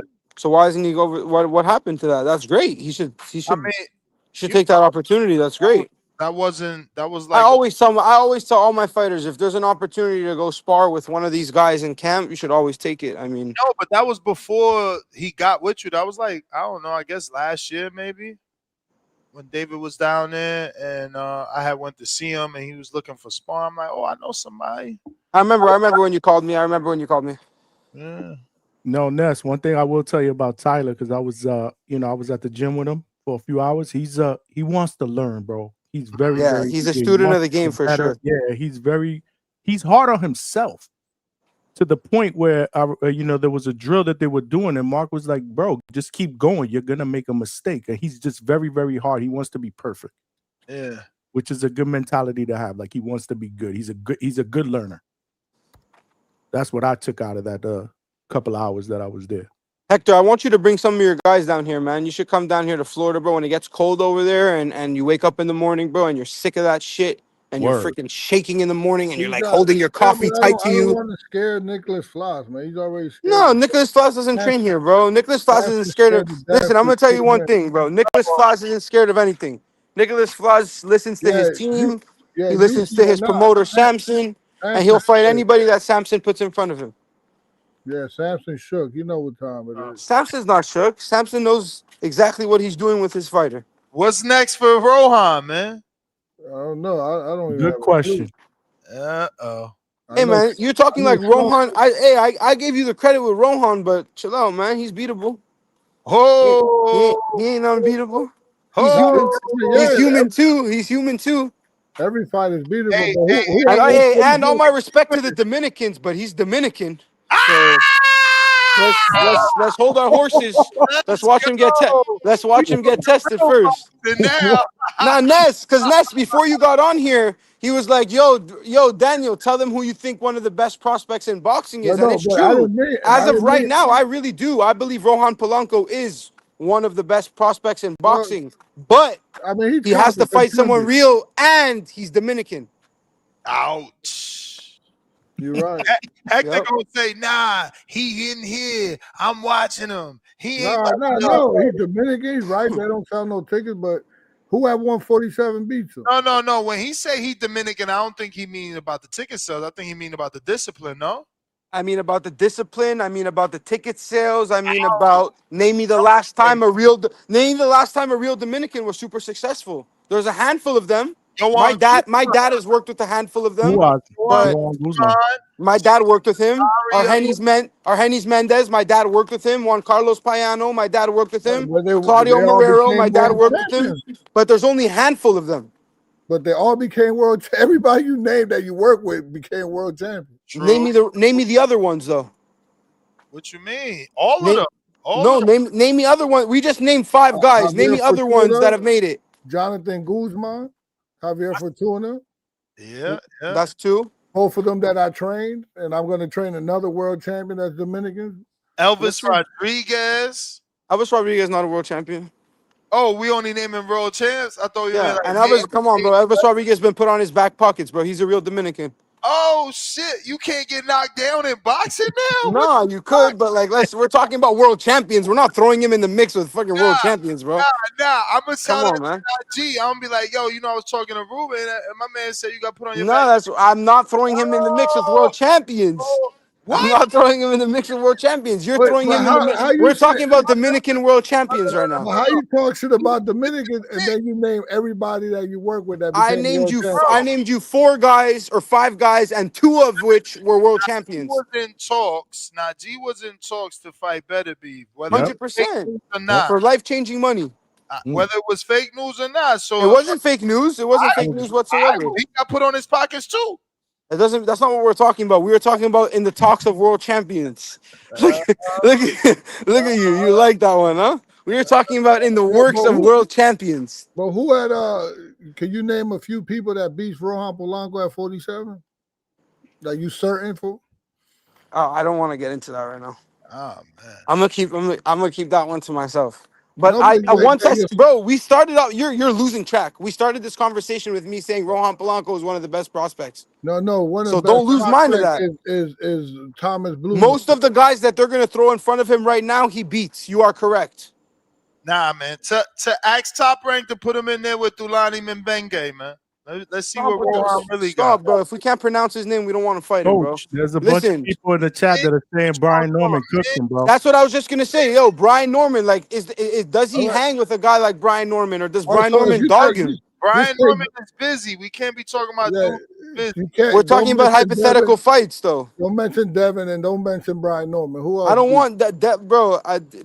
Yeah, okay, sure, that's fine. You don't want Kardashian gives your boy all types of fucking. Who? Pardon me? Who? He said Karen. Karen Chukadazian gives Polanco all types of trouble, bro. But you know, no, you're wrong, Ness. You're choosing the wrong guys, Ness. Those are not the right guys to choose. Karen, Polanco's team won't take the Karen fight. Listen, it's a come forward Mexican that's gonna dog him. That's who he's gonna have a problem with. Nah, Ness, look at Coach. Yes. Coach's reaction. Hey, yo, Ness is playing, man. Cause Nah, Ness, bro, Ness, Ness yeah, that's knows stupid. that Ness, Karen turned Ness, you down the just, yeah, fight. no, that guy sucks. Ness, you just named the worst guy, man. You're losing credit right now, bro. I agree. That's not even competitive. That's not even. Rohan Polanco will smoke him. Stop. That's not the right guy. You gotta go. You gotta go find a Ricardo Salas or you're a come kidding. forward Mexican that's gonna throw punches in bunches and come and put pressure on him. That's who's gonna beat him. That's Not what no he thought. Karen Chukanchayev, whatever. Yeah, Karen turned down the fight though. around Polanco. Karen No, turned down the fight for 150 grand. He turned down stop. the That's fight. the wrong guy. That's the wrong guy. That guy's not beating Rohan Polanco. 150,000. That motherfucker was making way better money. Well, he turned down the fight for 150 and eliminated. You always saying somebody turn. Find another guy. Find another guy, No, Ness. if I Ness, say that find they another turned it guy. down, if I Ness, said they find turned another it guy. down, Find it's because another I guy. know for a fact that they did. Say again, Coach. If I mention, I put it out there, especially on live podcasts. If I put it out there that I said they turned it down, it's because I know for a fact He they used turned to it down. making more money than that. He coming This on. guy No, said it's he's cool. boxing circles Okay. around him. Oh my It's god. cool. It's cool. It's Hey, cool, hey, but he turned it down though. Daniel, is 150 good money for Karen? It's great money, but he probably turned it down because he's trying to make 250 or whatever he got paid to fight Jaron Ennis. Exactly. Yeah, but I'm saying you say that. But we bro, won't he's fight but them. listen to me, Ness. He's not worth that. That doesn't mean he's worth that. Just because he's gonna Karen sit is out and wait. already number 6, bro. In the IBF again. Rohan is number 10. How you I think truth, bro, and I'm not just saying this to talk shit. I think Rohan Polanco would do him dirty, bro.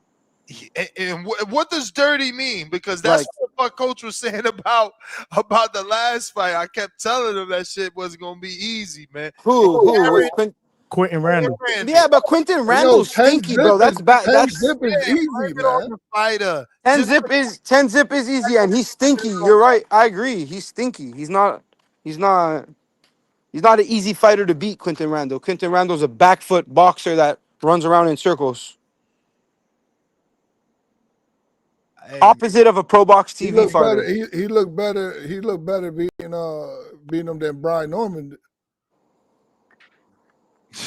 Hey, man. that's what we doing now. Hey. They said, which Raul? Guriel? Are you talking about Guriel? Is that the one that give Rohan problems? No, that's what they saying in the chat. They say he cooks Polanco, man. Raul Curiel? That's a good example of a Mexican that might come forward, but I don't think he's the guy. So who's the guy? I want that fight, man. Give me the Usman fight, man. Tell Top Rank send y'all to fucking UK on the Frank Warren show versus Echo. Echo, that's a good fight. That's a good fight. That'll I know show who you're talking about. And you know what? Top Rank knows that they don't even have to pay us a lot of money. We don't fight for the money. And you Man, guys don't undersell your fighters, Hector, man. No, but I don't care. He understands that the goal is to become a world champion. Fuck the money. And we'll definitely go. We'll definitely go to UK wherever he got to go. Ness, what about a fight with Rocha? Rocha, what? Alexis? Yeah, that's a good Polanco. fight. That's a good Nah, fight. Rohan wins that. Think so? Yeah. Tell him fight Blair to Flair Cobbs. I seen Cobbs.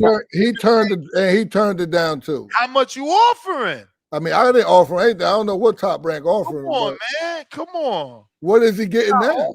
What y'all offering? What you mean? He's been rumored to fight Conor Walker in the UK. Nah. Remember, he changed his manager. He got that UK manager, Elliot Napier, man. He got Chris Eubank 2 Conor Ben fights. Who else he got? That dude got fighters. Renee Tellez. You got Renee Tellez.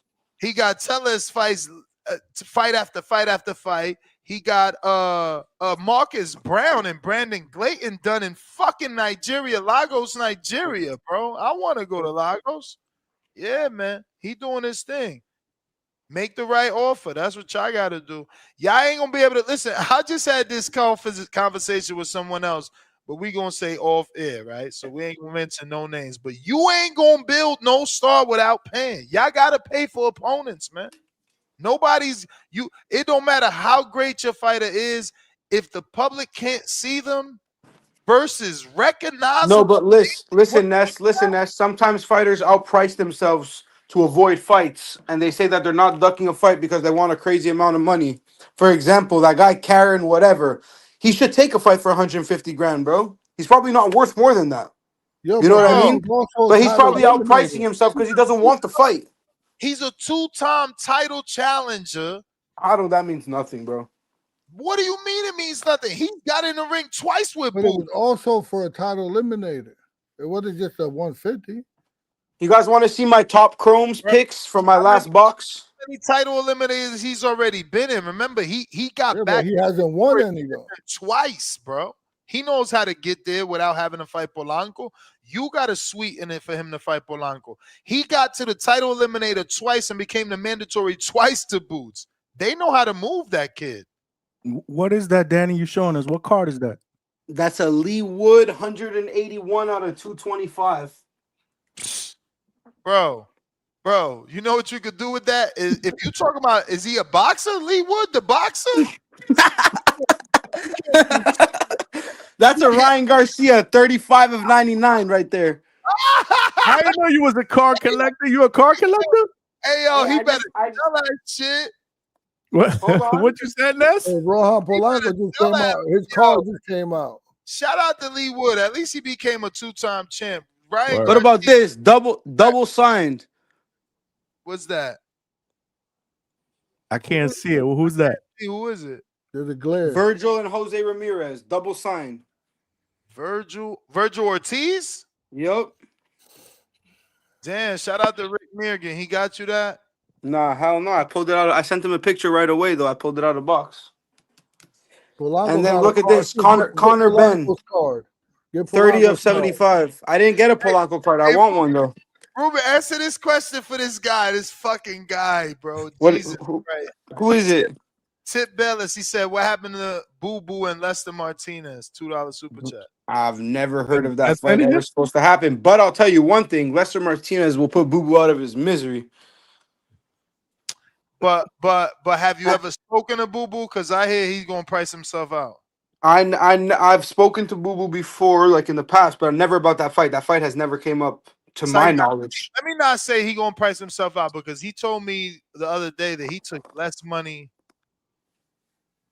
than he made for the Quigley fight for the fucking David Benavidez fight. So shout out to the two fights that he fought on Matchroom, he agreed to go under his minimum just to fight. Well, he already told us he made more money in the Quigley fight, which was on Matchroom, than what he made in the Benavidez fight on PBC pay-per-view. It's too inactive. Can never get big fights and be at the top level being that inactive. So what's going on with Lester? He getting a rematch or what? Word. Good question. Let's see what happens. Let's see what happens. So are we going to just wait and see what happens, or we going to keep it moving? Well, the article stated we requested the rematch, and we're waiting for the other side to give us an answer on whether they want the rematch or not. And by other side, do you mean Eye of the Tiger or you mean fucking Turkey? Yep. No, Christian and Billy and Eye of the Tiger. But So are you willing to send them to Canada if Turkey's not financing it? Because you know, and Billy's a draw over there. that's all above my pay grade. Gotta talk to the boss about that. Gotta talk to the boss about that one. Your dad don't even rock with me no more, man. For sure. Send him a text. He'll come on whenever you want. Why, Ness? Because Ness say he's too big now. Nah, he'll come on whenever. Bro, Ness doesn't even text him. Ness sends him a text to come on. I bet you he'll come on this week. You probably gonna tell him like, yo. No, I swear to God, I won't even tell him. You haven't answered his text for a year. No. I bet you Let he'll me come tell you on. something. When you had him on, that was one of the best interviews, man. That was a great interview when you had him on the last time. Now, last time I spoke to him, he said we can't do interviews no more because we cause too much trouble. What, at the TBV? Yeah, that he and I together cause too much trouble. Okay. You know, he gets to talking and then shit just goes crazy, you know. I'm gonna speak to him for you. Yeah, I think he beat Aunt Billy too, man. I don't know. Look, I thought that Billy, I didn't pick a winner, but I can see anybody scoring for Billy that outwork Leicester, just like I can see anyone saying. but Leicester, this is my problem, right? He This is my no, thing, and Lester landed I real couldn't score the quick. fight. I couldn't score the fight. It's too hard to score. It's But this not is really my that question. hard to score. You got one person throwing punches. You got another person landing clean. So that's what I saw. I saw one person throwing a bunch of punches in Christian and Billy's, all kinds of slapping and throwing and moving his arms and moving forward and leaning forward. And then I saw Lester, like a sharpshooter, landing clean shots, snapping his head back. But how are you supposed to score that? Like what just because like I don't know. It's super hard to score. I was able to see it go one way, I was able to see it go the other way, and I was able to see it a draw. Um, I actually haven't rewatched the fight yet, but when I rewatch it, I'm gonna try and score it and see. Either way, they got to do it again, man. They ain't gonna do it Definitely got to again. do that again. And Billy people is too smart. They won't do that again. They got to. No, they won't do it. They won't. That's nasty work if they Well, don't. yeah, why wouldn't they though? crazy, Yeah, crazy. Because and if anyone, I mean, if anyone, if I was handling and Billy, if anyone knows, the only person that will gain experience and get better from that fight is Martinez, and Billy's gonna do the same thing.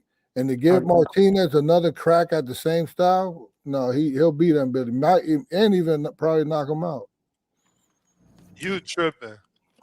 Bro, he hit him Billy with the kitchen sink, bro. I've never seen someone get hit with shots like that and walk right. And they ain't do shit. Bro, did the It's just marching band. He simple. did the marching band. He hit him and he walked straighter. He walked more straight after getting hit. Coach, you need to rewatch that fight, bro. Lester hit him with everything, and Yeah, when he realized that it didn't do nothing, then he started using his head and his forearms. They And definitely Billy is not, and I don't want to hear that, Ness. He didn't use his head or any of that. Get the fuck out of here, Bro, Dan. and Billy's the one that leans forward the whole time. Literally like this. Literally, just like fuck it, just fuck. Yo, that shit was out of control, bro. And then the forearm, bro. Let's not act like Lester wasn't tired as fuck trying to. They both were. If anybody was fresher, Lester was fresher than Billy. Yeah. Fresher. Listen, that was an interim title fight. Interim title fights are supposed to be 12 rounds. Coach, if that was a 12-round fight, who's winning that fight? What? Thank you. Bro, Lester was coming on strong, bro. Lester was just getting started. His 8th, 9th, 10th round were super strong. Yo, but Danny, why wasn't that 12 rounds? Just started his nasty work, man. Daniel, he jumped out there. What did he say? He's just getting started. God. Nah, but I mean, you saw him starting to win those rounds easier and easier as the fight was going. You know what I mean? That's when he was starting to separate himself. And then Billy was starting to be all wobbly and hanging on and trying to grab on and whatever. Are you serious? Yeah, man. Go watch. Oh, man. I seen Lester doing more illegal tactics because of the. Stop with the illegal tactics, bro. Get over that.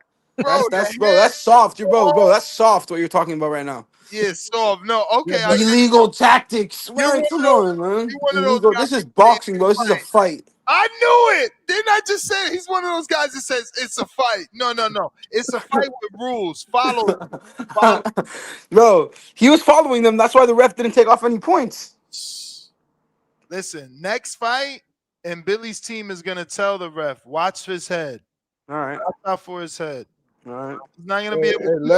Listen, if God willing, there's the next fight, he's gonna get put to sleep bad. Bro, that's how Lester kept him off him. He's like, he's gonna get put to sleep bad with everything, and he won't stop. Here, take this head in his forearm. Why? Yo, Danny, why wasn't it a 12-round fight? So look, we got word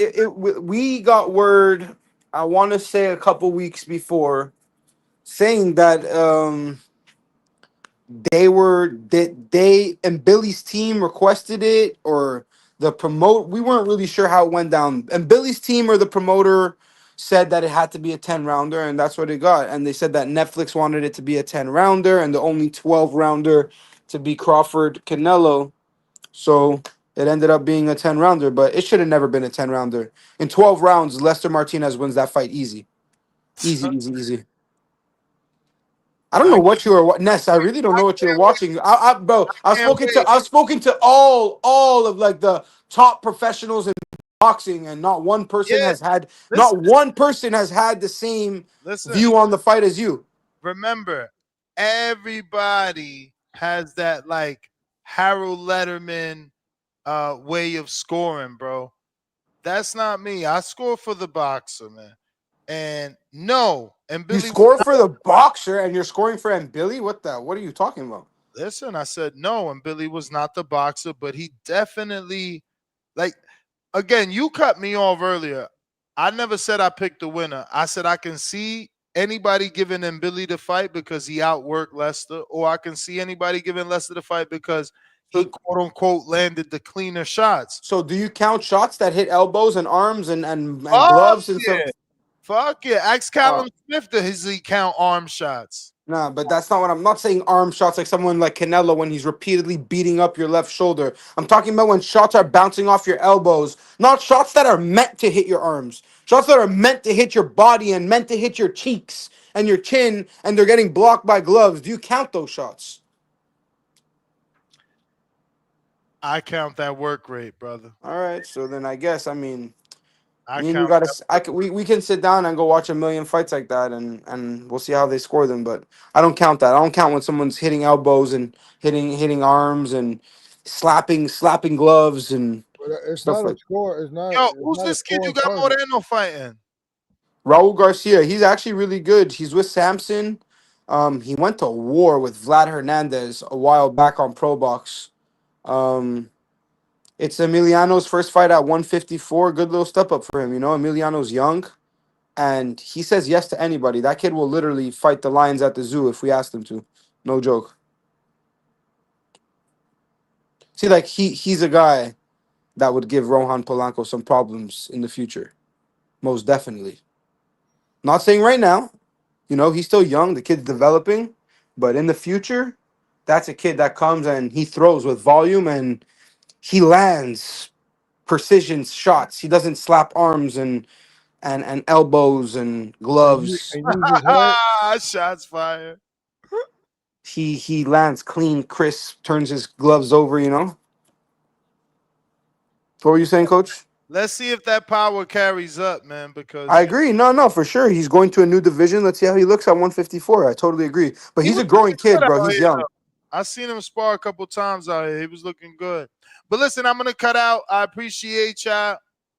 To the next one, man. We appreciate Jack, you, man. Appreciate you, bro. make some Thank money. you, man. Sean Combs by decision. Who? Stanionis by knockout. Sean McCombs. Sean McCone. Who's that? The kid that should have beat Barboza, right? Yeah. Wait, who are we talking? Wait, what? He Who? fighting at? Where's he fighting at? He's fighting in England, Oh, Sheffield. He fighting Sean McCombs by what? by by decision. decision. And what was the other pick you gave? And he owns by knockout. You supposed to be doing that shit tomorrow. You don't even know who Stanionis is fighting. Yeah, who's he fighting?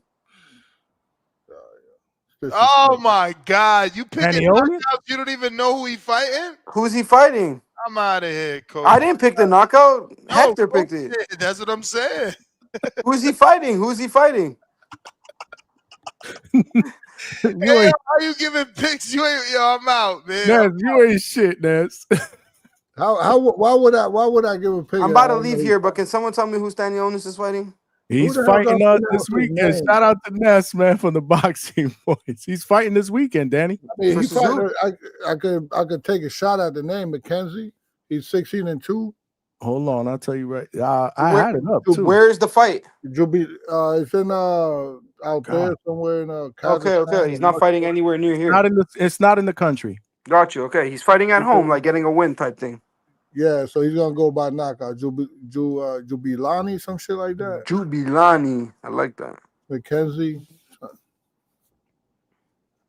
Yeah, but Sean McComb is not on that same card. He's fighting Ben Crocker. No, he's fighting Ben Crocker on another card in England. That's in London. All right, guys, I'm out of here. I appreciate you guys bringing me on. Hey, I appreciate you, man, Danny. Hector, I'm gonna call you this week. Yeah, let's make that happen, man. I will for sure. I'm gonna call you this week. And Johnny, I'll see you soon. Danny, I appreciate you, man. Appreciate you, brother. You got it, man.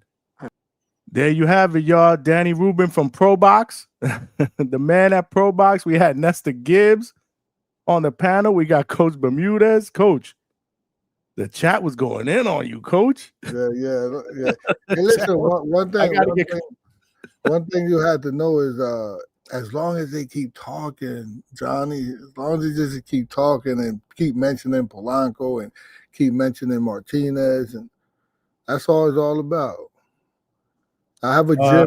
I have a gym that, like, I think 80% of the gym is ranked in the top 15 in the world. Coach, there's one thing that you said that resonates with me, and I've heard that on a bunch of people have told me that, but you said it. You said it to me. You're one of the first people that said it to me. Is there's no such thing as bad any publicity is good publicity. Yeah, no matter if it's good or bad, just as long as they're talking about you. And to quote Coach, indeed. Indeed. Hey, so what happened with Stock Chasers? That was my guy. Stock Chasers was on here last night. He jumped on here last night and he crashed out on Tip Bayless, who's in the back room. Maybe get Tip Bayless up in here in a second. But let me I gotta catch up. There's been mass super chats, man. Attorney Bailey with the $5.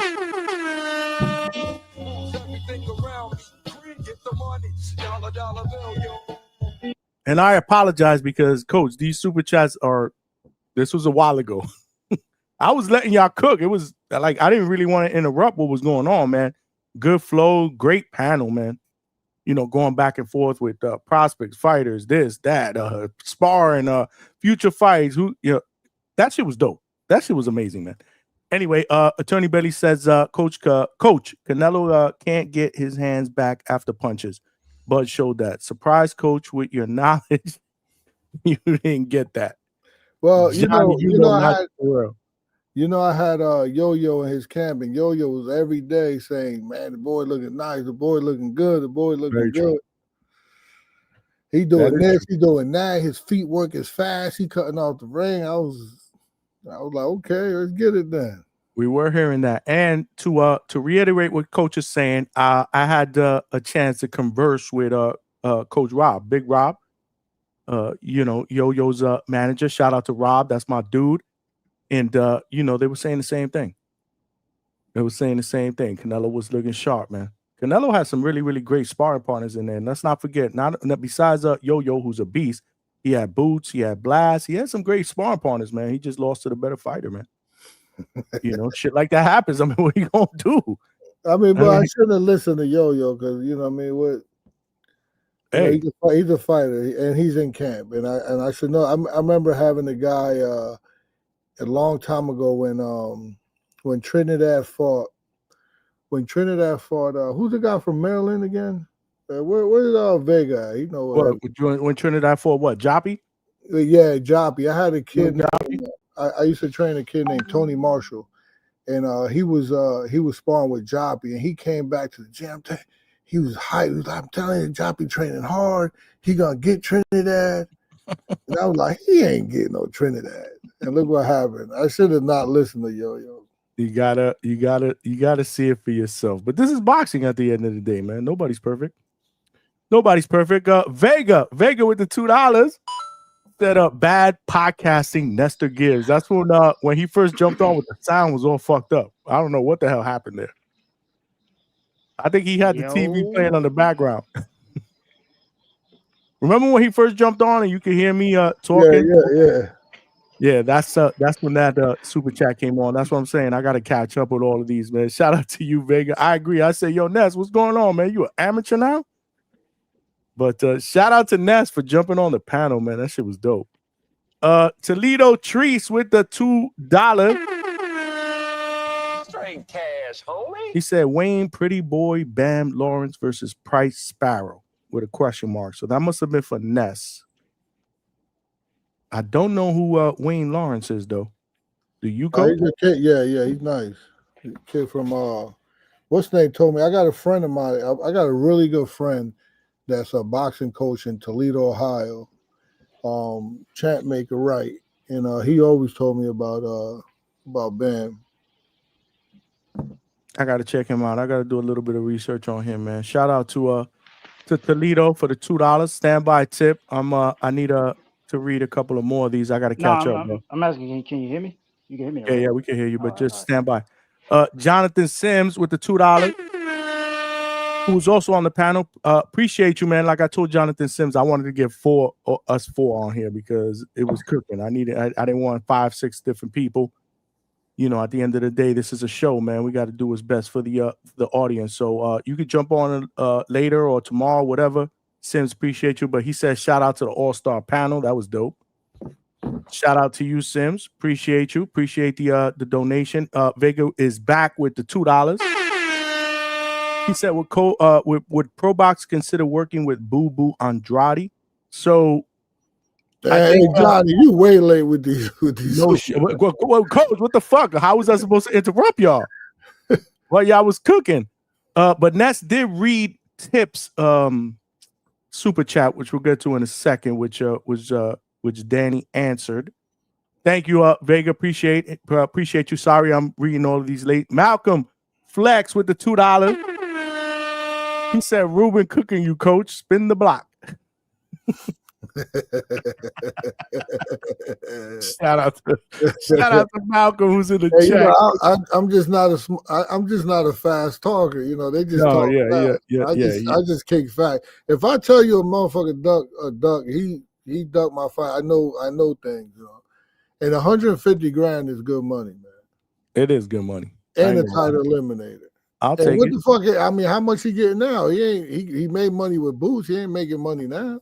You talking about Karen, right? Yeah. No, I get what you're talking about. Chevy Red Corner, man. Your home girl with the $2 set. Daniel got up too many shots, Coach. Take a break. Man, Chevy keep popping up, man. Chevy's mad at me because we went. I seen her in New York, and I took her to go get some pizza, and I made her pay for it. Coach, you fucked up like that. You better pay for it. Yeah, she got to pay for her own pizza, man. Wow. So she mad. Damn, Coach, you ain't even buy her a slice of. How much is a slice of pizza in New York right now? That shit mad expensive, man. That's fucking gangster, bro. And I believe it too, man. Tip Bayless with the $2, who's also on the panel right now. He said, "What happened to Boo Boo and Lester Martinez?" Ness did read that, and Danny answered it, bro. He's not active, bro. No. I think that's what he said. Isn't that what he said? That's what he said after, but there's more. There's more to what he said. Hold on, Tip. Like Debbie said, that's a wild story. Listen. I gotta hear this later on, but go ahead, Tip. It's not true. I'm just fucking. It's not true. This is why I fucking love the Hangout spot, bro. We have a good time. We talk that boxing shit, but we have a fucking good time. We got to get to that. We're gonna circle back to that shit. But go ahead. We got Demetrius Boo Boo Andrade on the panel here, even though we can't really see him. Yeah, man. Look, we all know, everybody who watches the morning show, we all know we heard something different. That's all I'm gonna say. Because I know. Whoa! But you gotta add some content. What do you mean? What did we regarding Boo Boo and Lester Martinez? We heard something completely different. From whom? Just know people over there. We heard something completely different. You know what I'm saying? Saying that Boo Boo. Where? They're saying that Boo Boo was turning down fights. That's all I'm gonna say. But we just heard different. We just heard different here live on the Hangout spot. That's all I'm gonna say. Oh, this is just nasty, man. This is nasty. Okay, so you're saying that there was two. Okay, I get what you're saying. Okay. Big Boss said you got to stop that shit, Tip. I ain't got to stop nothing. I just get down to the nitty gritty, man. You capping or you So hold on a second. So Boo Boo. Be specific. Mm-mm. Hey, Chick, Why? don't come on here bullshit, man. He said, Nah, why? man. What the fuck? Why can't you be specific? Cause y'all cool with people, and you know what I'm saying. I don't want me to come in here and stir up drama outside of what we all heard. I'm You know cool. what I'm saying? I'm cool I with gotta Boo. I keep it could call respectful. Boo Boo right now and ask. Look, so put it like this: I like Boo Boo though. Gary Jonas was on the Boxing Voice, right? Oh, you talking about that? Okay, I Yeah. got you. So go ahead, continue. And Gary said they sent Boo Boo an offer to fight Lester Martinez. We just heard a completely different story when Ness asked the question on the panel. Completely opposite from what Gary told us. Now I don't know, Coach. You can ask Boo Boo, and because Boo Boo is the middleman of this conversation. Because we just got we just got a completely different answer from what we heard on the Boxing Voice. So now we gotta hear from the man himself. That's all I'm saying. What's the real truth? And this is why I be saying, like, dudes really be out here ducking Andre. But you know what I'm saying? Let the boxing fans be the boxing fans and believe what they want. You know what I'm saying? Be entitled enough to say, oh man, Boo Boo trash, Boo Boo this, that, and the third, Boo Boo be fucking up fights. You know what I'm saying? But hey, I just, you know what I'm saying? I like to hit from the outside sources, and then we get to the middleman, you know what I'm saying? The one who it all directs the links to, you know? But Tip, to be fair, and shout out to the Bandalorian, he said Danny said that was above his pay grade. Which kind of ties into what you're talking about. Yes? No? Maybe so? I don't think so, man. He said you ain't listening, Tip. That's above whose pay grade? Curtis Robinson, appreciate you, my brother. He said you capping, bro. So what is it that how am I capping, bro? I could literally go back and find the interview. Which one? The one with Gary Jonas? Yeah. That was a long time ago, bro. Ness even said I think he interviewed him a year ago? I think that's when Ness said while he was on the panel that Gary Jonas hasn't given him an interview. I think it was earlier this year. Because remember, I've been campaigning for Boo Boo all year. It was a while ago. It might have not been a year ago, but it had to have been at least 10 months before ago. Caleb Plant even fought Resendez, I've been talking about Boo Boo. Yeah, but that Gary Jonas interview was way before that. Where are we in September? That Gary Jonas interview had to be about late 2024. It was a while ago. I'm gonna find it. We can find it. We just heard that there was no talks about Boo Boo and Lester Martinez, man. It's crazy. Okay. Well, if my guy Boo Boo got anything left, even a little bit of what he was, he'll smack Lester around. I think he could. Look, bro. If Lester did that in his first and only championship bout on that level, his next fight, he said he's coming here, so we'll see. Who's next fight, Coach? Boo Boo. Andre. Oh, he's coming. He's coming to the Firehouse. Yeah. Dope. Yo, and shout out to you, man. I kind of knew that you were training Avius Griffin, but then I didn't know. Well, shout out to me. That ain't fucking. That's what work. What you mean? No, I mean you never told us that. I don't really talk about the fighters like that. I had to guess that shit, and you know how I guessed that?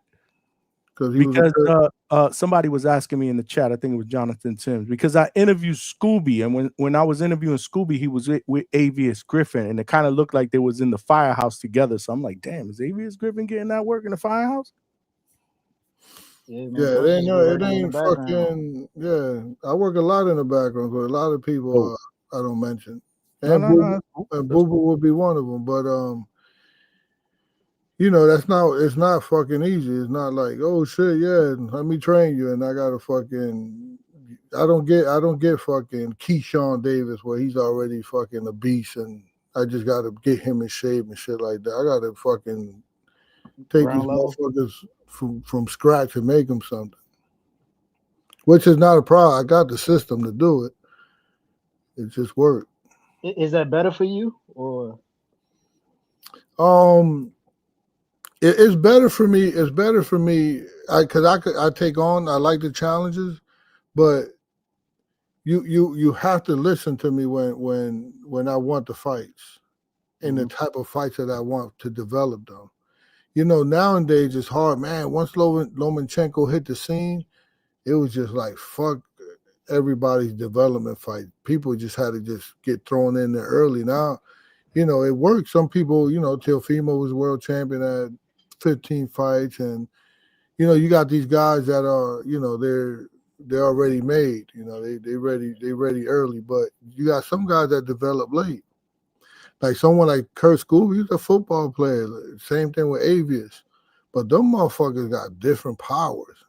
And if I could hone that and develop that, and I need the fights to develop them, man, they could become something special. But their window is shorter, right? Like if you get to the game late, you probably got a shorter window because you're probably already up in age at that point. Yeah, but the thing is like I got a kid, Thomas Blumenfield, right? He's a monster.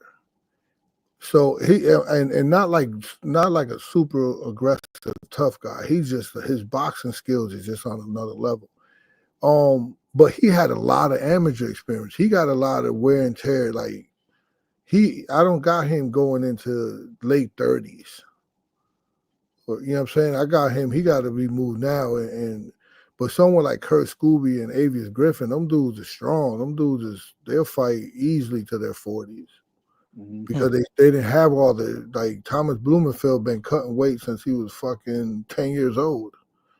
Right. You know, these guys is fresh. And, you know. And they're not taking a lot of damage right now. So yeah, like the sparring, like they you know, the other kids, like I keep mentioning Thomas, because Thomas he been grinding since he was a little kid. So he's been sparring. These guys just come in the game late. They strong, you know. They came. Their body was already mature. They're, you know, so their bone density, their ligaments, it was already mature. Like these other kids that have been fighting in the amateurs 8, 9, 10 years old. You know, that shit is wear and tear, man. Yeah, for sure. When you gonna give me an interview with Thomas, man? Thomas is like the most boring interview that you could probably do. It don't matter. We got to introduce him. We got to start to fucking promote him, man. Yeah. I'll get you tomorrow. When the next time you on? I'm on tomorrow night. We doing the betting show tomorrow? He definitely he's a kid that's in bed and sleep by fucking 8 o'clock. Oh, he's the first one. He's the first one in the gym, the last one to leave. But then you got to tell him to stay up late till 9 o'clock, because you know we go on live at 9 o'clock, man. Coach, you have everybody you got everybody doing group training or individual? No, come on, Tip. What the fuck you doing there? No, I was just this is motherfucking Planet Fitness. Tip, coach said you look like he was hungry in Vegas, bro. Oh shit, this motherfucker star. This motherfucker, he's a 110, 112 pounder. He said you look like you were hungry, bro. Like you need. We looking for that Junto fight, man. We looking for that Junto. You need a fucking steak dinner, bro. He told us he gave us the scoop, bro. He gave us the fucking scoop, bro. Hugo is in the building. What's good, Hugo? Yo, what up, man? Mic check. 1 2 1 2. What up, Penna? What up, Coach? What's good with it? Yeah, man, just trying to talk a little bit of boxing. Yo, what's up, Coach? Are we gonna get Rohan Polanco in that in any of these cards now that you see that all the top ranked fighters are like farming out? They're going to the Mexico card, the Rafael Espinoza card. Then you got some going to the San Diego card. I think you even got some of them going to. Ah, damn! This is what I'm talking about. You asked the question. We get the point. All the other cards. Yeah, I mean, I'm just trying to give you examples, you know, because you might say, "Oh, well, that card doesn't fit Rohan Polanco," but you got 5 other choices, so that's why I had to name all of them, brother. Fucking long-winded, boy. You should know that already. He a freestyle, bro. God damn. Listen, Polanco don't have, like, I haven't heard absolute anything what the last time I heard was he's back in the beginning of the year. Oh man. Inactivity for the rest of the year, but yet watch the big fights. Yeah, I mean that's But you know, so on the good note is that he got tons of sponsors. So we're gonna probably we're gonna ask to see if we could just do our own thing for next. You know, I don't know how that works when when he signed with Top Rank. If he was signed with a lower level promoter, I do it all the time. But Well, I mean, they just had a Dominican card with Michelle Rivera headlining it, so why wasn't he in that card if he has a lot of sponsors? The only sponsor that I've seen and the only patch that I've seen on him is the shirt he wears, and it's Señor Sabor, respectfully. and that's a big enough sponsor there, big dog. All right, all right. Well, can we Hey, see him in? yo, Hugo, you would love that product, man. You should order some. You would love it. What is that, like a sazon? Like sazon, Yeah, it or got what is different. that? They're cashews, but they got different Mexican flavor. What's the site, Coach? So I can put it on right now. Señor Sazón. No, Señor Sabor. Oh, Señor. Okay. Yeah. Hold on. I want to make sure I spell it right. And SCNIOR. Sabor. SABAR. Yeah, you Spanish, ain't you? You speak Spanish. So is this it right here? Hold on, Hugo. Is this it? Yeah. No, Sabor. No, it's the O, and it's the OR, no AR. It's OR. Oh shit. Sabor. Come on, man. You gotta get in touch with the Boricua roots, brother. Bro, Johnny What's American, going on, bro. man? I got it. I think I got it right here. Right here, right? I can't even see that. No, it's Señor. You put senior. Señor, S-E-N-O-R. S-E-N-O-R. S-E-N-O-R. You put senior. Yeah, Johnny, you spelled it the American way. Yeah, man. Come on, dog. Spell it one more time, Hugo. S-E-N-O-R. Señor. Uh-huh. S-A-B-O-R. Sabor. Damn, bro.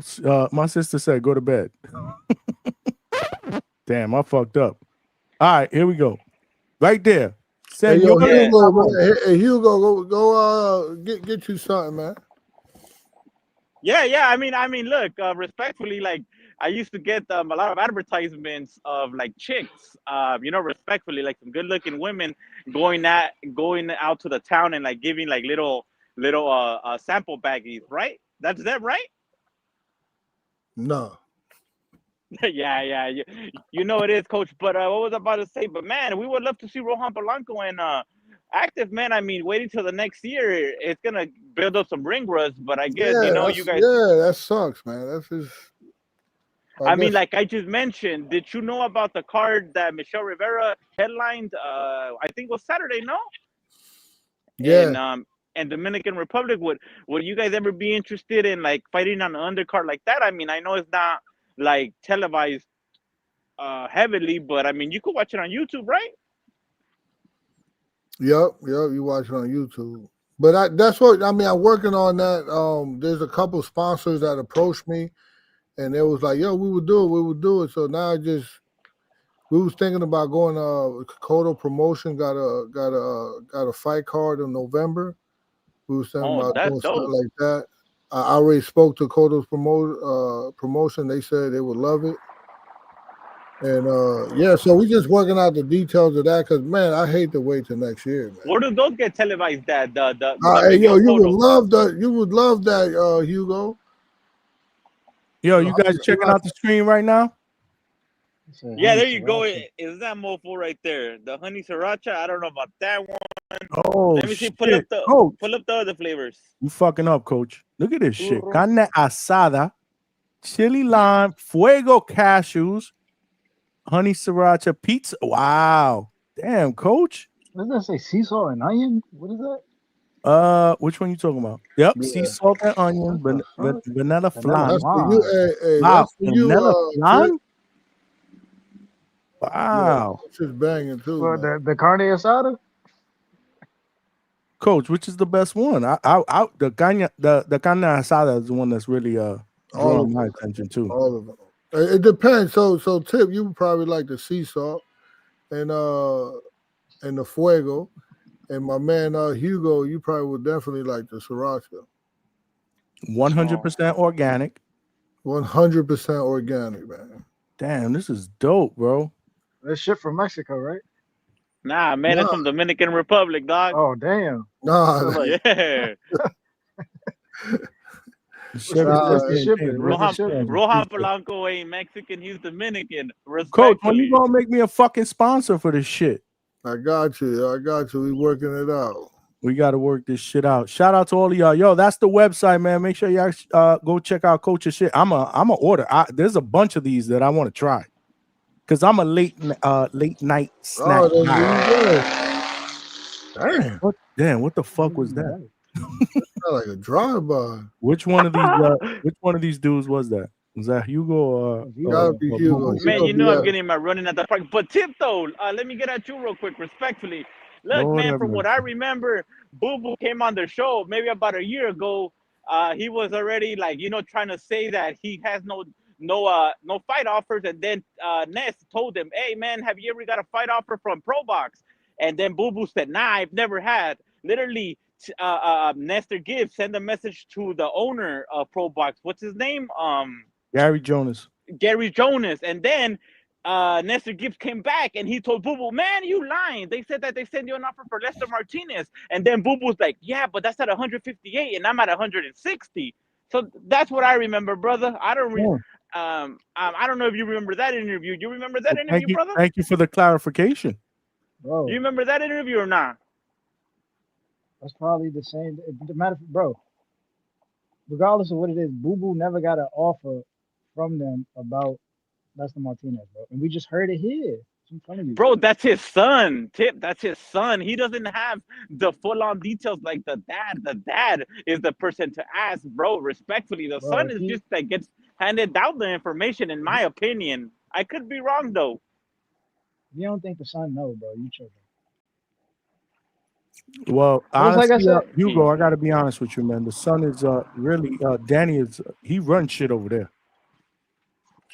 Not like the dad, though. The dad's the head honcho, respectfully, No, right? the Like Danny is dad the is the head matchmaker, bro. honcho, and he also obviously said that that's above his pay grade, so we know it. But the day-to-day operations is ran by Danny, bro. He's my guy, man. He always looking out. Alrighty then. I'm just saying, I don't know what the fuck's going on based on what was said, but that's the whole business model over there, man. Gary Jonas is the guy, but Danny runs the day-to-day, man. So did you guys ask him why the Nicholas Floss and the Peter Dobson fight got canceled?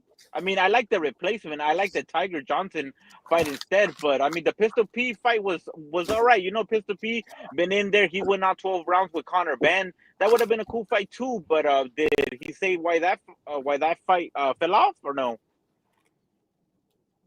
We didn't talk about that fight. We just talked about the Tiger Johnson fight. I was just talking to Jaleel today. Yeah, he was talking about Pete Dobson. He was like, Pete Dobson hit harder than his last opponent that he just fought in Vegas. Coach, what you want to get, Senor Sabor? Yeah, I wanna y'all made me hungry. Let me see the Senor Sabor. Let me see. Look at that advertisement. What's that say? Vanilla? Oh man. I gotta order some of that, man. That's dope. You know what? I'm gonna be a sponsor. You gotta send me some shit, Coach. Vanilla cashews, man. Man, I'm the one that brought this whole thing into our conversation. I should get some free shipping, man. I'm the one that even brought up Senor Sabor. Hey, yo, send me your address. I'll send all of y'all something. Everybody in the chat, whoever send the address in the chat, I'll send them something. With a super chat. Yeah, indeed, yo. Shout out to Coach, man. Shout out to Coach. So Coach has guys like any type of streaming coming on soon, or are they still in the mix to find one, or what's the deal with that, Coach? You know, I'm focused on just training the fighters. I stay out of that the politics, and I'm pretty sure they get some, but yeah, I haven't heard anything.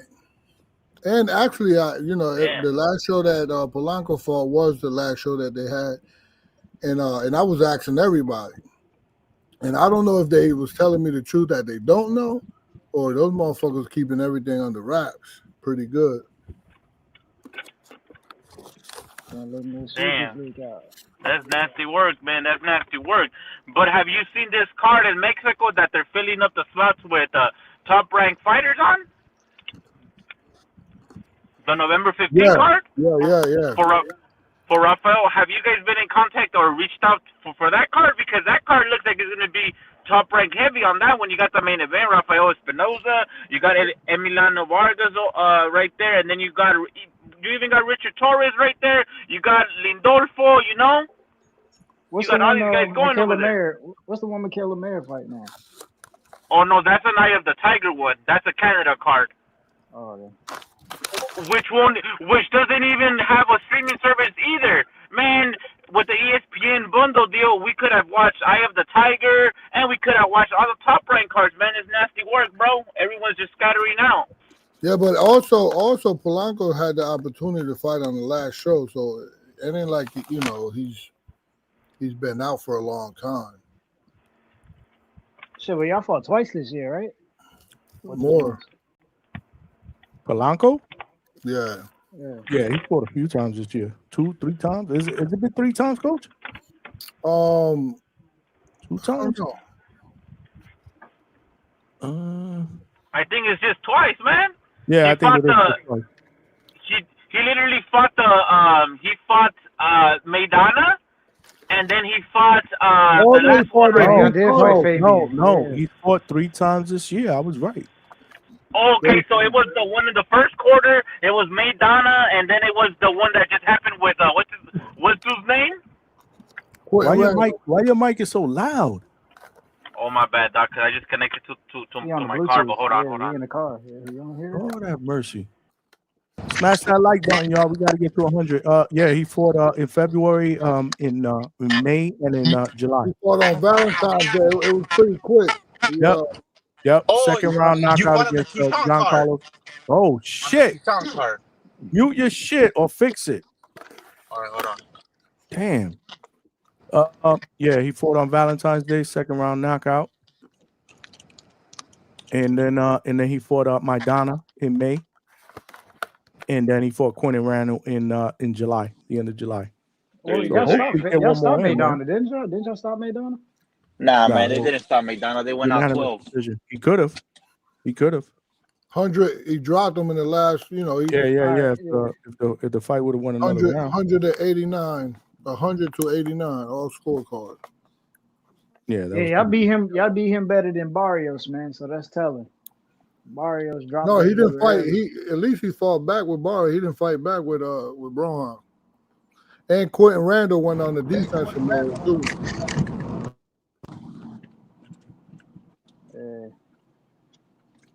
I don't think if Barrios was as good as he should have been, he wouldn't have made that fight close, but he did.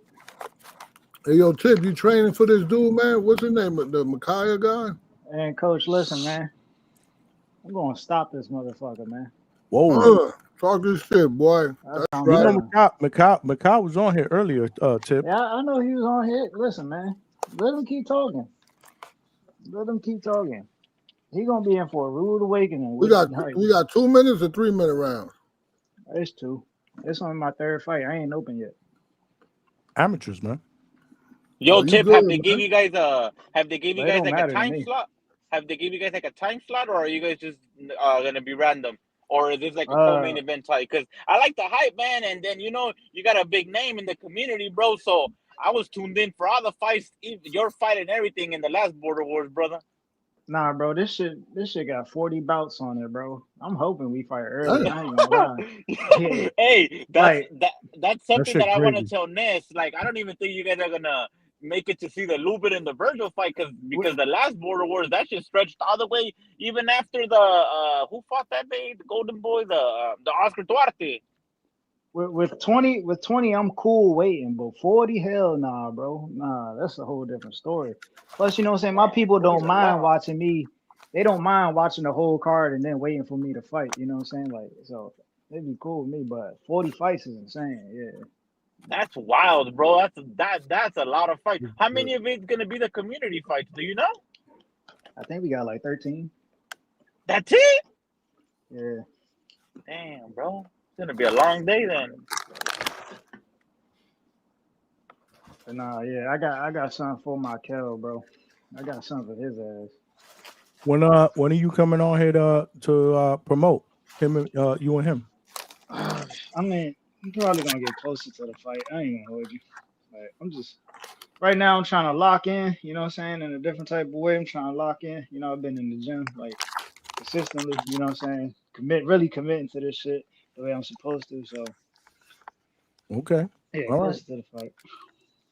We have 15 community fights. Shout out to Vega, and obviously Vega is one of them. Fighting Anthony Hell yeah, Forbes, that's right? what's Yeah, up. man, we ain't worried about that. Next fight. Oh, What was shit. that? Nah, I said next fight, man. Next fight. Who's Vega fighting? Anthony Forbes, isn't he? Yeah, that ain't a fight, man. Next fight. Who's Shout out who's to gonna win Vega, that though, fight? man.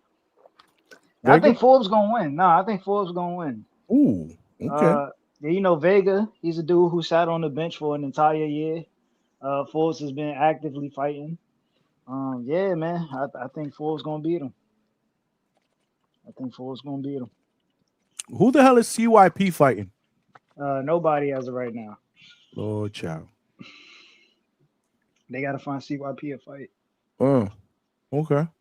Yeah, I gotta blame OC, man. Y'all gotta blame OC. Took the round one fight. He should have been fighting CYP. I ain't gonna lie. Yeah, that was That the would have fight been to a better make. fight. Yeah, that would have been a better fight. I ain't gonna lie. Nonetheless, man, it's gonna be a great event, man.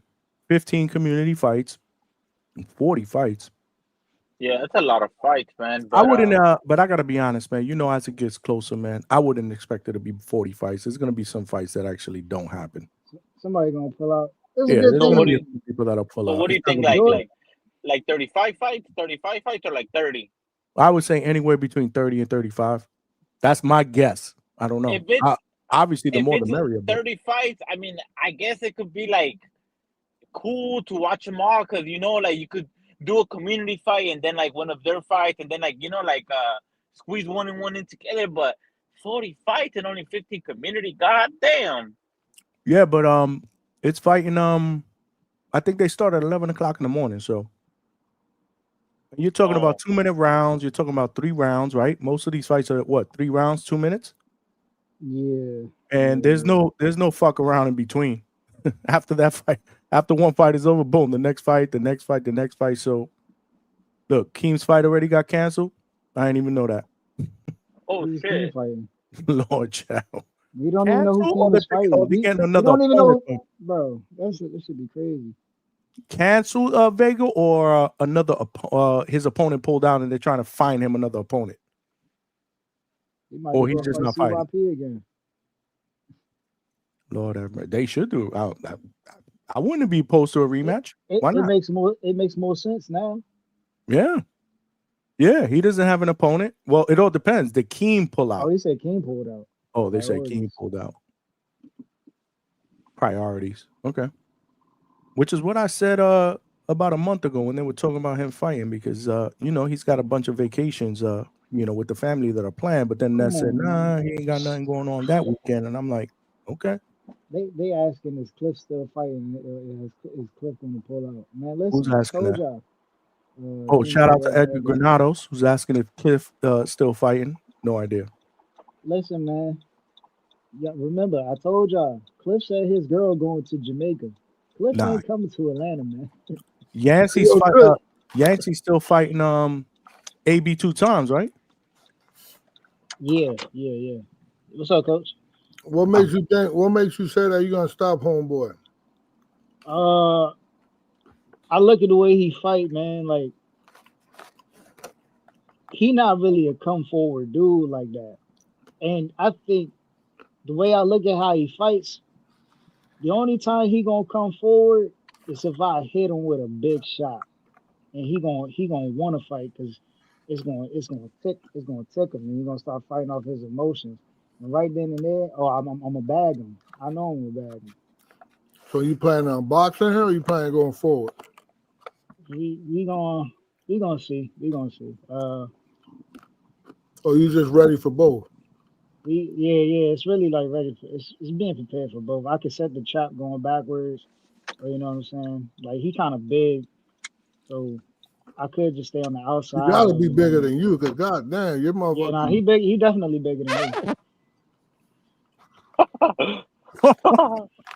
What's up with the record scratch? What was the record scratch for, bro? He's calling Tip a Ethiopian, bro. Oh shit. He Yo, said Tip, he looked malnourished in Vegas. yo, Tip, is this gonna be for your WBC Striz app or nah? Nah, You ain't putting that one on the line. nah, that's not on the line. That's for me, man. That's for me and me Yeah, only. bro. Hey, man. Respectfully though, like that shit looks dope as fuck. When did you get that one, bro? What border wars you get that strap at? That was my first fight in Wisconsin. Oh, Hey, damn. was bro, calling him, you go fights? You fighting border Well, wars? I mean, I just joined the community, coach. So I mean, I gotta train first. Or I gotta find a cool gym because I'm down here in LA. So like, I don't really know like a lot of boxing coaches down here. You feel me? In LA? What The you mean? That's the boxing? boxing capital of the world over there. Well, one of Nah, them. man, hell nah. Back It's not then, Vegas, but because trip out, like I was on box rec the other day, and they used to throw a lot of bangers down here, man, in the Carson and the Staples Center, which is now the Crypto Arena. So But it's you just saying right. you looking for? Hey, so you saying you looking for a gym? Yeah, like a cool one that doesn't cost an arm and a leg. You feel me? Because I mean, I got a whole family. You feel me? So I want a cool one that you go. I could go to. What up? How old are you? I just turned 29, sir. Okay. Yeah, I just turned You 29, sound man. young. You sound young. That's why. Yeah, I just turned 29, bro. I'm already hitting my 30s. You feel me? So What do you it's say? like, What do you mean by a full family? well, I got a little one. Bro got a I wife got a and little kids. I got a little 2-year-old daughter. That's the biggest blessing, and I got a wife, my brother. And Good for you, brother. Good for you. and you know, God bless. I'm like the head of Yeah, household good and for shit. him. Why is it good for him? I thought he was gonna say like 5 kids. Oh nah, Yo, bro, nah. He said, Nah, Man this say, man, just this man man say Yafi. he married. You gonna say good for him? yeah. What's so bad about being married? Hey Tip, tell him. Hey Tip, tell him why. Here we go. coach, how many kids you got, coach? He got about fucking 15 upstairs in the second floor of the firehouse. Nah, I'm talking about a little Junior Bermudez. I'm Oh, talking about a Junior Junior Bermudez? Yeah, all my Bermudez. kids upstairs, man. I got like 9 of them upstairs right now. Yeah. 9 killers. 9 killers? Different personalities that I gotta deal with. I gotta wear many hats. Sometimes I'll be a psychiatrist, a brother, father, doctor. That I could see. Alberto said coach is allergic to marriage. Yeah. Something like that. Hey man, getting married just blocks your blessings of meeting new people. That's all it is. Okay, Malcolm, talk your shit. Malcolm, what's good, you know man? what I'm Malcolm's saying? in the building. Malcolm a faithful dude, man. I don't know about that. I guess. Yeah. No. I I stopped cheating at the age of 25. No, I stopped cheating at the age of 25. See that? Hold on. Chevy with the $2 said, see, that's the issue. Coach need a hug from a female with capital letters. He said coach need a hug. I don't know what. First of all, I don't. There must be like a double entendre there for that when she writes female. I'm still word right, Chevy. When you talk about females, you shit on us when we say females. That's what I'm saying. I think she's being real sarcastic with that. Indeed. Because she got everybody on the motherfucking panel and scared to say female and shit. We can't say female no more, right? I don't know about Coach, everybody. What'd you say the other day about the Jake Paul card? It's Definitely just me. too many female fights, man. He said there's too many freaking females up here, bro. I'm like, damn, bro. Here we go. Coach making waves, man. And you know when you said that females, I don't know what you said, but the fighter that I interviewed heard you. Who's that? She was from Australia, man. Chloe Chaos. Yeah, Alberta said Chevy gonna give me a hug. Yeah, she gotta buy me some pizza. But what's good, Malcolm? What's good, Malcolm? Bro, I got like 1 minute before I like hang out because I got to step out and my service is gonna be Yo, well, ass. get up out of here then. Yeah, but you know, know, y'all doing but y'all doing these bets tomorrow? What? Y'all doing these bets tomorrow? We doing the bets tomorrow? I'ma actually follow coach's advice. All right, I'm gonna finally actually take his parlays or his lock picks. I'm actually follow it. You know what I'm saying? But yeah, that's really it. Good show, bro. You know, I'm gonna catch the fucking playback. And Johnny, please, bro, we need a pause button, bro, because this is a lot of flagrant shit was said today. Dudes talking about other dudes being bigger than each other, slapping cheeks. It's getting crazy, bro. On the panel, on the chat? I'm saying on the panel, bro. Like was it me? Just got a little. It was me. Did I? Nah, but maybe it's just the New Yorker in me with the pause stuff. But it get a little crazy, man. People just be getting a little too flagrant over here. So I need a pause button. Okay, that's good feedback. Yeah, you just really need one. But nah, shout outs to y'all, man. I'll keep tuning in.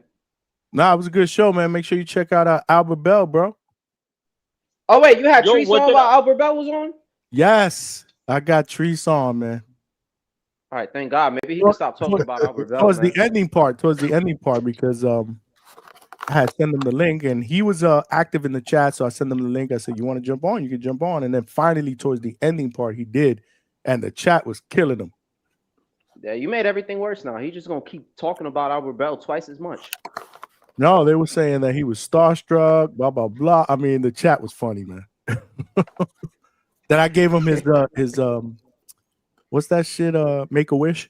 I gave him his Make a Wish moment. Oh, Make a Wish Foundation for Treese.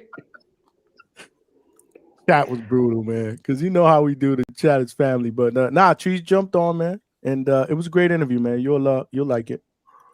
I'll catch that. But yeah, shout outs to the Hangout spot. Shout outs to everybody that's on the panel and the chat. And yeah, Coach, I'll take those picks tomorrow, bro. Hopefully they hit. You know, because you kind of been on a roll except for like one time. Yeah, indeed. So you know, I'm gonna stop doubting you. You feel me? I'm gonna try to stop doubting you. I appreciate you, Michael. Get up out of here now, man. He said, "Get up out." Oh shit! Coach said, "Get up out of here." This is the week, man. These are the type of fight cards. These are the type of fight cards where people are going to make money, like Coach said, with the bets. So tomorrow night we got our betting show, and we got some fights going on this weekend. We got Pro Box. We also got the Canada card, right? The most valuable card. Oh yeah. That's on Saturday. Yeah. So that's Saturday. Well, both cards. Pro Box is on Saturday as well. Who's the main event for Saturday? I mean, Who's the main event for Pro Box on Saturday? Najee Lopez, brother. This was supposed to be the card that was Nicholas Flaws and Peter Dobson. Remember, bro? I broke the news. Yeah. Remember? Give me my credit, bro. Give me Yeah. my credit. Give me my credit, though, Johnny. I broke the news. You did say you did say some shit like that. I remember. Damn, that's tough, bro. Because college football on Saturday. Yeah, but this card is in the evening. Oh shit, we got the Buckeyes. Well, no, the Buckeyes play at 3:30. Shout out to El Consejero with the $2. He said, "Go Huskies." Washington is gonna get smashed by my Buckeyes on Saturday at 3:30. So I don't know why you talking that shit, El Consejero. Washington Huskies, man. That's insane. Come on, man. Yo, Coach, you were talking about the animal, McComb versus Crocker card. That's the one you were talking about, to the GBM card, right, on the zone, or no? I don't know where is that. They're fighting though. So, damn. So you don't even know where to watch the fight or who's fighting or what way. You just say, "Dude's gonna win," or what's up, Coach? No, I study what I do. I study the fighter. I study. I know McComb for a long time. I know he can't crack an egg. What was his last fight? What was his last fight against who? The last fight I watched. What was that? Because I've never heard of dude, so I want to know if he's fought Who over here on the States. You talking about McComb or Crocker? So McComb had like a little layoff, and he came back for like a 6-round fight. He fought some bullshit guy, but before that he lost. Remember, he lost to Arnold Barbosa. I thought he won that fight. That's the dude that fought Arnold Barboza on the top rank card. Yeah, no, Yeah, that he was lost. a Golden Boy card, wasn't it? Nah, that was a Golden Boy card. He lost by split decision. That was a really close fight. No. It Oh, was that's it the was a Irish wash. dude. He washed. Yeah, Arnold he's from Barboza. Ireland. I'm picking him to win this weekend. Yeah, win by decision. I'm gonna give y'all that now. Win by decision because he can't. Damn, coach, don't fuck it up. But you know, what I mean, you talking about you gonna pick him and yeah, but I'm not the betting guy. That's your upset special. No, that ain't no upset. Yeah, they got Ben Crocker's the favorite in that fight. He's the A side. So I didn't look. I didn't look at the best. I know what I'm gonna pick. Let's wait till tomorrow. Yeah, we wait for tomorrow, man. I'll get my boy Thomas Blumenfield on here. You're gonna have the Staniones card.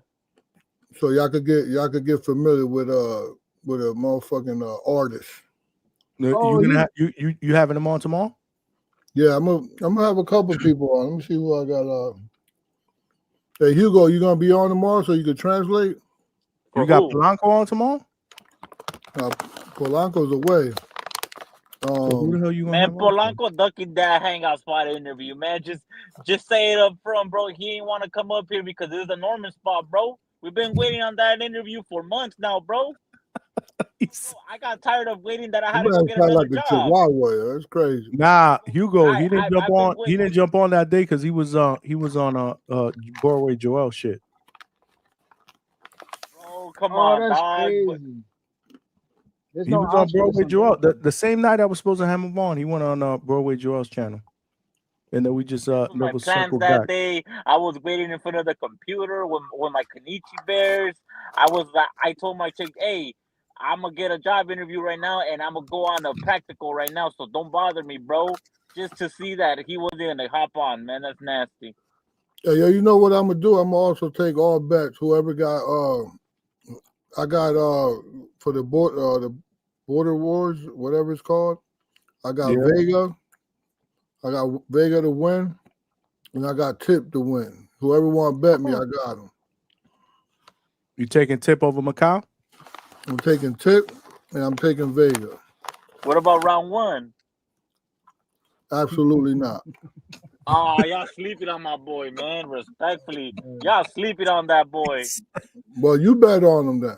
We had. Did you see OC the Boss's sparring? I played it yesterday on the show. Hey, I'm serious. So whoever wants to bet, I'll bet him. Okay. Well, we doing a Border Wars betting show before Border Wars. By the way, guys, we are doing a Border Wars. I do Vega and Tip. I do the parlay on that. What the hell you mean, Vega? I can't read odds. I'm not looking at no Johnny, website. I just sent you a video. Who, me? You sent me something? Yeah, I just texted you. Is this okay? Hold on. Listen. Is this sparring? This is Nick. All right, hold on. James Benitez was trying to connect, but I don't see his device connected. He wants to jump on here for a bit. Smash that like button, y'all. We need about 25 more likes to get to 100, man. That's nasty. Were you guys a little bit disappointed on the Netflix Paul versus Tank undercard? Were you guys expecting something like that, or were you guys expecting something more fire? They just need one more male fight. Yeah, it's not a bad card. They just need another solid, male fight. a solid male fight would be really solid good. male card. Like the Gary fight is good enough, but you just need one more solid one. It's just gonna stand out. All right, hold on. Let me share the screen here. Yeah, they do, man. It would have been cool to have like a Lucas Body versus Kid Schofield.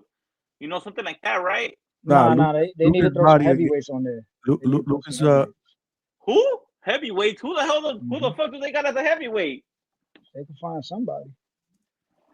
Big baby versus the Paro dude from Box Lab. Honestly, man, they should reach out to Deontay Wilder. Nah, I don't think Deontay Wilder is gonna look for that, bro. Wilder on Netflix, bro. Man, America needs that, bro. Yo, that don't sound too bad, actually, bro. That does not sound too bad. But they gotta pay him, bro. Exactly. Yeah, They could have shot out. I mean, they could have reached out to Rohan Polanco, man. Rohan Polanco versus Raul Curiel. Because Raul Curiel was on the last card and he got a knockout in 3 rounds. That would have been a good one right there. You guys looking at the screen? Yeah. Can you see it in full screen? Nah, it's still like on messages. Oh. How's that possible?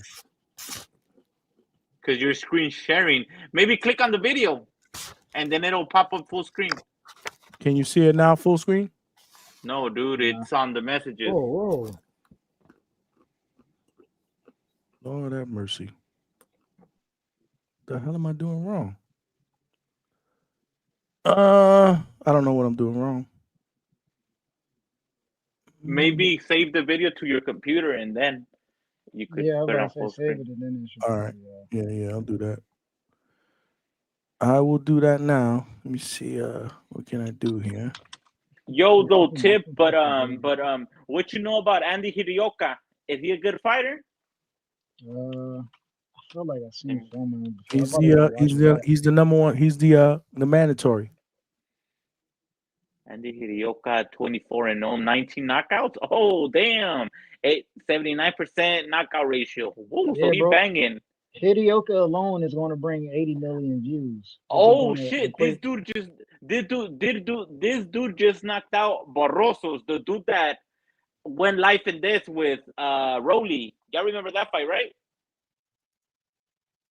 Yeah. He stopped on Barrosos. He stopped him in Ishmael Barroso. Ishmael. Yeah, let me see if any other name right here. Maldonado? Steven Diaz Maldonado. I don't know who that is. Oh, this dude also knocked out Jin Sasaki.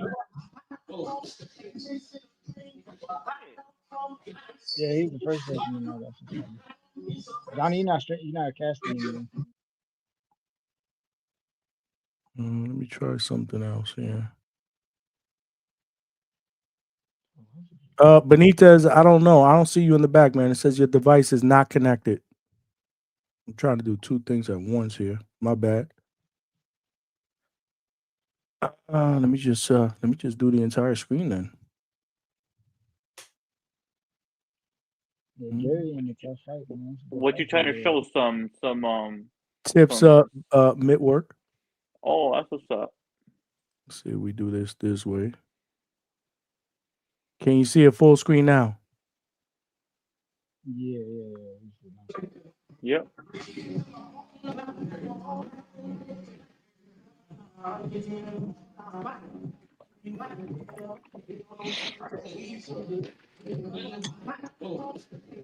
Who that?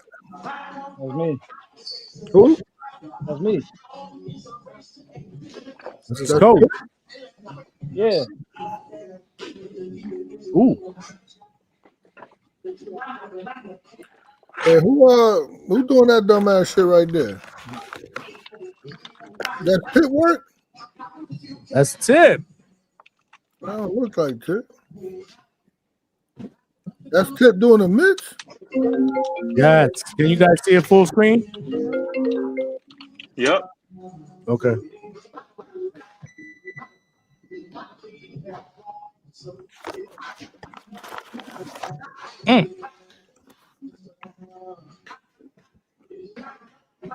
Yeah. Can you hear me?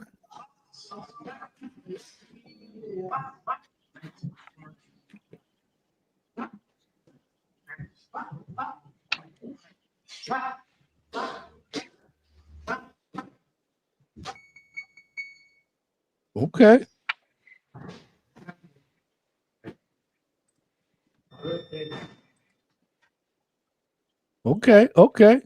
Okay. Shout out to Tip. I don't know why. Shout out to Tip. He was doing a bunch of nonsense. He's what you mean? He all this stepping to the side and all that. You see his last fight? He didn't do none of that. You wasn't impressed with that mitt work? Hey, Tip, listen, man. I just went online. He was Talking about you looking don't sharp, win. man. No, he wasn't looking sharp. Boxing fundamentals, right? And boxing. Well, let me say this: this boxing skill set is funneled through defense. I see you do not one defensive move, but just stepping to the side. You still had that dude throw some punches at you, and you train yourself to look at these punches to come at you that Makai gonna be throwing. You ain't gonna be that offensive. I need you to get some defense, man. That's what I was working on today when we were sparring. I had a Mexican kid I was in this sparring with, bigger kid. He be coming forward, so I was just working on moving, circling the ring, moving on the back foot, slipping. I'm trying to reset to the center of the ring. We got James Benitez up in here. What's good, James? Yo, what's up, Johnny? What's up? What's up, Tip? What's up, Coach? What's up, Hugo? What's good with it? Motel 6? Chilling. Ain't shit, man. Tip, you sound like you making excuses, man. You just need to take that feedback, bro, and just apply it. What are you My talking cop, about? Who making? I'm listening to everything Coach say, man. I'm just saying, though, bro, man. Just be humble. Don't say that's what I was doing. Be like, you know what? I'm gonna apply it tomorrow, man. When I'm back at the gym, getting back at it, bro. Just say that. Just say Yeah, he that, just man. gotta humble himself, right? Some motherfuckers can't be coached, I'm man. humble. I'm Whoa, humble whoa, as whoa, humble whoa, can whoa. be, Hey, man. Coach, I got something for you, man. You got to humble yourself with your fighter, man. Rohan, man. He a little Oh, overhyped, my G. hold on, James. What you coming with? He a little overhyped, my G, man. You know, I'm How down here from the A, man. you overhyped? He ain't lose around yet, man. I mean, but come on, my nigga, man. Like, you talking about, like, oh, man, he beat Quentin Randall and shit, man. Last 2 out of 3 he fought was goddamn losses, man. Like, till he got the Boca Chica.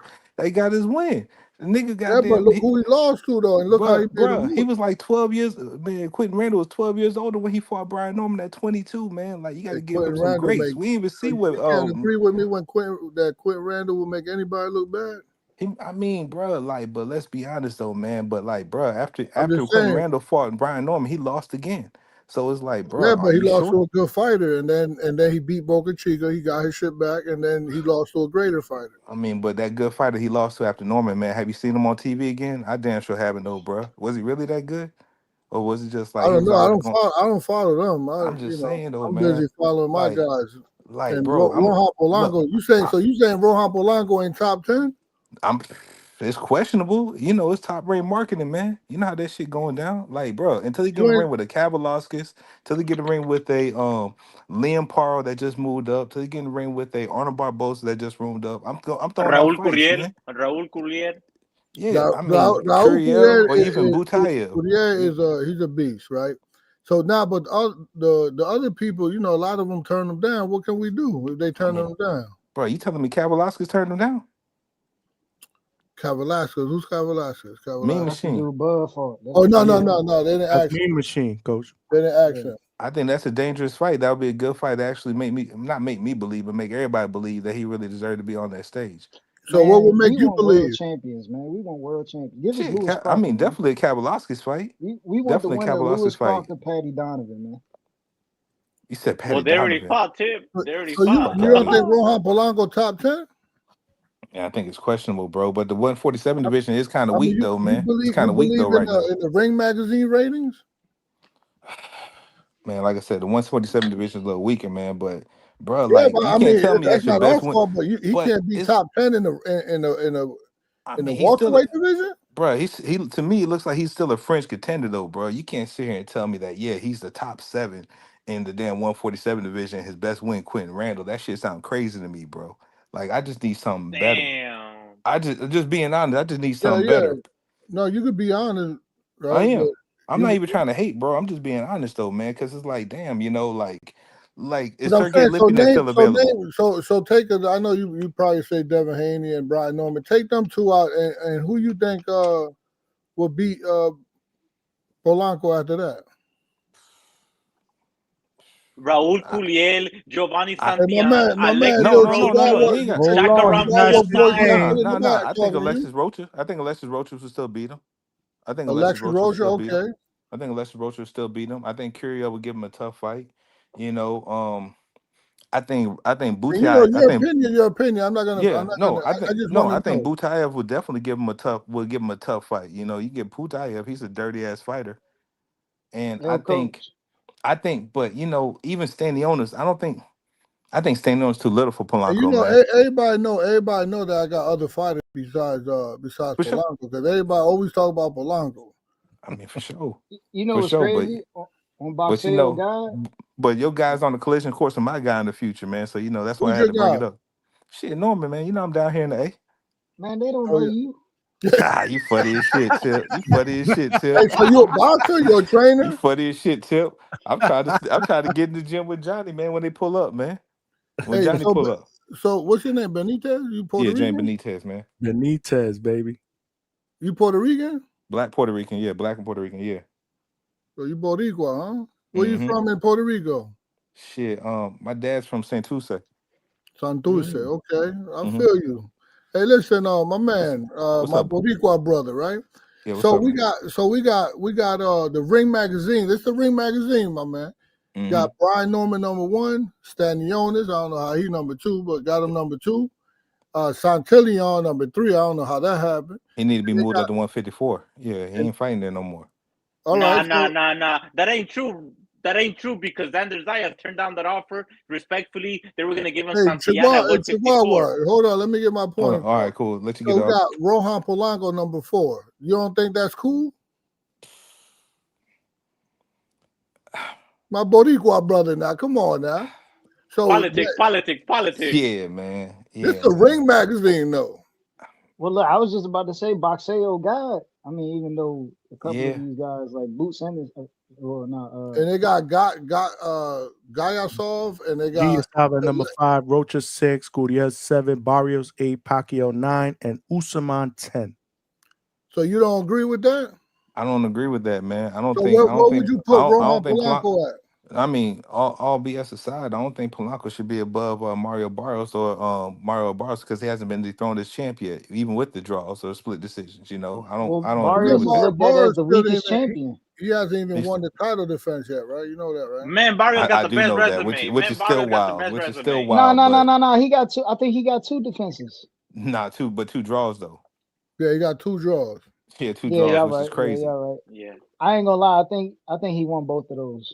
So Little Chihuahua, he lost to Abel you Ramos. don't think he Polanco top 5 in the welterweight division I as weak personally don't think so. as the division is? I personally don't think so, especially looking at his box rec now. His best win right there, like Benitez was saying, is Quinton Rando. I mean, what And you other know, fighter can I let me see tell right there, bro? let me tell you And we're something. gonna What keep Mike Watch Tyson, this. Watch this. Watch let this, me tell coach. you what Mike Tyson said, right? It doesn't matter who they put in front of you, it's how you beat them, right? This is boxing. You always, when you're coming up, you'll get the eye test. So How did he beat? is he going but fucking toe to toe with these guys, or he 10 zipping them? yo, but coach, as crazy it may sound though, man, a guy that you definitely probably don't like got the biggest win division. That's Rolly Romero. You know what Yeah, I'm saying? And he should definitely be, you know, just off of that win alone, yeah. even They though don't none even of us got are him in the fans of top Rolly. You 10. bugging, bro. Ryan never No, I'm fought not at bugging. 47. Huh? Ryan not even a top 47 pounder. Honestly, how that fight was even for a title is still questionable. That's politics. It That's sure politics, is. bro. It's like I this. mean, Look, he went and he's the next title challenger at 140. He won that one, but then it got reversed to whatever it got reversed to, and then that makes him eligible to crack the top 10, at least the top 15, right? And then if Hey, he yo, wants to challenge, Chihuahua. So you saying Polanco shouldn't be top 10? top 10 maybe, but I'm gonna not say top top 5. 10. I'm gonna I'll say top take that 10 maybe, then. I'll man, but take top that. 5 definitely not, top My man. 10 guy, Top maybe, 10, bro. yeah, but not You top can't 5. name anybody else who could crack the top 10. let me read this one. Claymore Rain, my guy, shout out to you. He said Polanco looking like a top contender material. The eye test says he's a legit threat to any champion position at 147, which is aligned to what Coach said, right? Hey, listen, I'm not trying to put him at the top if y'all don't want to put him at the top, but we have to agree somewhere. He got to be at least top 10, no? He did beat Quentin Randall a lot better than Brian Norman did. So what? I don't know. About 2 years All later, man. right, But I watch this. feel you though. Watch this. Hey, all right, James, is he over Rocha? Is he Say over what? Rocha? I don't think so, bro. I don't I don't think think so Polanco's either. better than Rocha. Bro, That would be a Rocha fight done I would lost like to all see. his biggest at 47. Hey, so listen, why don't you like Benitez, why don't you like Polanco at top 5? Like, what's wrong with his? What's wrong with his? I just don't think he can be rated better than. I just don't think he can be rated better than the champions, man. And even still, like we got a guy that just moved up to 147, man, a Liam Paro, who I personally believe on skill set alone should be ranked better than Rohan Polanco, which would be a great fight because we hear how Liam Paro is in the gyms. He gives everybody good work. Bro, Nah. Liam Paro's we heard the story ahead about of him and Rohan Devin Polanco, Haney, bro. man. We heard the Respectfully, story bro. about him and Devin Haney. And then have also, you seen let's think about it. We Benitez? got Jack Catterall that just moved up too. So that's really welterweight division So getting really Jack interesting. Catterall beat Polanco too, right? I would love to see That'd be a that good fight. boxing fight. I would love to see that fight if y'all can get Yeah, that for shit So you done. say, hold up now, you who would you pick, Polanco or Catterall? Who would you put money on? I probably would put my money on Catterall, man. No BS Okay. aside. So now you would put also your money on Alexis Rocha against Polanco, right? I probably would bet the distance on that, bro. I don't think he's gonna stop Rocha. You think he'll win? Hold up, I think that shit will go the distance. I don't think he stopped Rocha. But do you think he'll win? Though? Who wins? I think that's a 50-50 fight that need to happen. For real. Okay, so now Carell. So we go to Carell. What do you think about Raul Carell? Because him and Rocha had a draw, right? Yeah, they had a draw. So you think the same thing about Carell, or you think style makes fights? I think style make fights. when it comes to that one. So Carell will beat Polanco? I'll give the edge to Polanco. Okay. So how about Mario Barrios? Mario Barrios, he's a champion and everything, so you got to take that. But also, man, the one thing you do got to give Catterall will come up to division. Hold on, what the he fuck? Probably got I said Mario Barrios versus Polanco. Who you got? Oh shit, I'm betting on Barrios. I'm betting on Barrios. I got a always been a fan of Coach. Barrios. Always been a fan of Barrios, man. If y'all fight Barrios. But I'll say this though, man. Hold up. So you said Polanco well, you would give the edge of Polanco against Alexis Rocha. What belt does he won? What belt does he won? Barrios is a champion right there. So I can't just really dismiss him as a champion just yet. But I'll say this though. Jack Catterall probably coming up into 147 with one of the best trainers in boxing right now with Bozy Ennis. So he's going to be a threat to everybody. So we got to see how it's going to be. And you know that firsthand, Coach. So I can't wait to see how y'all match up head against each other's corners. So Benita, are you a trainer or you a boxer? Nah, man, I'm just a fan of the sport, man, and shit talking like Tip Bayless. Coach, you ain't seen this fight? Nah, you ain't got to see my fight, man. Hold on. He a boxer? Tip. Tip trying to put you out there, Benita. Hey, Tip, you a funny nigga. I was 80 pounds heavier, my G. Tip trying to put you out there, James. I respect it though. I respect it though, man. Nah, it's cool. No, I'm gonna hey yo, Johnny, pull the fight up, man. Nah, fuck all that. Hey, Johnny, I got a $50 super chat coming to you, man. Keep that shit tucked in. We don't have to keep that one tucked in. Hey yo, Benitez, one more question. You know who respectfully, yeah, what's up, man? You know who the dude that got a draw with Barrios, Ramos? Yeah. Abel Ramos. You got Polanco beating him? You know what's crazy? That would be the respectful step up fight that we probably would need to see with them, man. I was just looking at that's a tough fight. That's a tough fight, man, because you got to remember, like, I even felt like he got robbed from the Ugas win. Like, he should have been champion over Ugas back in the day. So Abel Ramos to me would probably be like, he'll probably be affordable enough for y'all to probably get that fight. But they're not sending offers to people like that, though. And those are the people that they should be sending offers to, but they're sitting on the sidelines waiting like, we send the offer to annoying as a motherfucker. To Karen, you feel me? See, watch. See, look. He's getting mad because he knows that they're not sending offers to guys like that, though.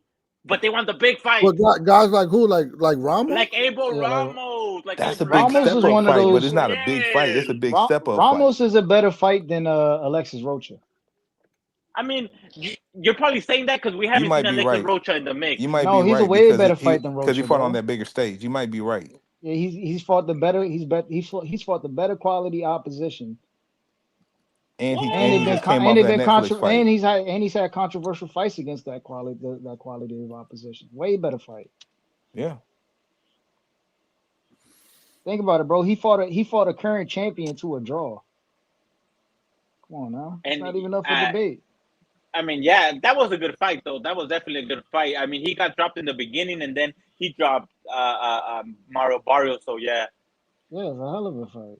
That's a good. That's a great fight for I Rohan. mean that definitely be something that Top Rank could afford and could send an offer to, which I don't know why they haven't, but that's Wait, so if y'all fight Curiel, oh yeah, y'all getting Patty Donovan in. Y'all going? Nah, it's Crocker, right? Crocker the champion. yeah. Who Crocker won champion? that scrap, Oh or yeah, if yeah, not, yeah. Julian Rodriguez, two hammer hands, right? He's at 140, and I mean he's at 147, and he's rated top 10. That'd be another Come good on, bro. No, affordable fight right bro. there. Hell no. Hell, not what? You don't like that one? Hell no. Nah. Hell Yo, no. but hey, coach, man, I was just showing, I was just throwing my 2 cents out there though, bro, man. But Hey, yo, definitely, man, I'm just my ready to see what's next Boricua for brother, Polanco. get down with Polanco, man. That boy, he tries his best. He trained hard. He lives in the gym. The motherfucker come to fight. He come to entertain. He ain't trying to run. He ain't trying to do no motherfucking cat and mouse shit or Tom and Jerry shit. He coming to fight. And how can you not like him when he coming forward? I He mean, coming shit, forward man. on anybody trying to fight. How can you not appreciate something like that? And he a op right now, man. We trying to keep that title in the A. And you know, Hey, you also trying to God, offer listen. damn He what's said, up? "Yeah, op." Yeah, op right now, man. So, but I still No, want him to. but he not. Listen, there's I still three want him other to show belts more. out I there just that want him to he show a little trained. bit more. But he on the fringe though, for real. Yeah, no, he's a beast, man. He's Yeah, for sure. I mean, he ain't perfect. He got some shit to work on. He knocked a couple motherfuckers out that wasn't supposed to be knocked out, and he went the distance with a couple motherfuckers that he should have knocked out. Yeah. You know, he's not. He's still a work in progress, but he's working. My man, like how many motherfuckers in the top 5 you know that actually live in the gym? And the motherfucker got property. He already invested his money in property, but he live in the gym, so he could go get an apartment or he could go get a house. I mean, he got a couple houses already, but he choose to stay in the gym. Why? Because he's listening to me. So I don't need you out there. I don't need you out there driving back and forth to the gym. Stay here. This is the motherfucking goal. Once you reach your goal, then you do what the fuck you want. Well, You know, but coach, how you not appreciate something like that? well, I say big ups to you, man, for being a great mentor. I'll say that. Big ups to you for that. But why you Because can't big him up though? he's still And an op, man. there's He's three other belts out there. We don't need to fuck with Brian Norman. shit. Then which one you going after then? But top rank trying to, they're gonna try to WBO. monopolize. So if we go to I see something going on because he's ranked number 9 in the WBC and we didn't even try to get ranked there. So I know something going on there that they're going another route. And he also is ranked 10 in the IBF. no, he's 7 in the WBO and now he's 10 in the IBF and we haven't even petitioned to be ranked there. So that's news to me. So when I see something like that, it's like, they trying to put us on another path. Yeah. I'm telling you, get that. So don't worry about Brian Norman safe right now. Safe right now. All right, man. Look, if y'all could land that Patty Donovan or Lewis Crocker fight, it's over. Yeah, that's the lane that they fighting in right there. The Patty Donovan, Lewis Crocker for the IBF, I believe. You think so? You going with Norman over Haney? Yeah. Absolutely. I believe when that chin get touched, man, that shit over with. I believe he's still scared in the ring, man, from contact. Like for real, he should have stepped on Jose Ramirez. There's no way he should have been fighting that much out the outside. Jose Ramirez, as old as he is, man, he didn't look like not really a threat. So I really want to know what's really going on with Devin Haney's mental. He may show me something in this big fight, but definitely not that night. I don't know how people can believe in him. I can't wait, man. That's gonna be a big one. November Yeah, for sure. 22nd. It is going down. CJ Rich, Boxing and BS with the $2 said Coach walking folks down. LOL. I don't know what that means. But he walking them down, bro. They were coming after you. You walking them down. No, I'm just one. I got more fighters than Polanco, and it's disturbing that they keep just bringing up Polanco when I got other killers here. And because that's the main fighter right there. That's the one making the most noise. I feel like, other than Yo-Yo, I think too. Yo-Yo's a beast, though, bro. When is Yo-Yo getting back in the mix? Armando's a beast. I mean, Yo-Yo fighting October 12th. The monster, everybody knows that. What card is he going to be fighting on? Somebody breaking up. I'm here. James is breaking up. Listen, bro. I'll let you. That's that Wi-Fi in the A, man. Get up out of here, man. You had hey, man, y'all be Yo-Yo cool. work with James, I appreciate you, brother. Yeah, Yo-Yo work with Andre, right? In sparring, right? That shit ain't even happening no more, man. I'm sorry to hurt your feelings, Chip, but that shit don't even look right no more, man. Because he moving up. Yeah, my boy, I love Boo Boo, man. He's just the Yo-Yo on a different level right now. Man, I can't wait to see him live, man. October 12th, man. That's gonna be dope. What card is he fighting on? He's fighting in Florida, October 12th, man. And the Pro Box card? No, that's not a Pro Box card. So what card is it? Yeah, whose card is it? I'm not sure who the promotion company is. Oh man, is it even gonna be televised? Is he not it don't matter. I'll find a way to. I'll get everybody the link. I'm gonna be there. Coach will be there. I'll be there live, so I'll make sure that I get a link for everybody to watch and support. Is he not in affiliation with the PBC? Say that again. I said, is he not in affiliation with the PBC? I don't think that this card is in any affiliation. It's going to be on YouTube. Guarantee it'll be on YouTube. There you go. Vegas at the Heavyweight Factory. You said October 12th. That's a Sunday? Yeah. That one's on a Sunday. Edward Granado said Fire Stick Boys outside. We'll find it. It's going to be on YouTube for free. You don't need no Fire Stick. We'll find it. Trust me. We'll be all over it before that. We will put the link out there. We will make sure that everybody will be able to access it before Sunday. Yeah, I don't know why they did it on Sunday. It's going to be in the Hard Rock, right, Coach? Hard Rock. Yeah, it's funny. It's on Sunday. I think the reason why I think they did that is because supposedly for most people, Monday is a holiday because it's Columbus Day. So that's my guess. I don't know. It's not a holiday for me. I might take the day off, but I will be there. Well, you said they did it on Sunday. Why? I'm thinking because Monday's supposedly a holiday for most people, Columbus Day. I don't know. Again, that's just me playing. I'm just guessing because that is weird. The Sunday card. So who's Yo-Yo's manager? Big Rob. Right? Big Rob, baby.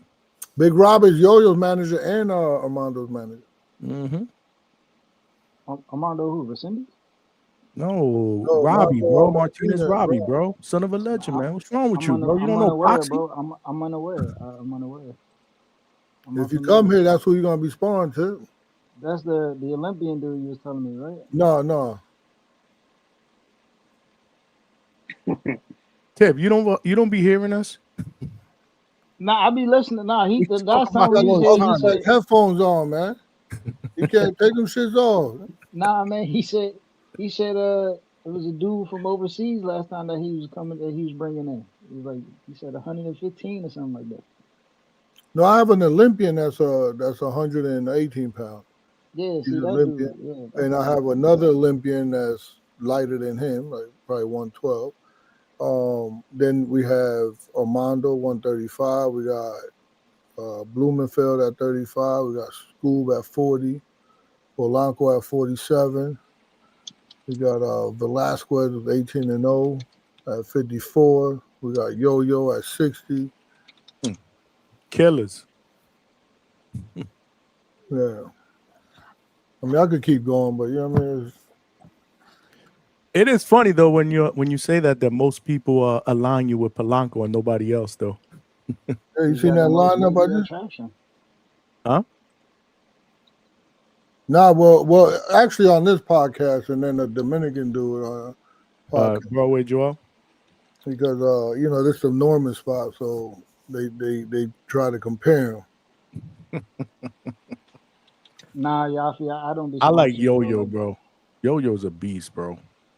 He's scary, man. That boy's scary. Man, he's a beast, bro. And he's in a division that can easily take over.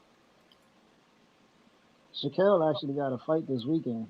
160 is starving for that one fighter, to kind of take it over. And he's coming off that that great win, didn't he stop Chiron, or did he go the distance? Nah, he dominated Chiron, bro. He Yeah, dominated they him. should have stopped it. They should have stopped it. Yeah, man. Well, he beat the hell out of Chiron. Damn, Bro. it Yeah, went no, he bad beat the brakes off Tyrone, bro. it, Chiron. I'm sorry, Chiron. Yeah, Chiron. it went bad for what's the coach of Chiron? Um, Birdman. Uh, Redman. It went bad for Redman. him that night, respectfully, because he lost to that Chiron fight, and then he lost that Caleb Plant fight, respectfully. Yeah, That he did. man. That he did. I never thought Plant was like that as a champion, bro. No, but it happens like that, man. That shit is crushing, man. For real, man, for real. But I mean, the coach could only do so much, though, right, Bermudez? Yeah, but man, when you going against those guys like that, fuck, that shit is crushed. It's when they was very, very I don't know why they were so confident with the yo-yo fight. And man, and just I don't know the game plan. I mean, he said it afterwards. He mentioned something about that he wished that he wanted to train Plant, like I don't know, something missing in that camp. He was saying like Yeah, you're right. Because he wasn't you got to remember Caleb spends a lot of time in Vegas. So I don't think that he was with him the entirety of the camp. Yeah, so he threw that out there. I remember that interview clearly. But he's an elite, very awesome coach, very elite. Yeah, no, he breaks down just like you, coach. He breaks down like I've heard him, like he was doing breakdowns with Najee one time when they were doing the what was the fight that they were doing that they got flagged on, the Belanga Shiraz, I believe it was. He was on Cigar Talk. Shout out to Najee, and he breaks shit down. But yeah, I don't know what it is, and I think he was alluding to these big money fighters, right? They kind of move, the way they want to move, which means we're gonna be here for a while, we'll go over there for a little while, and I think that what he was alluding to was he wished that he could have been able to say no, come here. That's how I took it out, right, Coach? Yeah. So, that's why it's hard for me to train fighters that not living within the building, man. Because sometimes I'm like, if we in training camp, I might call them down fucking at any time of the day. Hold up, man. I seen something in sparring. I'm watching the sparring. Check this out. All right, get back upstairs. Nah, come back down. Do the if they meet me at the gym and they go home and my mind is still going, I need to talk to you about it, and I got to wait for the next day. That shit is, that's a good. That's a good take. That's a really, really good take because, and that's why it's hard, right, Coach? Like if you train in like one of those big name fighters, they kind of move in their own way. Yeah, no, that ain't happening with me. I don't give a fuck who you is. I don't give a fuck who you is. You know what I'm talking about, right? Oh yeah, no, because like as a trainer, you got to risk your job every day telling the truth, man. If he moving the way he want to move, like, nah, motherfucker, you can't do that, man. We got a fight coming up. What the fuck you doing? You know what I'm saying? Like, nah, we can't. You need your team to put their job on the line. Like, all right, fire me then. Scooby said that during our interview. The one that you still haven't watched yet. Yeah, he said that. Yeah, well, I just recently had a fighter leave. I just recently had a fighter leave, and they was like, "Oh, I got to do. I'm gonna train with my other trainer for a little bit." I'm like, "All right," and then I thought about it. 2 days went by. I'm like, "Hold up," because I give everybody a mental space, and I come around. I got my notes, and when his name came back around, I'm like, "Hold up, why the fuck he ain't here again?" Strength and conditioning. So I called him up. I like, listen, you slamming motherfucking medicine balls against the wall, you ain't gonna learn how to take a motherfucking block a motherfucking jab and shit. What the fuck? Like, nah, get the fuck here, man. Get here, man. Or you stay with that motherfucker. But I'm not gonna be responsible. I'm not gonna be responsible to do a job that I can't do. That's like the most stressful shit in the world. when you're responsible for something that you can't control, that shit is drive you crazy. So I'm like, no, motherfucker, get here, man. Yo, coach. So in a situation like that, if you God were damn, Hugo, you still here? yeah, man, yeah, bro. I like to talk boxing. Yo, in a situation like that, coach, like if you were to be Caleb Plant's coach, would you advise him to go in the immediate rematch with Armando Resendiz, and would you switch up the whole like logistics of the camp, or what would you do if you were in that situation?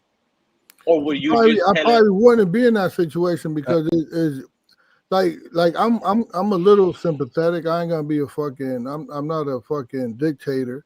But you gotta if you need to leave camp for something, you gotta tell me why you're leaving. And it gotta make sense. Because I want to be closer to my family, and I just got a newborn. No, and that's not good enough. Like today, I had a no? kid. I talked to a kid today, and I counseled him. And the kid said, "Man, he got 3 kids at home. He like, man, I want to go see my kids." I was like, "Nah, man." He was like, "So if he doesn't leave now, he's gonna have to stay here for 2 years because it's a visa thing." So that's now rough. he's going after his residency, so he can't leave if he's going to do that. He could go after his P1 visa, and then he get his work visa. Then he could go back and forth. But then that work visa is up in 3 years, or he could sacrifice, stay here for 2 years, and try to get it because he's an Olympian. So he was here, and I ain't afraid to say he was here because he misses his kids, and he was here in tears, and he wanted to go back. And I said, I'll do you a favor. I'll pay for your ticket to go back, but you're staying. Or you stay here for fucking 2 years, you soldier the fuck up, and when you get your residency, how the fuck you say that? Your green card. Mm-hmm. Just say the green card. Yeah, you get your green card, and then it's easier for your kids to get their green card. So yeah, you ain't gonna see them for 2 years, but so fucking what? Do they got fucking food? They got a place to live. They got love. You got his mother, which is their grandmother, his wife, which is their mother. They don't need you. They good. That must be tough, coach. It ain't really that tough when you have a purpose. Let me piggyback because the coach is he's right. Boxing is a sport of sacrifices, unfortunately.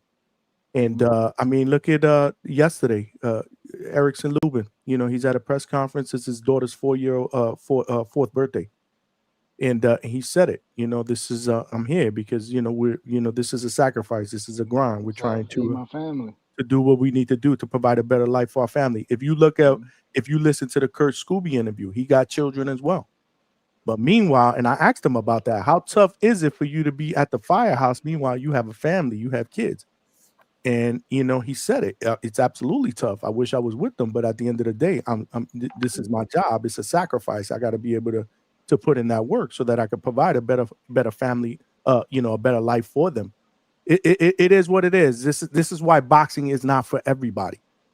It's only for a chosen few, but it's all about sacrifices. So, I'm totally on board with what coach is talking about. And at the end of the day, if I was a coach, hypothetically, I would be the same way. Like either you're gonna be all in or it's not gonna work here. That would be me. I don't have time for motherfuckers that's not all in. If you're all in and you're trying to win it, it ain't that difficult because everybody can be beat. All we gotta do is film study a motherfucker. We drill his bad habits, right? We exploit that. And if you're doing that shit day in and day out, man, your possibility of winning is gonna be high. Anything can happen in that ring, but if we come well prepared, we live in this shit, we eating this shit, right? So why wouldn't you want to do that if you're trying to win at life or in boxing? That comes with a price. Price. Well, I trained 6 world champions, and out of 6 world champions, 4 of them we came in on the B side. Everybody could be beat, man. You just have to have a solid plan. You gotta know what the fuck you're doing. And a lot of 2 of those champions, they lost their fight. They lost their belt on the first defense because they slacked off. Right? They slacked off and they thought, oh shit, I made it. No, you didn't. Coach, question: with the whole fighters that are here on like working visas or whatever visas, I mean that they're not just pretty much U.S. citizens or don't have a legal permanent status here in the United States. Is it more difficult to get them fights, considering the fact that they have to get like sponsorship, visa sponsorships or stuff like that, or do they have the same opportunities like any other boxer born in the United States? What kind of visa you said? Well, I don't know what kind of visa do the boxers usually have. Okay, Like a so yeah, working visa? so if you have a P1, which is a working visa, you get fights here, right? You could get fights and get paid, but if you have a visitor's visa, you can't fight. Oh damn! So So then a couple of the Olympians that I got, they got visitors visas, so they'll come, they'll train with me, and then they go back home to fight. But coming here training with you, then I guess that's not considered working because they're technically not working because they're not making any money, but they can't fight because they'll make money. What about if they would say like, oh, we're gonna fight, but they ain't gonna pay us? Is that something that they could like? Yeah, they can't get paid. They can't get paid even over $1. Oh damn! Actually, I had there's this one prospect guy that I had him for years, and the whole time he was here on a visitor's visa and he was fighting. And I told the manager, I told the promoter, like, he needs his P1, he needs his P1, and the P1 costs about $6,000. So I know they didn't want to pay for that. So then he came he was coming into the country one time, and the dude that stopped him knew about boxing and see his name on BoxRec. And then he was like, yo, you about to fight. How much you getting paid for the fight? This motherfucker didn't know. He was like $15,000. Bang, grabbed him, shipped him back, took his visa away. And that see, a situation like that sucks because if I'm not mistaken, they get banned from the United States for a certain amount of years. So So your visitor's visa get taken away, but then you got to go attack the P1 visa. You can still get approved for workers visa. But for the P1 visa, you'll need like a big sponsor. Like for example, Rohan Polanco is sponsored by Top Rank, right? Like a big corporation to like sponsor you, or can manager the promoter, that's big enough. Promoter? Yeah, the promoter gotta have a promotional contract. A promotional contract. Yeah. And then with that P1 visa, sorry, Johnny, just the last thing. And then with that P1 visa, with the working visa, is that like a pathway to get the green card in the future if you behave good and do everything legally, like pay taxes and just report income and stuff like that, Coach?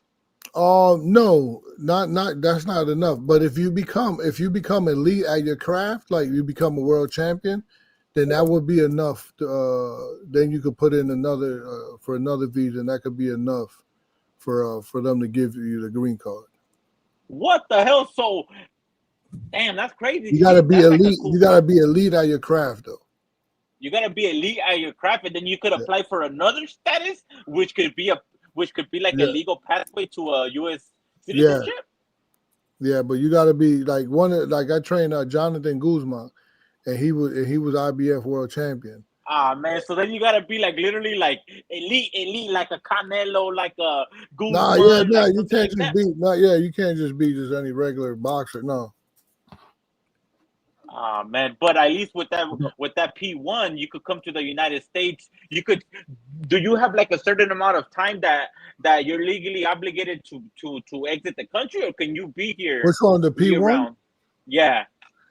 So the P1 is it depends what they get it for. Some get it for 5, some get it for 3. You could be here for 3 years and then you got bounce. On the visitor's visa, you can only be here for like 6 months at a time. But when you bounce, you could always apply for another one, or do you have to stay out of the country for like 6 months? No. You got on the P1, you got to bounce and you got to get another one. Ah, damn! And that's another $6,000. Yeah, and sometimes even more. Damn, that's crazy, man. That's real, man. Real shit here, man. Yeah, man. That's crazy. I wonder if it's like that for like the UK too, because you hear like people like not making the fights and like having to cancel fights. Like I heard that Adam Azim was supposed to be fighting with Michelle Rivera, but Michelle Rivera couldn't take the fight because he had like a visa issue to make it to the UK, something like that. Well, one time I was training Carlos Gongora when we fought and Billy. Excuse me, not Billy. When we fought, I forgot the guy we fought in one of Matchroom fighters at the Pacheco? time. No. Carlos Gongora fought. I forgot. Damn. Anyhow, these motherfuckers is crooks. So Carlos Gongora is from Ecuador, and he fought. He was a ex-Olympian, so he went to the London Olympics, and he was like, "Yo, I need a visa to go to London," and everybody was like, "No, you don't. No, you don't. You just need a letter." So when we got to the airport, we couldn't get out, so because it was like, "No, you can't go to London or England because you need a visa." So this was a week before the fight, and these dudes are fucking. Lenore Richards? Oh, who we fought? Yeah, I think it was Lenore Richards. Richards. Yeah. But my bad, Coach. Go ahead, because that seems like an interesting story. Laurent Richards.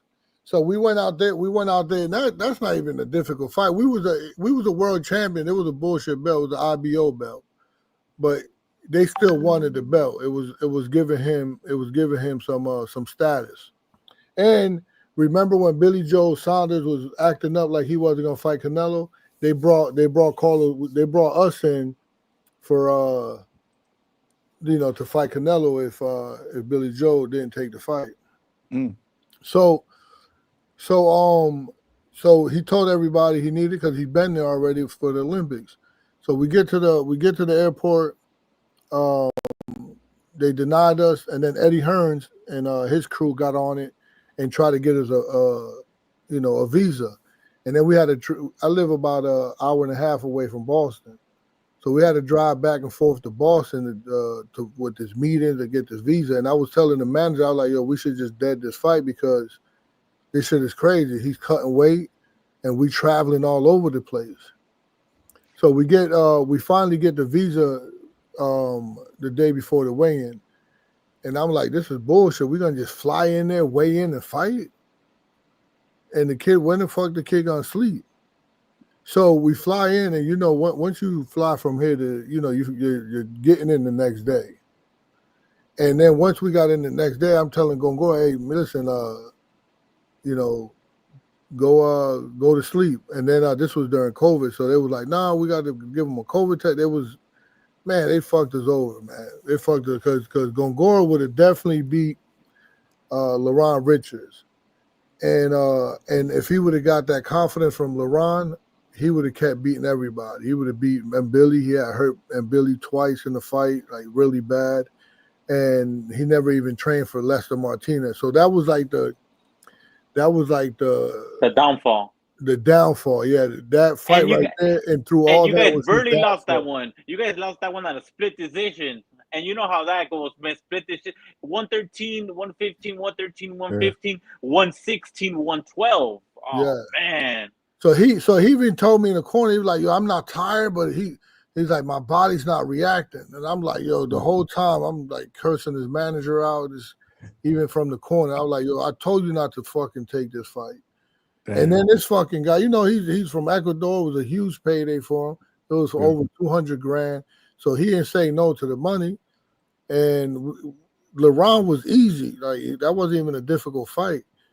But, we lost it, and that was it, man. From there, he went back to Ecuador. He came back for one fight, and then he went back to Ecuador. Then we got the Mbili fight. He only trained for like 3 weeks for that. It was just never the same after that loss. I hear you, man. And somebody like Lester Martinez, hell, he would never. Somebody like Mbili and Lester Martinez would never beat somebody like Gongora. Gongora was a 2-time Olympian, a nice boxer, really smooth boxer. Anybody that want to see a hell of a fight, watch the Ali Akhmadov fight against Carlos Gongor. That fight was like crazy. We That's took a that. KO right there. Yeah, we took that on 2 weeks' notice. They slept on us. Ali Akhmadov was Triple G's guy. Let Yeah, me you guys knocked him out. Let me read this super chat. CJ Rich, Boxing and BS with the $5.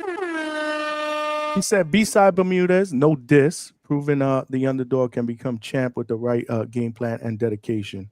So shout out to you, Coach. And shout out to CJ Rich, man. Appreciate the super chat and all the other super chats. We got Tone Deaf, man. What you got, brother? You go. You gotta let somebody else go, bro. Hey, what's going on? How you doing, guys? What's up, man? Yo, freaking Hugo. That's why Coach call you Chihuahua, bro, because you don't stop, bro. You just keep Yeah, going. you gotta let somebody else go, Hugo. I love you, but whew, Lord have mercy. Damn, you wasn't even cooking. You was boiling water, bro. Damn. I appreciate his questions. It's just, bro, you gotta understand we got other people, my I mean, brother. he was just kept coming. I mean, it was yo. Just tell that fighter find himself a woman in America and marry her. Then he can live here as much as he want, bro. He'll be good. He'll be good. And you know, That's all he got to do. like nowadays, that's a little harder than Yeah, that's harder, bro. That's harder. yeah, it's not that simple nowadays. Because trust me, I tried it. It gotta be real love. It gotta My be mom's real done it. love. Yo, my mom's Let him done it go. Let twice, him bro. talk. Let him talk. Go ahead, Tone Deaf. My mom's done it twice, so it ain't that hard, bro. It ain't that hard. But no, yeah, but I've tried it twice myself, and it's hard. I'm talking about now. Did you try it nowadays, or was that back in the day? Yeah, my mom just did it, yo. She got 2 of them already, yo. Straight up, bro. Straight up. Cash money. That's how she get her money, bro. Straight up, dude. No, but coach, I call for a reason, man. I call for a reason. I watched that Kurt Scooby fight, man, over the weekend. I think it was Friday night. Friday night, yep. Yes. I'm glad it was on, but coach, I hear what you say, man. You're training killers, yo. You're training killers. But on the I'm gonna tell you the truth, man. You are a very calm coach. They didn't have you when we're watching the telecast. They didn't really have you speaking to him that much or whatever. But I mean, they had you speaking to him, but we couldn't hear you at all. But the commentary was very disrespectful. They don't really they just tell us their story. They don't really tell us the story of the fighter or anything like that or your relationship. Because if they really listen to some um, backstory or even watch some podcasts, like Coach, I mean when Scooby was on the hangout spot and sharing his story and sharing the relationship that you and him have, they would have really helped them help the fight and really help the um, teach us as fans who the fighters are. But they don't do any of that. They just listen to what they see in the ring, and that should be something that that should help them change. That they got to change that because when the announcer or whoever the commentary guy got in the ring after Scooby won the fight, he was trying to ask him questions, and it was disrespectful. Scooby was like, "I don't know what you were watching, man, but that's not the fight that happened." And they really need to change that because it made Scooby look like a negative person or someone that doesn't respect, you know, the commentators or the environment that he's in. That was a very difficult fight that he was in. And why do I say it was difficult? It's because Scooby was very being he was trying to be, to me, from what I saw, he was trying to be perfect.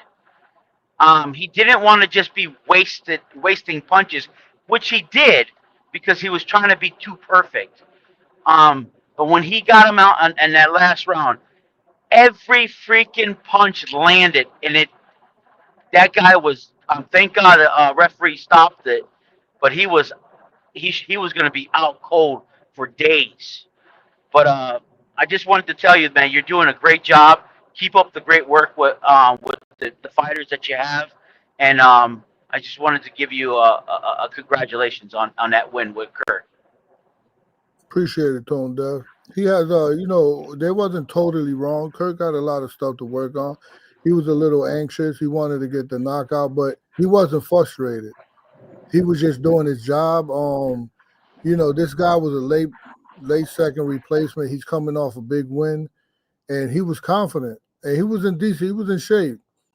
Even though he came late, we gave him the pounds. He came in big. He was way bigger than Scoob. He was southpaw. He could box his ass off. And believe it or not, a year ago he would have beat Scoob. A year ago he would have beat Scoob. Scoob is a whole different person now. I know people look at him that he lost the linger and all that, but he's better now. He's getting better. He's not complete either. He's getting the right fights to develop. But he could have started his attack a little closer to his opponent.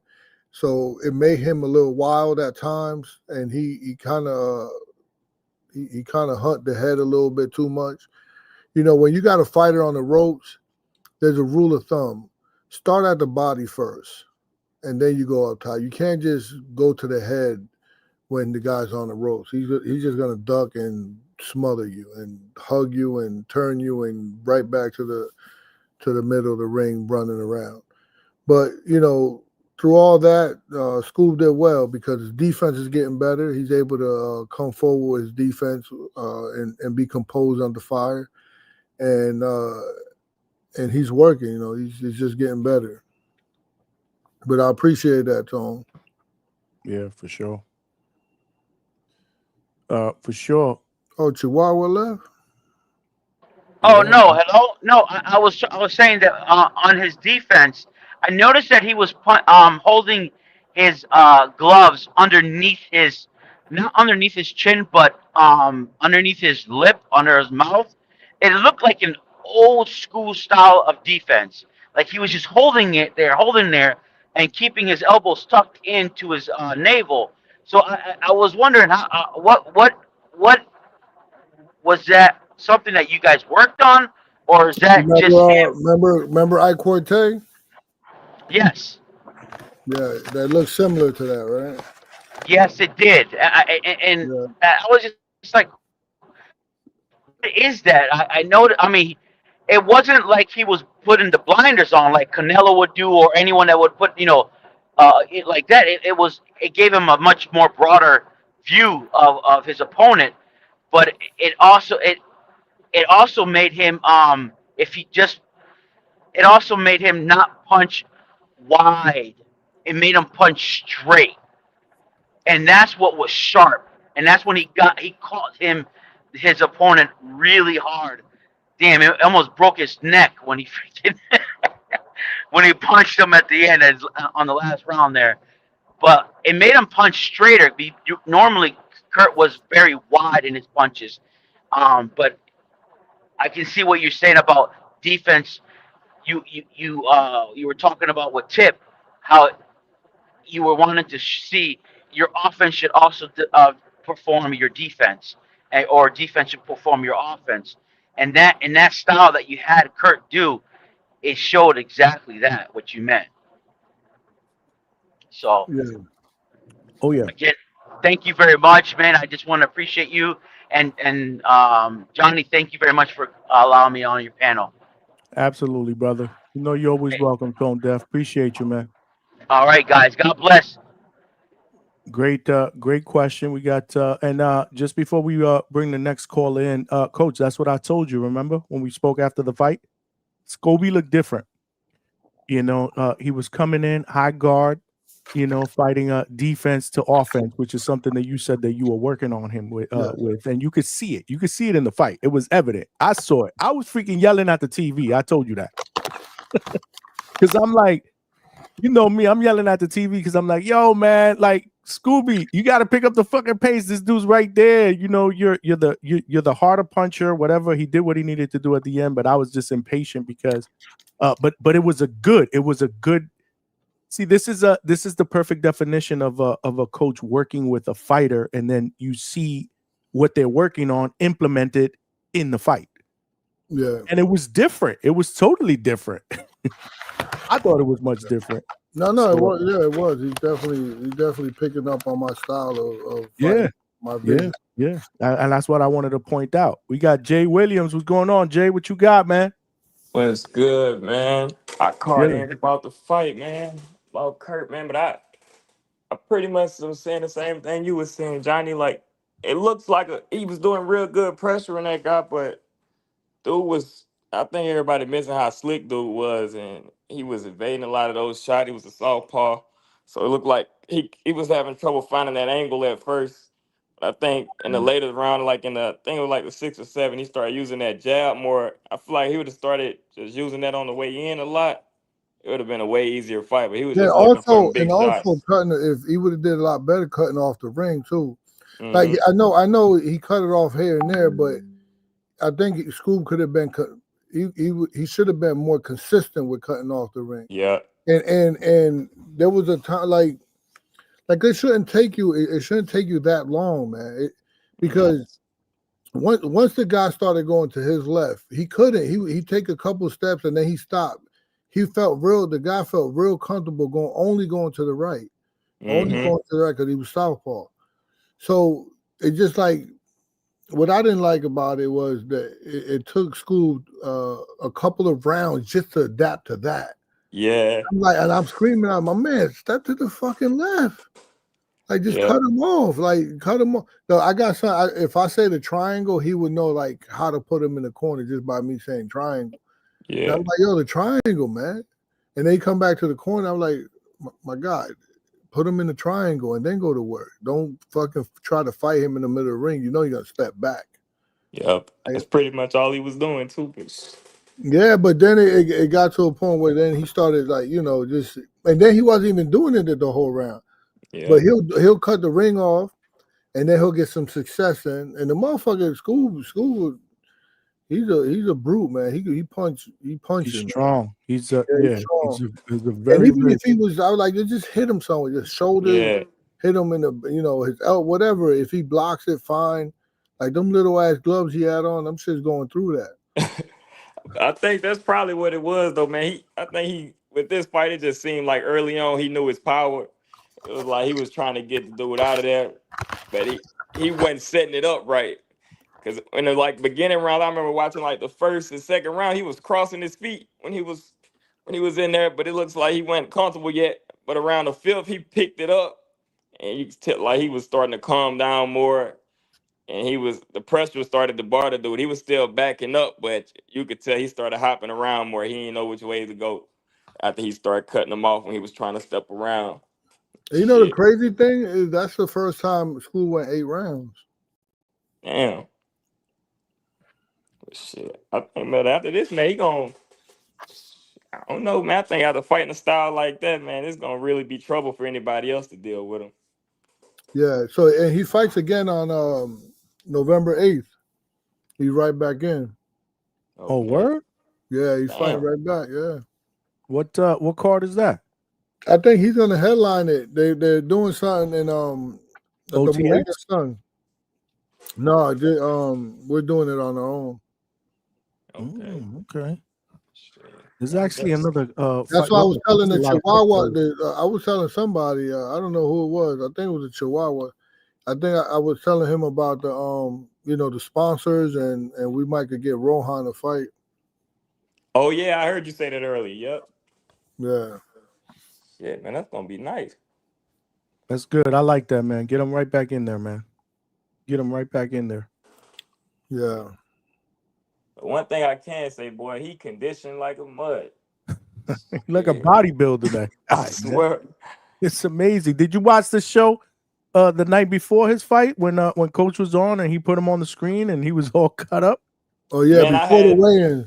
Before the weigh-in, you ain't see it? I seen it, but I wasn't able to watch it. I had got off right like when he came on. I had to get off. That shit was insane, bro. I was like, But damn. that's what I'm talking about, Johnny. When the dude couldn't make the weight, I showed you we was already on weight. Yeah, you did. We wasn't working out, right? We was just chilling. Nah, and he looked phenomenal, man. I was like, damn, bro. Cut the fuck up, man. That's what's up. And that nigga look like Michael Parsons in that mud. I'm like, damn. He looks like what he was, a football player, man. For real. It shows though he got that temperament. You can see it in the ring, man. Oh, he's a bulldog. He You is. know, he fights. So I compare his fighting style like a linebacker. Man, I call him boxing's version of a linebacker. Yeah, I can see that. Yeah, for sure. Fun to watch. So coach, when they had took the point, I was watching with the sound off because man, the commentators they was pretty much biased the whole time. They wasn't even acknowledging dude at all. But I thought they was taking the point away from y'all because he kept throwing them down. What they ended up taking it from? Was he holding? Yeah, actually, so sometimes what our job as coaches, we have to know who we fighting. I knew he was gonna hold a little bit. I don't know how much, but I know he's gonna hold a little bit. So every time the fights, with every fight, the referee go to the locker room and he gives you the instructions. Yeah. So that's when the coaches have to start from there and be like, yo, listen now, ref, he's gonna hold. He's gonna hold. He's gonna hold. And how many holds he get before you start taking a point? Yeah. So then when within the fight, I'm like, he's holding, ref. He's holding. He's trying to buy time, ref. He's holding. He's falling down on purpose. He's holding. Mm-hmm. And then the ref finally took a point from him. Yeah, okay, it made sense. I had on the last one that he had fell down. He didn't even have pushed his head down yet, man. He just took a knee. Yeah, those body shots was getting to him. They were. He's a heavy-handed puncher, Scooby. Yeah, both hands. Mm-hmm. Both hands, yeah. Yeah. He's a very heavy-handed puncher. That's pretty much all I had, man. I'll let y'all bro. get to it, man. All right. We appreciate you, man. You know, keep calling in, brother. Yes, sir. All right, that was Jay Williams calling in. Appreciate all of y'all calling in, man. Good questions, good conversations. Shout out to Hugo who wanted to talk for like an hour. He asked a lot of good questions though, man. He's very what's the word that I got for him? He's very intuitive. Yeah. So who you got with that Tiger Johnson and what comes to mind? I'm gonna kind of side with you there, man. I'm gonna go with Flies. I'm gonna go with Flies late, right? Yeah. Yeah, I'm gonna side with Flies, man. I mean, Tiger's the better boxer out of the two. I like the amateur. This is an Olympic fight. Tiger get him in all day. It's you know what it is with Tiger, man. There's been some inconsistencies with him. There's been a couple of fights that I've said there's a little bit something left to be desired with Tiger. I don't know if most people will agree with me, but yeah, you know, it's the power, man. You know, Flies is gonna keep coming forward. You know, is he gonna be able to? Flies is coming to fight, man. Flies is coming to fight. Yeah, he definitely is. Yeah, he's coming to fight. Today's show was fucking amazing, bro. We had Danny Rubin, we had Ness on here, we had all of you guys. This shit was crazy, man. Shit. It was a great show. We didn't get 100 likes yet, though. That's crazy. But that's all good because sometimes you know, you get caught up and not press the like button. You gotta keep reminding them. We did hit our super chat goal, so I appreciate all of y'all tuning in. Coach, are you tuning in tonight, right? We got to do the bets. Yeah. I got a couple of bets for you. Even though I spilled the beans on one of them. That's all right. We got the betting show tonight. We'll be back on. Yeah, we already have 5 hours, man. I'm about to pack it in. Indeed. But you coming on? But you ain't coming on at midnight tonight, right? No, I'm gonna come on early. But I got my boy with me. I'm gonna just have him with me. Who? Bloomingfeld? See if I can keep him up. Thomas is gonna be with you? Yeah, I'm gonna try because he go to sleep early. Well, I have a few questions lined up just in case, because you know me, I like to be prepared with some questions. Yo, you gonna ask the same old question. What you ask all the time, I try to what's mix your in favorite, one. What's your favorite color and shit? I don't ask that question, Coach. You don't be watching all my interviews. I do. I ask a lot of the same questions because they're interesting questions, right? It's different fighters, but I don't be asking fucking favorite color. What's your favorite number? That's crazy. That's nasty work, Coach. No, but I'm gonna try to have him on with me. Tell him to stay up. He's a little shy too. He got to tell you, he got amazing stories though. Yeah, but that's the problem. Is he gonna do a full interview, or am I just gonna ask him like 3 or 4 questions and then have him go to sleep? I mean, you guys, test the temperature because he probably be nodding off. Well, I'm going live at 9 o'clock, so let me know. Let me know. We didn't even talk about tomorrow. You know what I want to talk about? Well, not tomorrow, tonight. You know what I want to talk about? Lubin, man. Lubin and Virgil, man. We put a poll out there. Who wins, man? Virgil Ortiz Jr. That press conference was this week against Erickson Lubin at 154, November 8th. So that's the same night that you're fighting. Scooby's fighting the 8th? Yeah.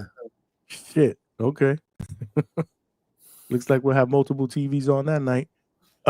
Who wins? Virgil and Lubin right now. 58% over 100 votes say Virgil wins. 36% Lubin, and then 7% say it ends in a draw.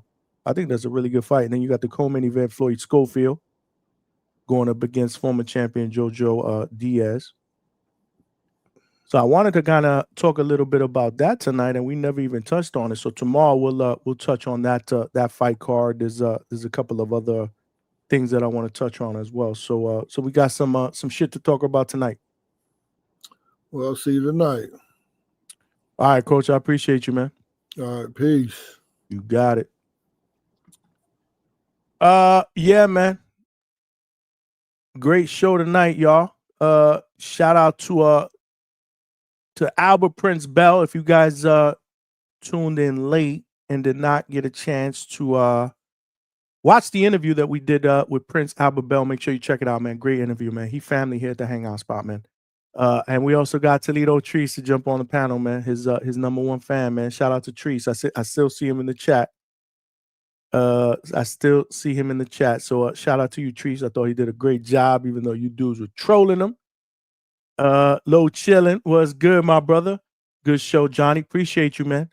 Can't have a good show unless we have good people on the panel talking that good boxing shit. Great interviews, and obviously the most important piece: great family members cooking in the chat. Y'all always cooking in the chat, man. I love to look at the chat, while the show is going on, man, because y'all be bringing it, man.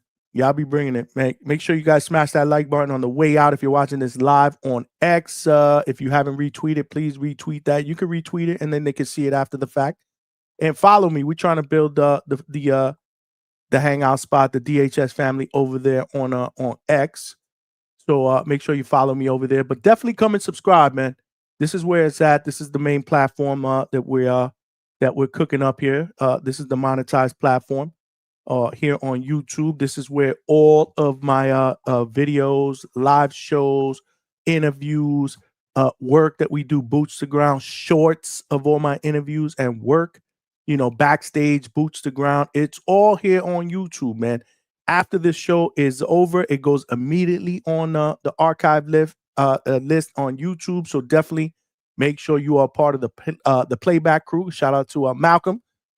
He's the captain of the playback crew because he works and he gets up late, so he doesn't get a chance to see the beginning part of the show, which is usually the interview part of the show. So he's always checking out the playbacks. Make sure you guys smash that like button on the playback as well. That helps, right? The like button helps us get this channel out into the homepage and algorithm of other boxing fans, so they know we rock out weeknights, Tuesdays, Wednesdays, and Thursdays, 9 p.m. Eastern Standard Time. Sunday nights, 8 p.m. Eastern Standard Time. Live fight chats. We were cooking for Bud and Canelo We're going to continue to do those for live fight chats and open up the phone lines and do immediate post-fight reactions. That night we were cooking. We started at 9 o'clock. We didn't end the show till 4 o'clock in the morning. I mean, we putting in the work here at the Hangout spot. This is what we do. But we grow together. You got to subscribe, though. There are power in numbers, man. Help us get this train into a locomotive. We're going to need more passengers to do that. More passengers turn into family members who turn into more callers because that's what we need, man. We need to continuously have people that are going to call in, give their opinions, their perspectives, their passionate takes on the sport that we all love, the sport of boxing. So we got to continue to grow this bitch, and we will do that together, but we can't do that without more subscribers. So definitely tell a friend and subscribe. We will be back tonight, 8 p.m. Eastern Standard Time. Coach Bermudez will be here so we can do the betting show and talk about some of the fights that we did not talk about tonight. Virgil Ortiz against Erickson Lubin, which I think is going to be a great stylistic action-packed fight. And then you got the co-main event between Floyd Schofield and our guy Joseph Jojo Diaz, who we've had on the channel before. Another good fight, which should be a good fight. Jojo always come to fight, and we interesting to see what Floyd Schofield does after that big win in that first round knockout over Tevin Farmer. So that's going to be dope. So we'll talk a little bit about that and some of the other fights that are obviously on the docket this weekend as well. Pro Box is doing their thing this Saturday. Shout out to Danny Rubin, the guy at Pro Box promoter. He was on the panel earlier. So was Nestor Gibbs from the Boxing Voice. Shout out to the Boxing Voice and Coach Bermudez. Tonight we're going to have another banging show, 9 p.m. Eastern Standard Time. Make sure you guys tune in, hit your notifications, come join us. We always doing it up. It's always a good time here at the Hangout spot. But as always, man, I appreciate the love and support from all of y'all. Nothing but love. We back at it, 9 p.m. Make sure you guys tune in. And until then, we are out, man. Peace and love, man. Appreciate y'all.